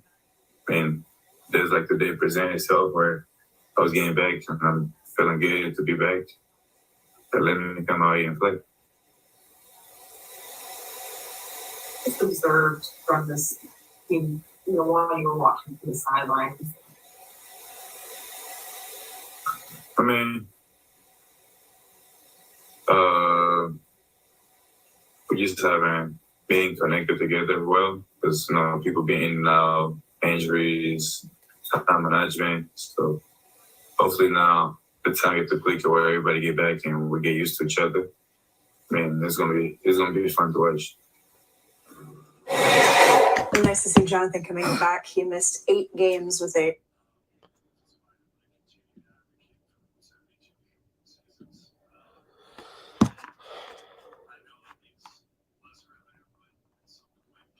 Gonna be fun to watch.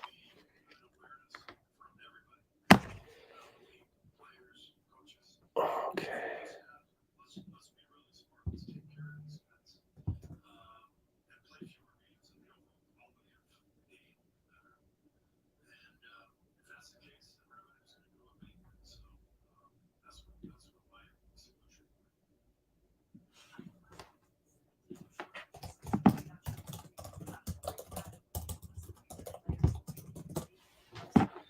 Still got Ty Jerome at the podium as well.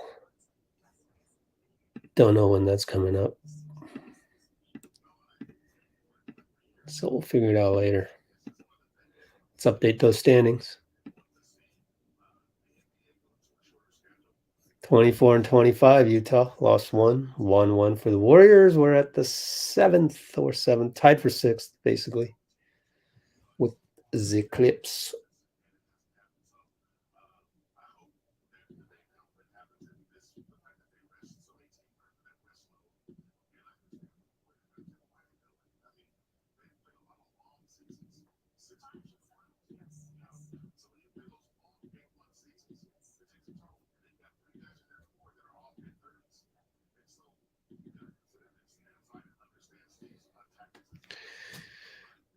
Okay.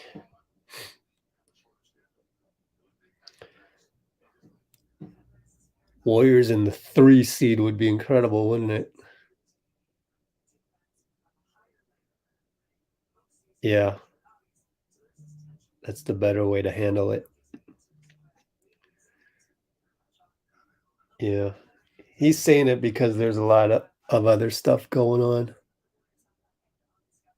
that we won't be privy to. Oh, wow. The NBA, you can't even script it, right? The NBA is incredible. Let's go look it up. Oh gosh. Twitter.com.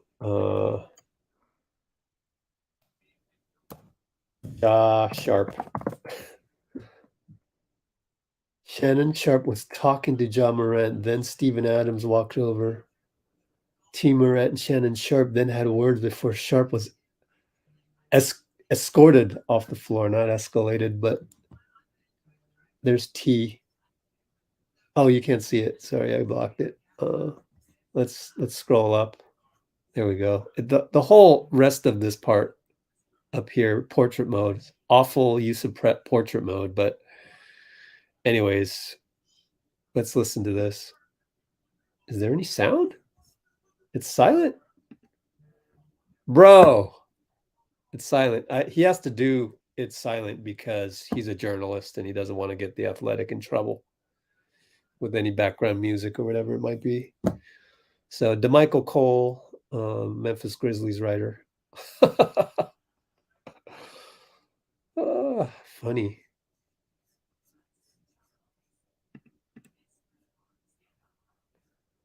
Yeah.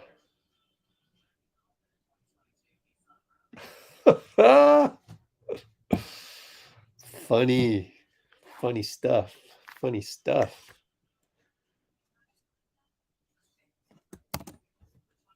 Yeah.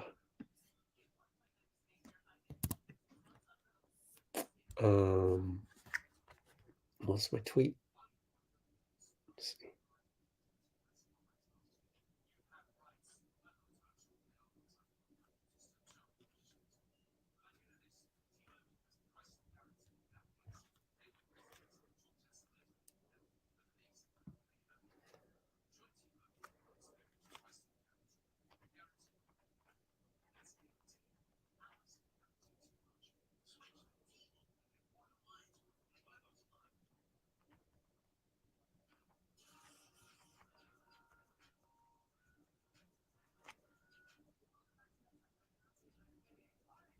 Okay.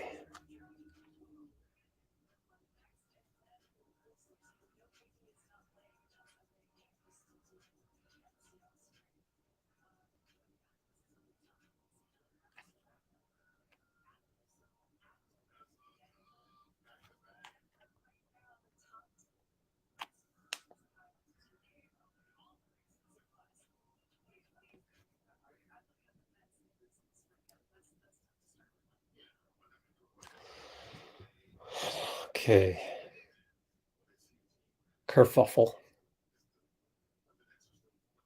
Yeah, there are vids with sound. Okay, let's look for the ones with sound. Videos. DeMichael Cole. This one does not have sound. Oh, here we go. Here's a closer one. Timothy Parker. Who is that? Never heard of him. Oh, Spectrum LA. Okay. Hilarious.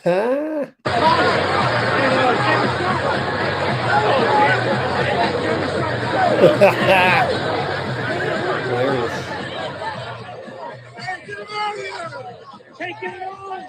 I think you know! I think you know! Take it on!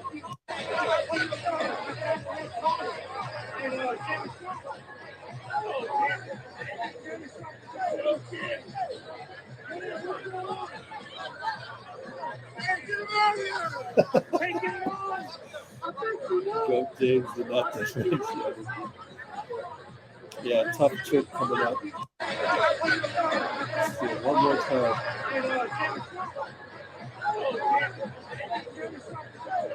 That dude's all over it. Take it on! Funny. That dude. Yo, send me your Instagram. Who won that game, by the way? Let's check. Go back. Look at the scores. Oh, it's 62-61 right now. Wow. So that happened at halftime, I think it was.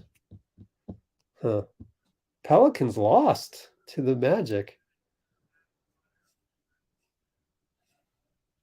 Heat only scored 90 points. Clippers beat the Spurs by only 5.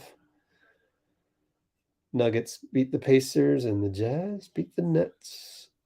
Yeah, Nets are struggling right now without KD. Lamb only got 12. I don't know. Let's check. BKRef.com, Anthony Lamb. Got to add 1 because BKRef doesn't update till the morning. So 38 games. Yep. So in 12 more games of Lamb, and he will be signed. Once we need him for that 13th game of his coming up, his 51st game, we'll just sign him. I think that's the smart thing to do, isn't it? What else we got? JK. I just posted JK, but I want to wait because it's only a minute and a half.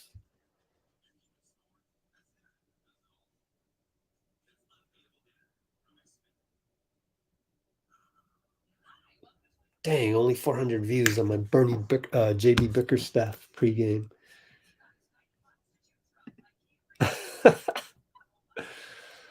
Let me check to see if we've got any Cleveland post game. All right, Michael talked for 4.5 minutes. Did we get all of that? Yeah, pretty much did. Ty Jerome, 2 minutes. Yeah, baby. Karis Levert, Darius Garland. Those are slowly getting on there. Steve Kerr has another 2 minutes on his. So let me try and meet this at the pass, cut him off at the pass, and try and figure out what was the last subject matter for Steve. It wasn't just Jordan, but Lamb, Ty, Jermichael, Donte. Everybody was filling it up. Everybody was filling it up. Okay. Everybody was filling it up.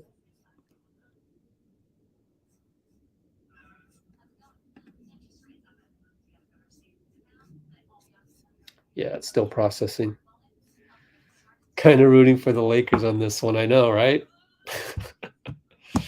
Yeah, it's good to win, first of all. Get that feeling of a win and then be able to sit back and watch the rest of the night unfold. Root for teams. Root for teams that you hate versus teams that you hate even more.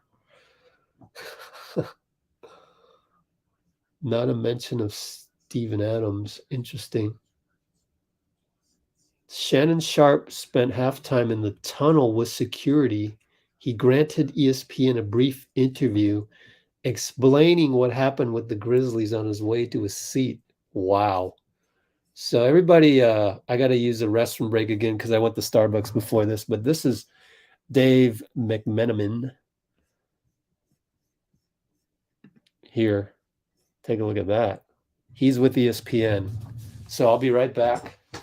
You guys digest that.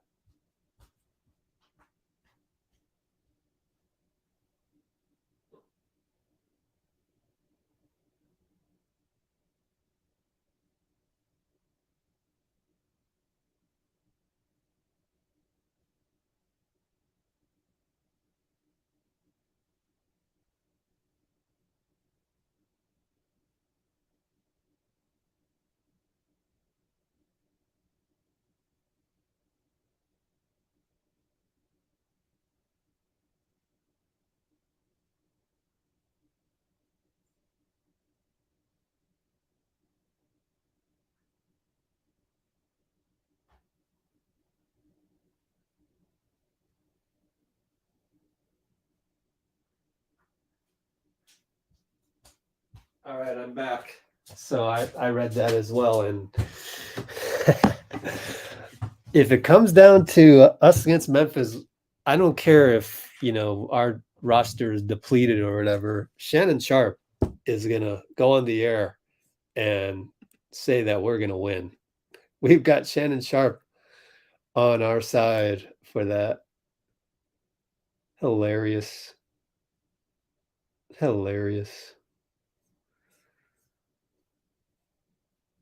What if the Warriors buy out Iggy's contract? Oh, good idea. Good idea. Sure. It'll cost extra money, 1 million becomes 10 million suddenly. 1 million becomes 10 million in luxury taxes and penalties. So you gotta just, he left out Adams. I guess Steven Adams was involved somehow.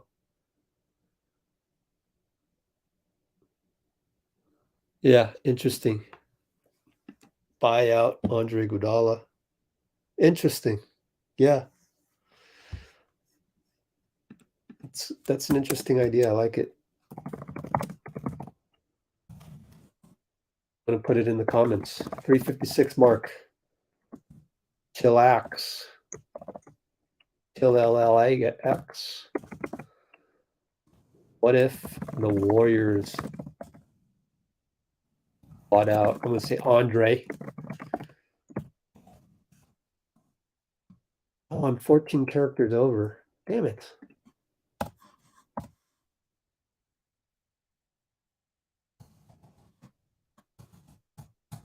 And then I'm 2 characters over.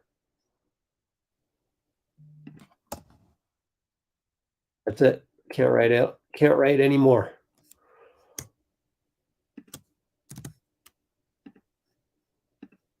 Let me instead. Did everybody like yet? Everybody splash that like button. We have 71 likes. We have way more people than that earlier. 51 concurrence as we speak. So everyone please splash that like button.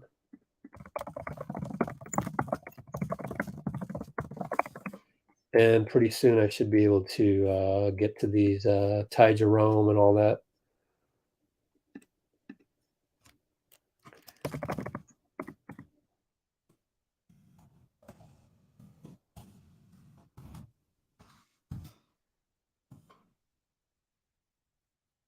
Okay.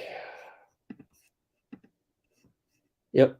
We got all the rest of this stuff. Let me download these. Hang tight, people.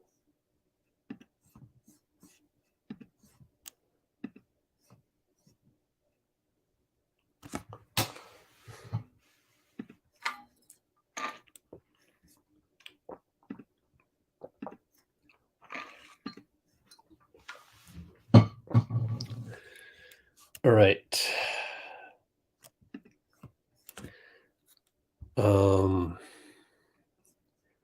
So I've got to work on this real quick. I've got to figure out when was the last part. Oops. Just get out of here. Okay. Downloads. Oh, that's not downloaded yet? Oh, I'm going to airdrop the Kuminga one.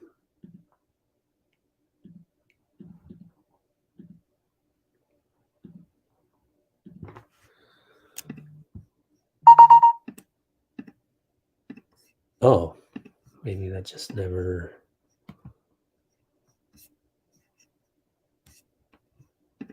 Didn't download?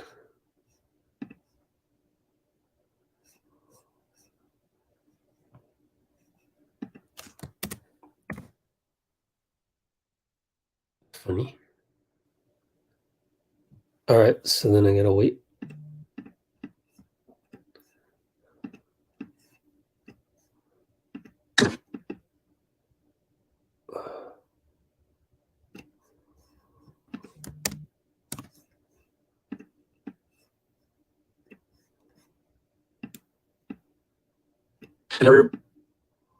All right, so we got some more Steve for you. And where were we on the Steve before this? Steve. 6 minutes, 24 seconds.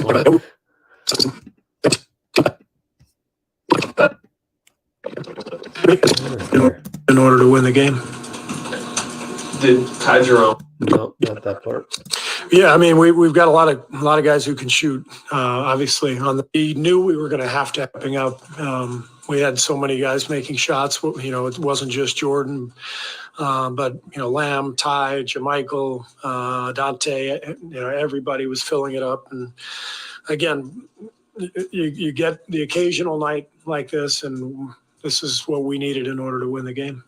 Okay.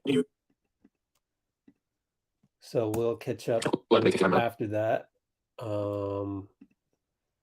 Steve, Ty Jerome, and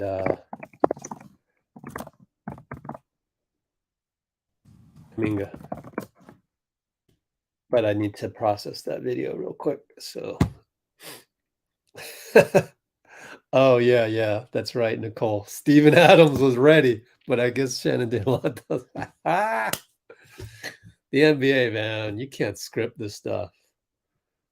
So funny. So funny.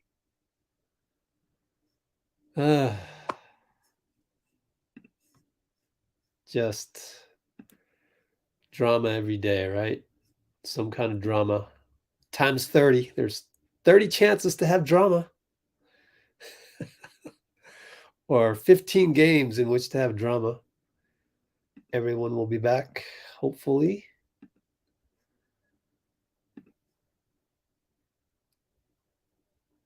Shannon wanted all the smoke. Well, we saw this one. Oh. I lost it. I don't know where it is. I don't like how you can't right-click on this and go back to the one that you wanted. Was it this one? We had this, not this one. This one had some audio, but didn't see.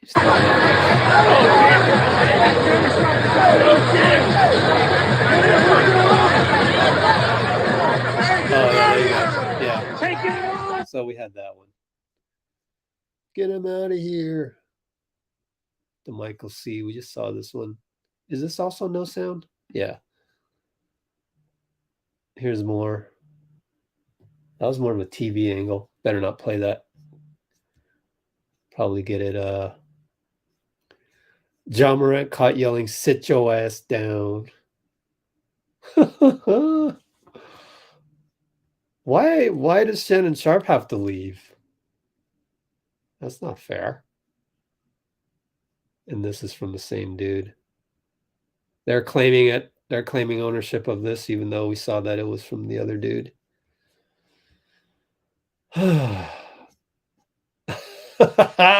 That's the one with him and Dylan Brooks. Funny. So fun. How's my processing going on my thing? All right, cool. We can play this new video. Hold on. And I hate the fact that the Nets game is going to occur right towards the end of the Niner game. Hopefully we'll blow them out. But now that I've said that, you know that's not going to happen. Football gods.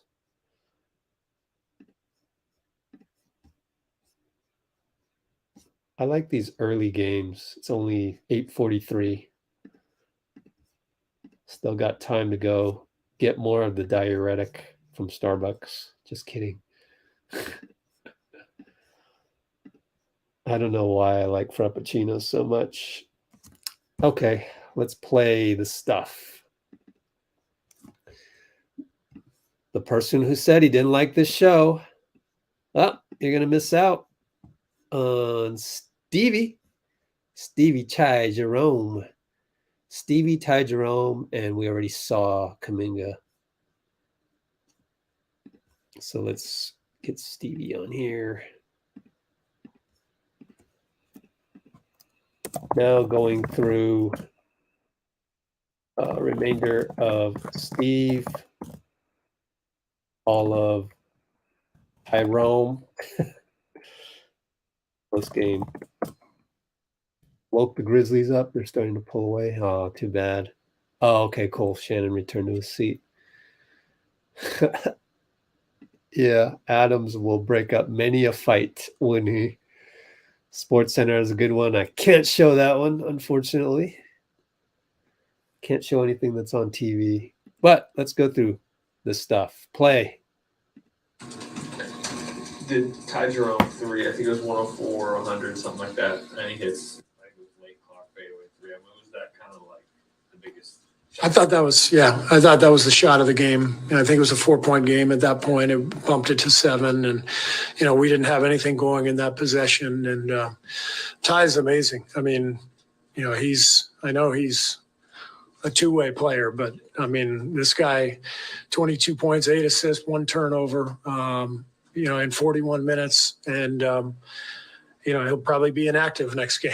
It's like it makes no sense, but we have to. And I'm just speculating, but we're trying to keep his games down, and Lamb's games down in order to be able to get through, the end of the season. But this is why your two ways are so important. I mean, we nailed both two ways. Both of them are legit NBA players who have helped us win a lot of games. Speaking of that, I think you might only have 12 or 13 games left on that 50-game limit. I mean, are those conversations happening, or are you planning on during this next step having to sit up to stretch those few remaining games out? We're just going Thelma and Louise right now. We're just speeding off the cliff. We're just trying to win games, and we'll see how it plays out. Obviously, we've got our eye on it, and we know what where we are and all that. But we'll do what we can. That was a reference to a movie that was like 40 years ago. I know what it is. You never saw it. No, I never seen it, but I know what it is. You should see it. It's a good movie. Right, if our guys aren't playing, we still expect to win. You hit a bunch of floaters, especially early today. They're the biggest team in the league, maybe best defense. I mean, did you know coming in that you were going to maybe have to live in that range? I try to always live in that range. Floats and threes. I rep them out every day. So it doesn't really matter how big a team is. If the big's in the drop, you can't really get to the float. So when you look at that stat sheet, what stands out the most? I think our balance. 6 guys in double figures, and then Loom was amazing. That's 17 rebounds. Yeah. So 17 rebounds. Mo came in, gave us great minutes. PBJ hit 2 big threes. So like everyone that played was good tonight, and I think that's awesome for us. What take me kind of through that late 3 you hit, this late clock, what do you remember about that possession? I remember trying to get the clock as far down as I could because, we were up 4. And it was under 2 minutes. And I came off the original ball screen, and Mobley was high. So I threw it back to Loon, and he looked at me, so I came back off. I probably could have shot that one because Garland went under. But then Loon turned it, and, 3 seconds in the clock, got to get a shot up. On that 3 you hit that, beat the buzzer. I mean, when you threw the pump fake, you were like, basically to have a surprise. A guy is like flying like that off a pump fake, like that deep. I don't know. I mean, I was ready to shoot it, so it was 2 on the clock when he jumped. But yeah, it's probably not a smart play. But anything else? Cool. Man, I felt great. I'm glad to be All back. right, we saw Kuminga already, or we heard Kuminga already. Unless you want to hear it again, let's play it since it's the first time video. Keep building from the game. I'm just going to keep building from what I did today, and yeah, I feel good to be back. How was this injury? Like it popped up when you were trying to get back? I mean, it was the way it happened. I mean, it's not like I wanted to happen, and it wasn't something that I was supposed to be rushing back or anything like that. And I've been a great staff, they understand what I had going on with. They told me to just keep getting healthy every day. And there's like the day presented itself where I was getting back and I'm feeling good to be back. They let me come out here and play. Observed from this team, while you were watching to the sidelines? I mean, just haven't been connected together well because, people getting in and out, injuries, time management. So hopefully now the time you have to click it where everybody get back and we get used to each other. Man, it's gonna be fun to watch.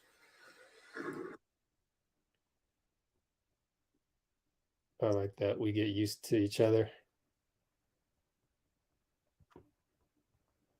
It's gonna be fun to watch. Okay.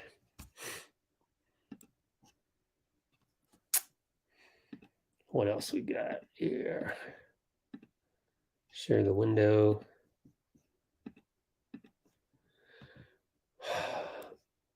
Yeah, huh? David West, we used to have the limit. Yeah. Yep. Loon. And then getting Wiggs to play like an all-star again. Two-way. Clay, yeah. Kyrie dropped 48. Yeah, I get that as well. I get that. Yep. When you do a slam dunk and then that takes you out of a couple games, okay, I gave it some time. I was patient. I saw what I saw. Now I have to wonder if we should go the other route, right? Yeah, I agree with you on that, actually. That's a wonderful idea. Buy out Iguodala. That's a great idea. That's possibly, one of the better armchair GM ideas we've had in a while. Yeah. So good stuff. That's why we do what we do here. Oh, there's a second video. I'm sorry. I didn't even know.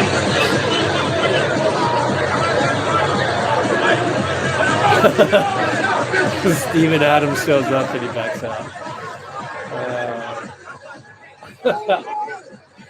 24 seconds.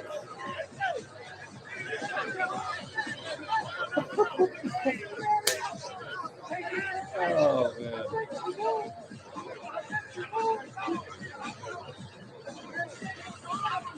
Oh, man, I got to put that in the comments. Not the comments, but the notes. Where are we at? 4:13 mark. On the Shannon Sharp versus T. Morant altercation. Steven Adams is like, the bit character that steals the show in an Oscar winning movie. You know what I mean? Like, oh my gosh, who was that? Like, that character was incredible, and that supporting actor gets an Oscar, That's Steven Adams right here. He just lurks. He's lurking. Oops. Here it is. He's lurking. 6 more seconds. And we'll move back. Turn that down a little bit. Watch again. Yeah, I'm going to watch it again because that's Steven Adams. Steven Adams steals the show. Steven Adams steals the show. It's funny. Jerome talking about his floater. Funny. Yep. Kudos to Chillax. But yeah, Jerome, teardrop master. Okay, so I've got to go and why don't we look for some Cleveland? Oh, there's actually lots of Cleveland post game. I didn't even think about it. Let's get some post game Cleveland here. About 10 minutes. Let's see what we can get.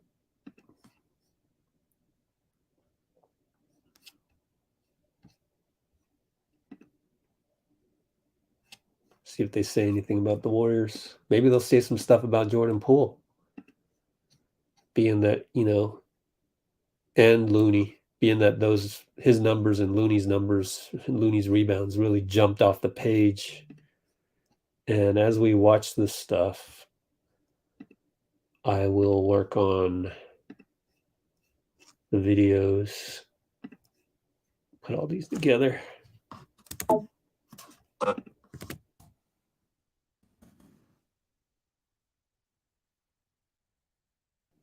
Oh, didn't work again.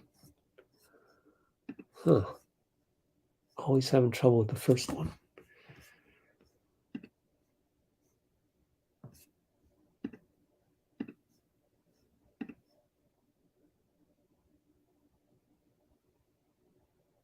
Yep. All right.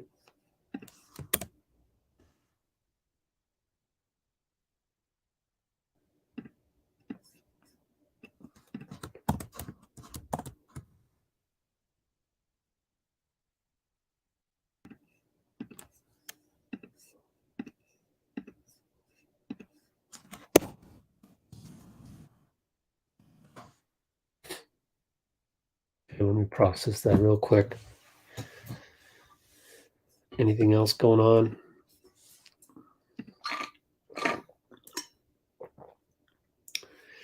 Games got canceled, huh?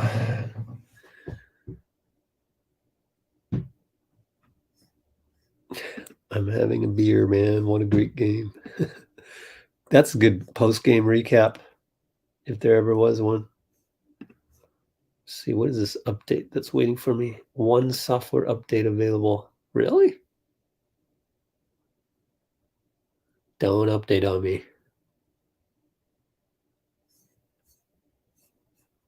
Huh, it's taking a while.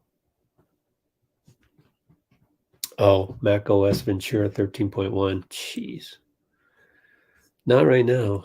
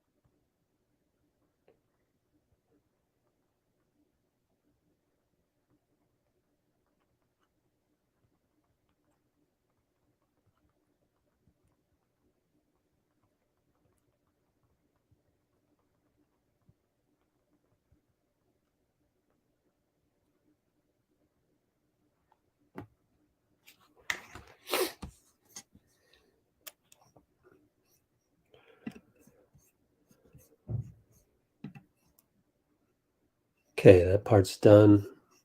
Post this.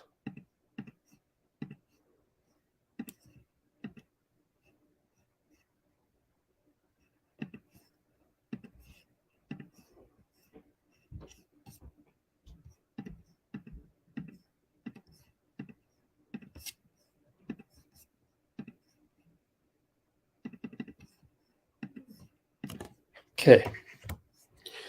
So let's pull up the Cavs post game.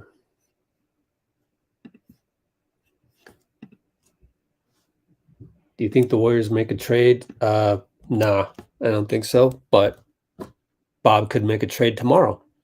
So what do I know? I just trust Bob. Whatever Bob wants to do is whatever is best for the is whatever that is best for the franchise. Not what somebody else is saying somewhere on Twitter about what they should do. The interesting thing is the latest person that became available is this guy, Serge Ibaka. But then wouldn't it take time to reintegrate the guy onto the team? Brad Daughterty talked about that also in the pregame for the Cavs, where he said Dorrell, Wright, and Bonte Hill asked them about the Cavs having trade rumors. And he said, well, it's going to ruin our chemistry for a little bit at a minimum. And I think we let this marinate a little bit, which was his actual words. I like that word. We let our team marinate a little bit. And so I don't think we should make a trade. And that's Cleveland. And, Cleveland's trying to get from damn good team to elite team. And so if we were to make a move, so first of all, what would it take to pry Ibaka out of the Bucks, even though they're in mutual agreement that he is not going to play? Well, we got to send over J-Mike, number one, but then to match salaries, but then we're going to have to send something else. And I'm sure there's probably a trade exception lying around that's, a couple million that you could do, but we're going to have to send somebody, whether it's, and they're not going to go, oh yeah, give me Ryan Rollins. No, he's nowhere near playable right now. He's hardly playable in G League, even though he'd had a triple-double. He's turnover machine in G League, but he's a young player and he's learning. But as far as Serge Ibaka, you're going to have to send Moses Moody out, and I just don't want to do that. I don't want to go into a 5-year rebuild. I want all the pieces I can. So I've talked about that way earlier on. It's in the description if you want to look it up. But on trades, the only realistic one I see is Serge Ibaka, but then you'd probably have to send Moody along with Michael Green, because you're the one seeking the asset, right? As I mentioned before, I really want to avoid 5-year rebuild. I really think that the number one issue is to play better. The current roster we have.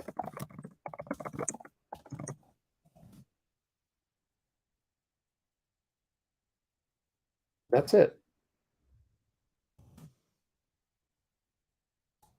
And I think Moses will just play better and better.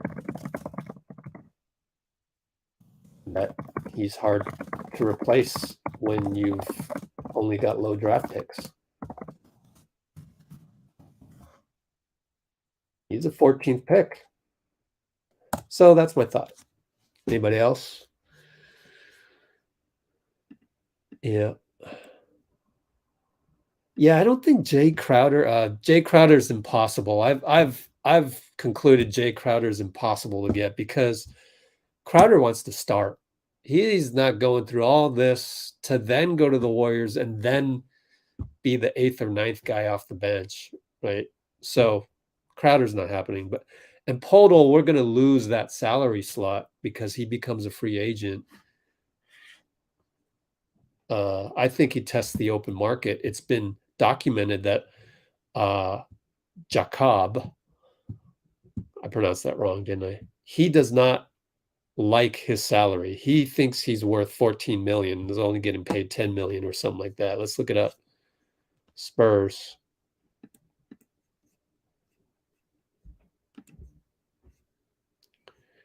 $10 million. So he thinks he's worth 14 million. Yeah. YouTube blocked your locker room cancer thing of Jay Crowder. FYI, YouTube blocked that. Okay, so then Caruso. So let's talk about that. So then we've got 4.25 more on Jay Crowder. Impossible to get because he wants to start. Who else? Podol. wants 14 million or so, and is a free agent, so probably wants to test the market. And we cannot lose Wiseman's salary slot so easily like that. Only deal that makes sense for Podol is Wiseman being involved in that one. And finally, Caruso, we would have to abandon Donte if we're bringing in Caruso at a heftier salary and cost of losing Wiseman. So that one transactionally just doesn't make sense because we already have Donte. If you have a guy that's, even if he's less than Caruso, if you consider Donte a step below Caruso, he's got to be a major step below Caruso. Like, I'd rather just keep Donte because, like, there's no guarantee that Caruso is going to play better than Donte any given night. He's not that good. He's good, but he's not that good. So the difference between Donte and Caruso isn't great enough to go get Caruso. And Caruso isn't going to really move the needle if he's still here with Donte. So that doesn't make sense to me. But I know it's getting talked about. Someone brought it up early in the season. That was a good trade scenario earlier in the season, but now is now, and things have changed. And we know what we know now of Donte, and Dante's good enough. So that's covering Caruso. I know Nicole probably doesn't actually want Caruso, just throwing it out there so that we check all the boxes on everybody. So we covered Caruso. What's your opinion on the starting lineup? Oh, right. Good question. Well, I was under the ilk of just play better, but maybe to shake things up to make guys play better, to give more an infusion of energy, which is what is lacking.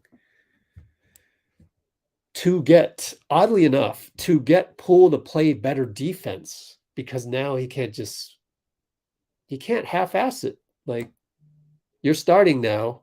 We're super small. You have got to rebound. And that, oddly enough, through a backdoor way, will make Jordan Poole play better defense.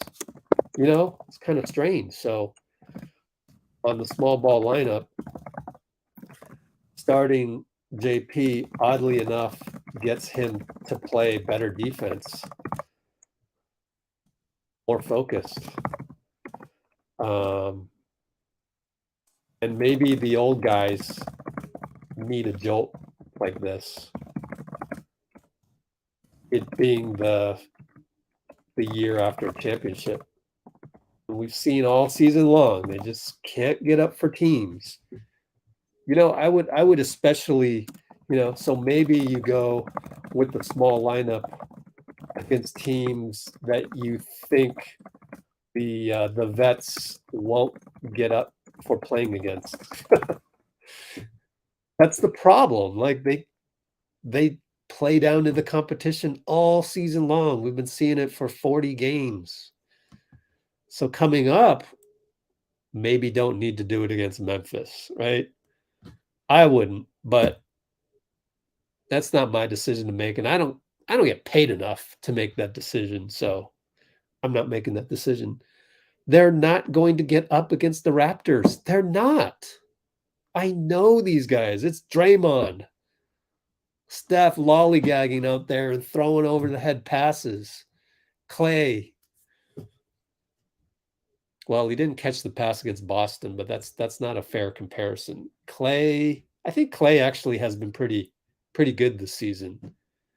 Steph and Dre, man. More so, maybe even Jordan Poole kind of just maybe some of Wiggs. I don't know. Just the collective unit, the foundational six, have been truly awful in terms of getting up for games. And so because you've been truly awful getting up for games, one of those teams, I think, is Toronto. You look at their jerseys. This is not 2019 Toronto. No Kawhi. No Kyle Lowry. You look at the Raptors jersey, you don't get up to play them. I forget what happened in our previous matchup against them. How did we do? Anybody remember? Let's look it up. Maybe we won. I don't know. I think we won, actually. But there were parts of that game that were like, we won by 16.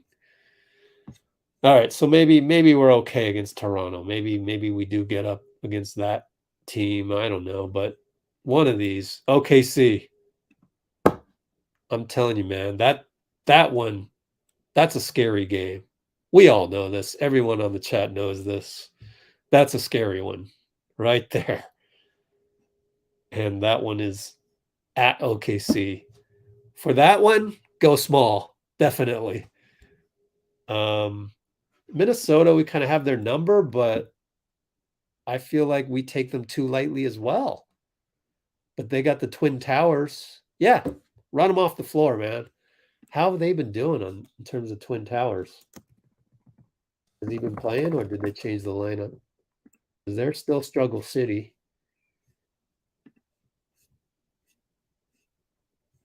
Inactive. Is he injured?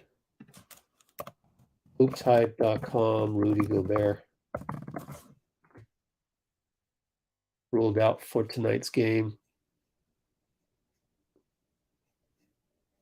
Right groin soreness. Ooh. How have they done? Have they won those games? Lost and won. Yeah, I go small against Minnesota because we're not going to take them seriously. We're just not. Denver, nah. You can go normal. They've got a tall front line. Aaron Gordon and Jokic. Go normal on those. See? So that's my opinion. I don't get paid enough to figure that out. Definitely go small against Dallas because they're small. They're small. We can go small. We'll go even smaller on you guys and really take you away from your Luka walk up the court with the ball and pound the ball for 20 seconds before making a move, you know? Yeah, I like the small lineup. And then we got OKC again. So depends who we play, but yeah, I like the small lineup. What is this? If given a chance. This is a good throwback. Man, someone mentioned David West. Let's get David West to just calm Draymond down. We'll just go with that. Yeah. Yeah. We know each other already. Poku and JRE are injured, are they?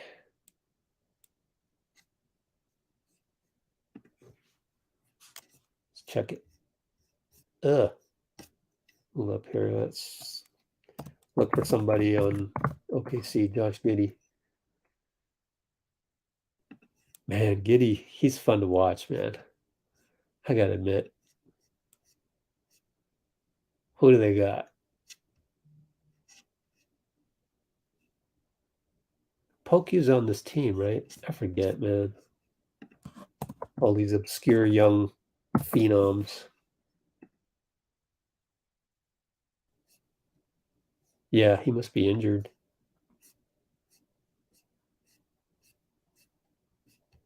Yep. Who the heck's JRE? I forget. Oh, Jeremiah Robinson Earl. Wow. So you're one of those guys that likes the young phenoms. It's got to be. Minnesota's very tall, even without Cat and Gobert. Yeah. But then we can run them off the floor. Especially Cat, because Cat's going to be a key cog in their machine regardless. He's a franchise player. So, run them off the floor type of stuff. Let's see what Bickerstaff has to say, and I've got to really work on the latest video that I put up there. So, got to get to this. No, I'm good, thank you.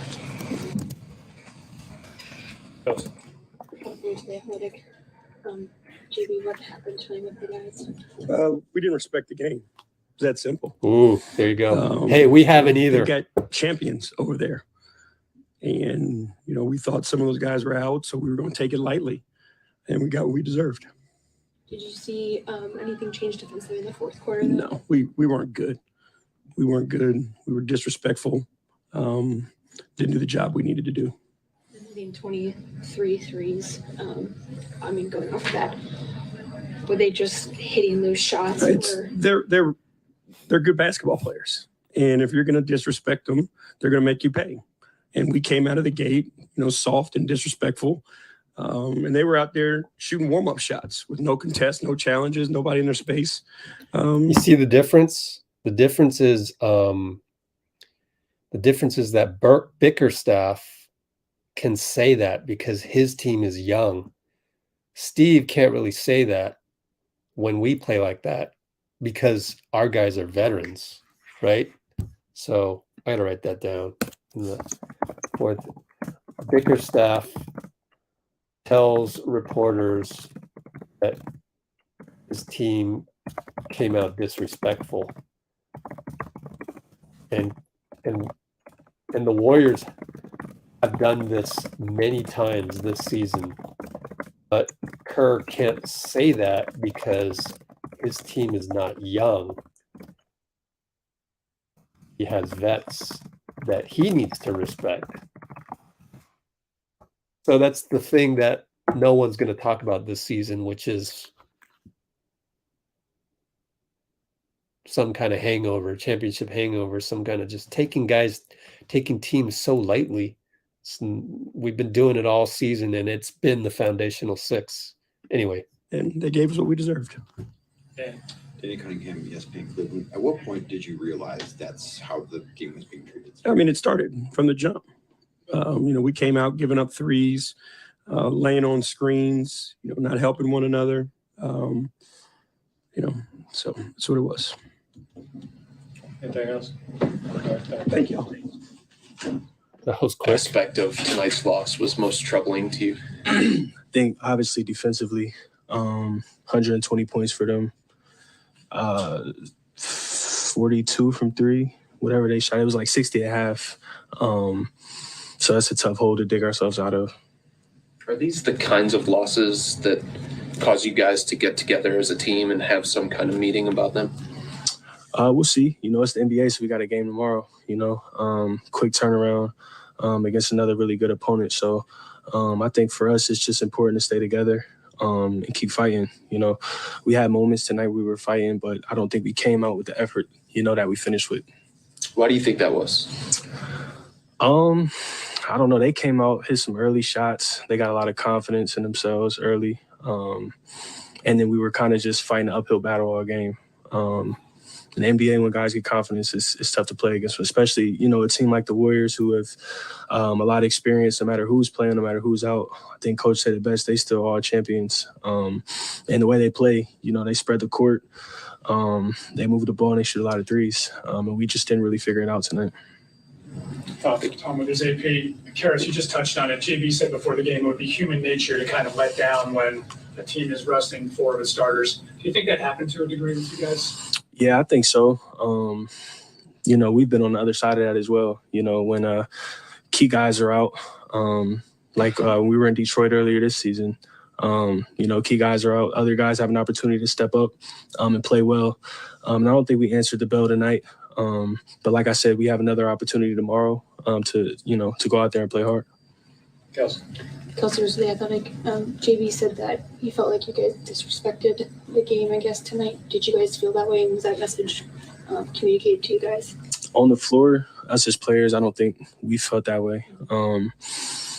Personally, I prepare for every game the same way. But I think, obviously, we didn't play well. We didn't play the way we wanted to play. You know, it was a lot of breakdowns defensively, a lot of scouting report, miscues, stuff that we don't normally do. So we didn't play well at all. Darrell Writer, 92.3 The Fan. Why was it so tough running them off the three-point line? It seemed like in the first half that was just going to be their game plan. They were going to toss up threes all night. So why was it tough for you guys to make the adjustment and get them off that three-point line? The way they play, you know, they were 4 smalls, 1 big tonight. You know, we play a couple of bigs. We didn't figure it out, you know, especially after they started hitting a couple threes. I think JaMychal Green hit like 3 threes in the first half, kind of threw us off a little bit. Anthony Lamb hit a couple threes as well. And we know that those guys are capable, but, you know, when they hit 3 threes in a half, it's tough. But like I said, they went small, you know, spread the floor out, and made the right play every time and just were making shots. Climb back in it late. I mean, got within 4 around the 2-minute mark. Just that, did you guys just kind of run out of energy having to chop into that lead? Yeah, they did a good job of just making us play catch up all night. And it's tough when you're playing catch up, you're using a lot of extra energy, trying to, you know, trap, leaving the basket open, trying to, you know, make them miss free throws and stuff like that. Kind of throwing junk defenses out there. And it's tough, but you know, we put ourselves behind the 8 ball tonight. Danny Cunningham has been Cleveland. How demoralizing is it when threes from the other team just continuously go in, whether they're tightly contested or not? Yeah, it's not fun, especially when they start the game off like that and then they start the second half off like that too. I don't think we did a good job of making them miss. You know, they hit a couple tough ones, but I think overall they got a lot of easy ones too to build their confidence up. What was the message at halftime? I think you could probably guess what it was. Obviously, Coach wasn't happy with our effort. We weren't happy with our effort either. Just trying to turn it around. Last one, President.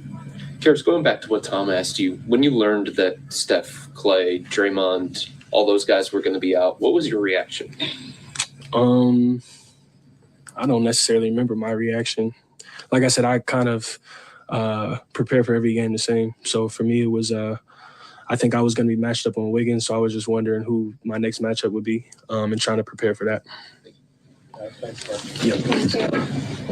Wow, it's going to be matched up on Wiggins. Huh.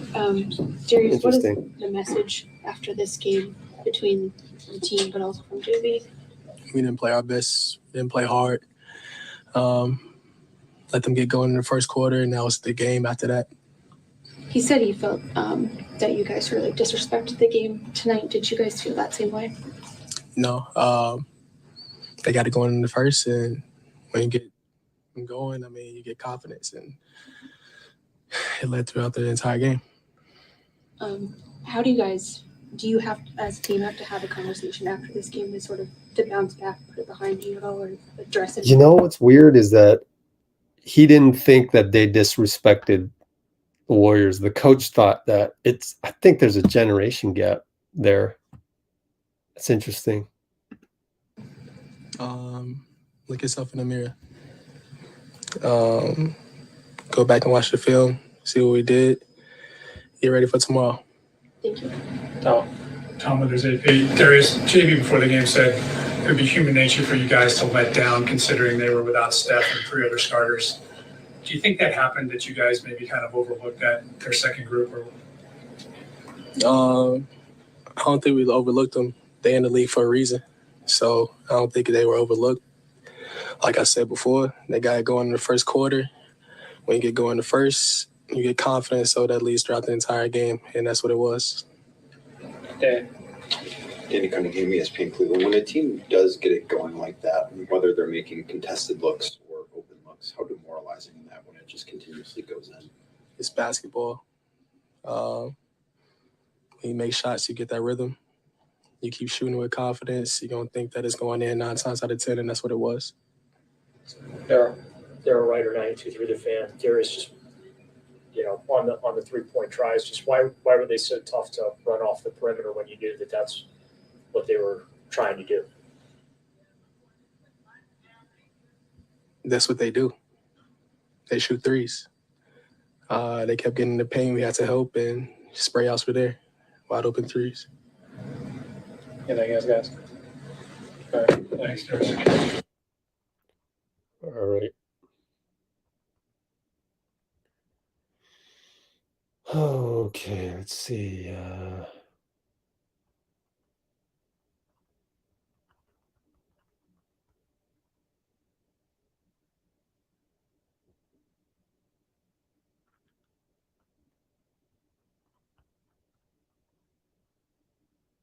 Still working on the video that has Kuminga in it.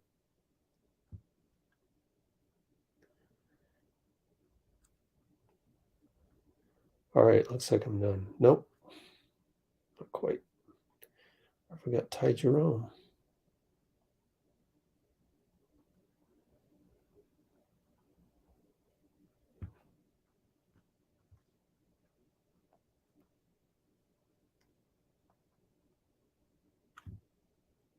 All right.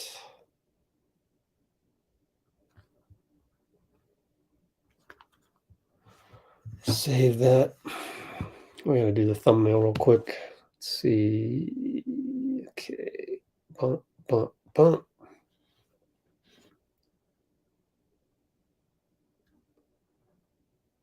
Let's change this to be that.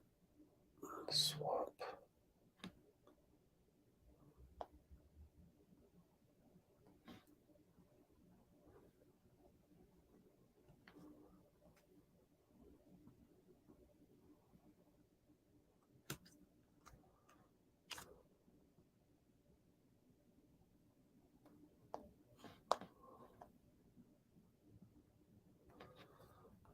What's a good Ty Jerome quote? Let's see. I just like to float some threes. I'm gonna just float some threes. Can always get to the float. It's crazy. Man, I'm actually glad I came up during an era where there was no step back and no floating threes, floaters. I wasn't good at that. I wouldn't have been good at that. I don't know. Those are just extra things you got to learn, which is insane. Float some threes. What a quote.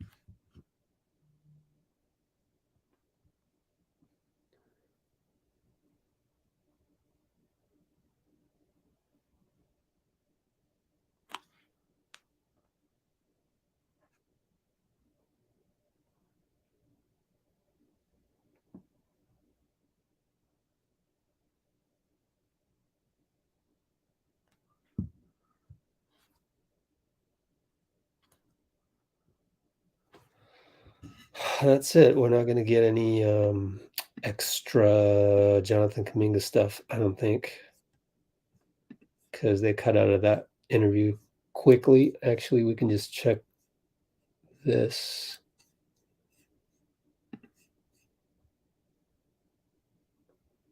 Jordan Poole, Levert, JK, 1:40. So no, we didn't miss anything. Just maybe 10 seconds on that one.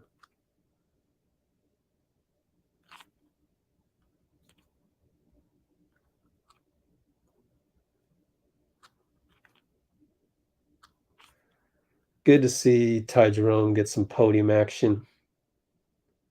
Oops.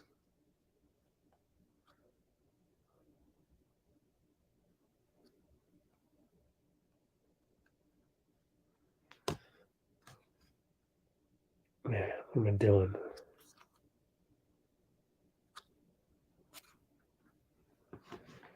Westbrook versus Morant. Who wins? I'll take Ja. Oh, you're talking about a fist fight? That I don't know. Probably Westbrook has a pretty long reach on that one. I thought that was the shot of the game. And I think it was a 4-point game at that point. It bumped it to 7, and we didn't have anything going in that position. Sacramento beat OKC. SGA with 37, De'Aaron Fox 25. Yeah, you got to give him the MVP. You got to, because of that shot that saved the game, basically. Okay, what are we looking at here? Yeah, I'm not worried about the trade deadline because it's not my job. That's Bob's job. And if he makes no trades, I'm cool with it.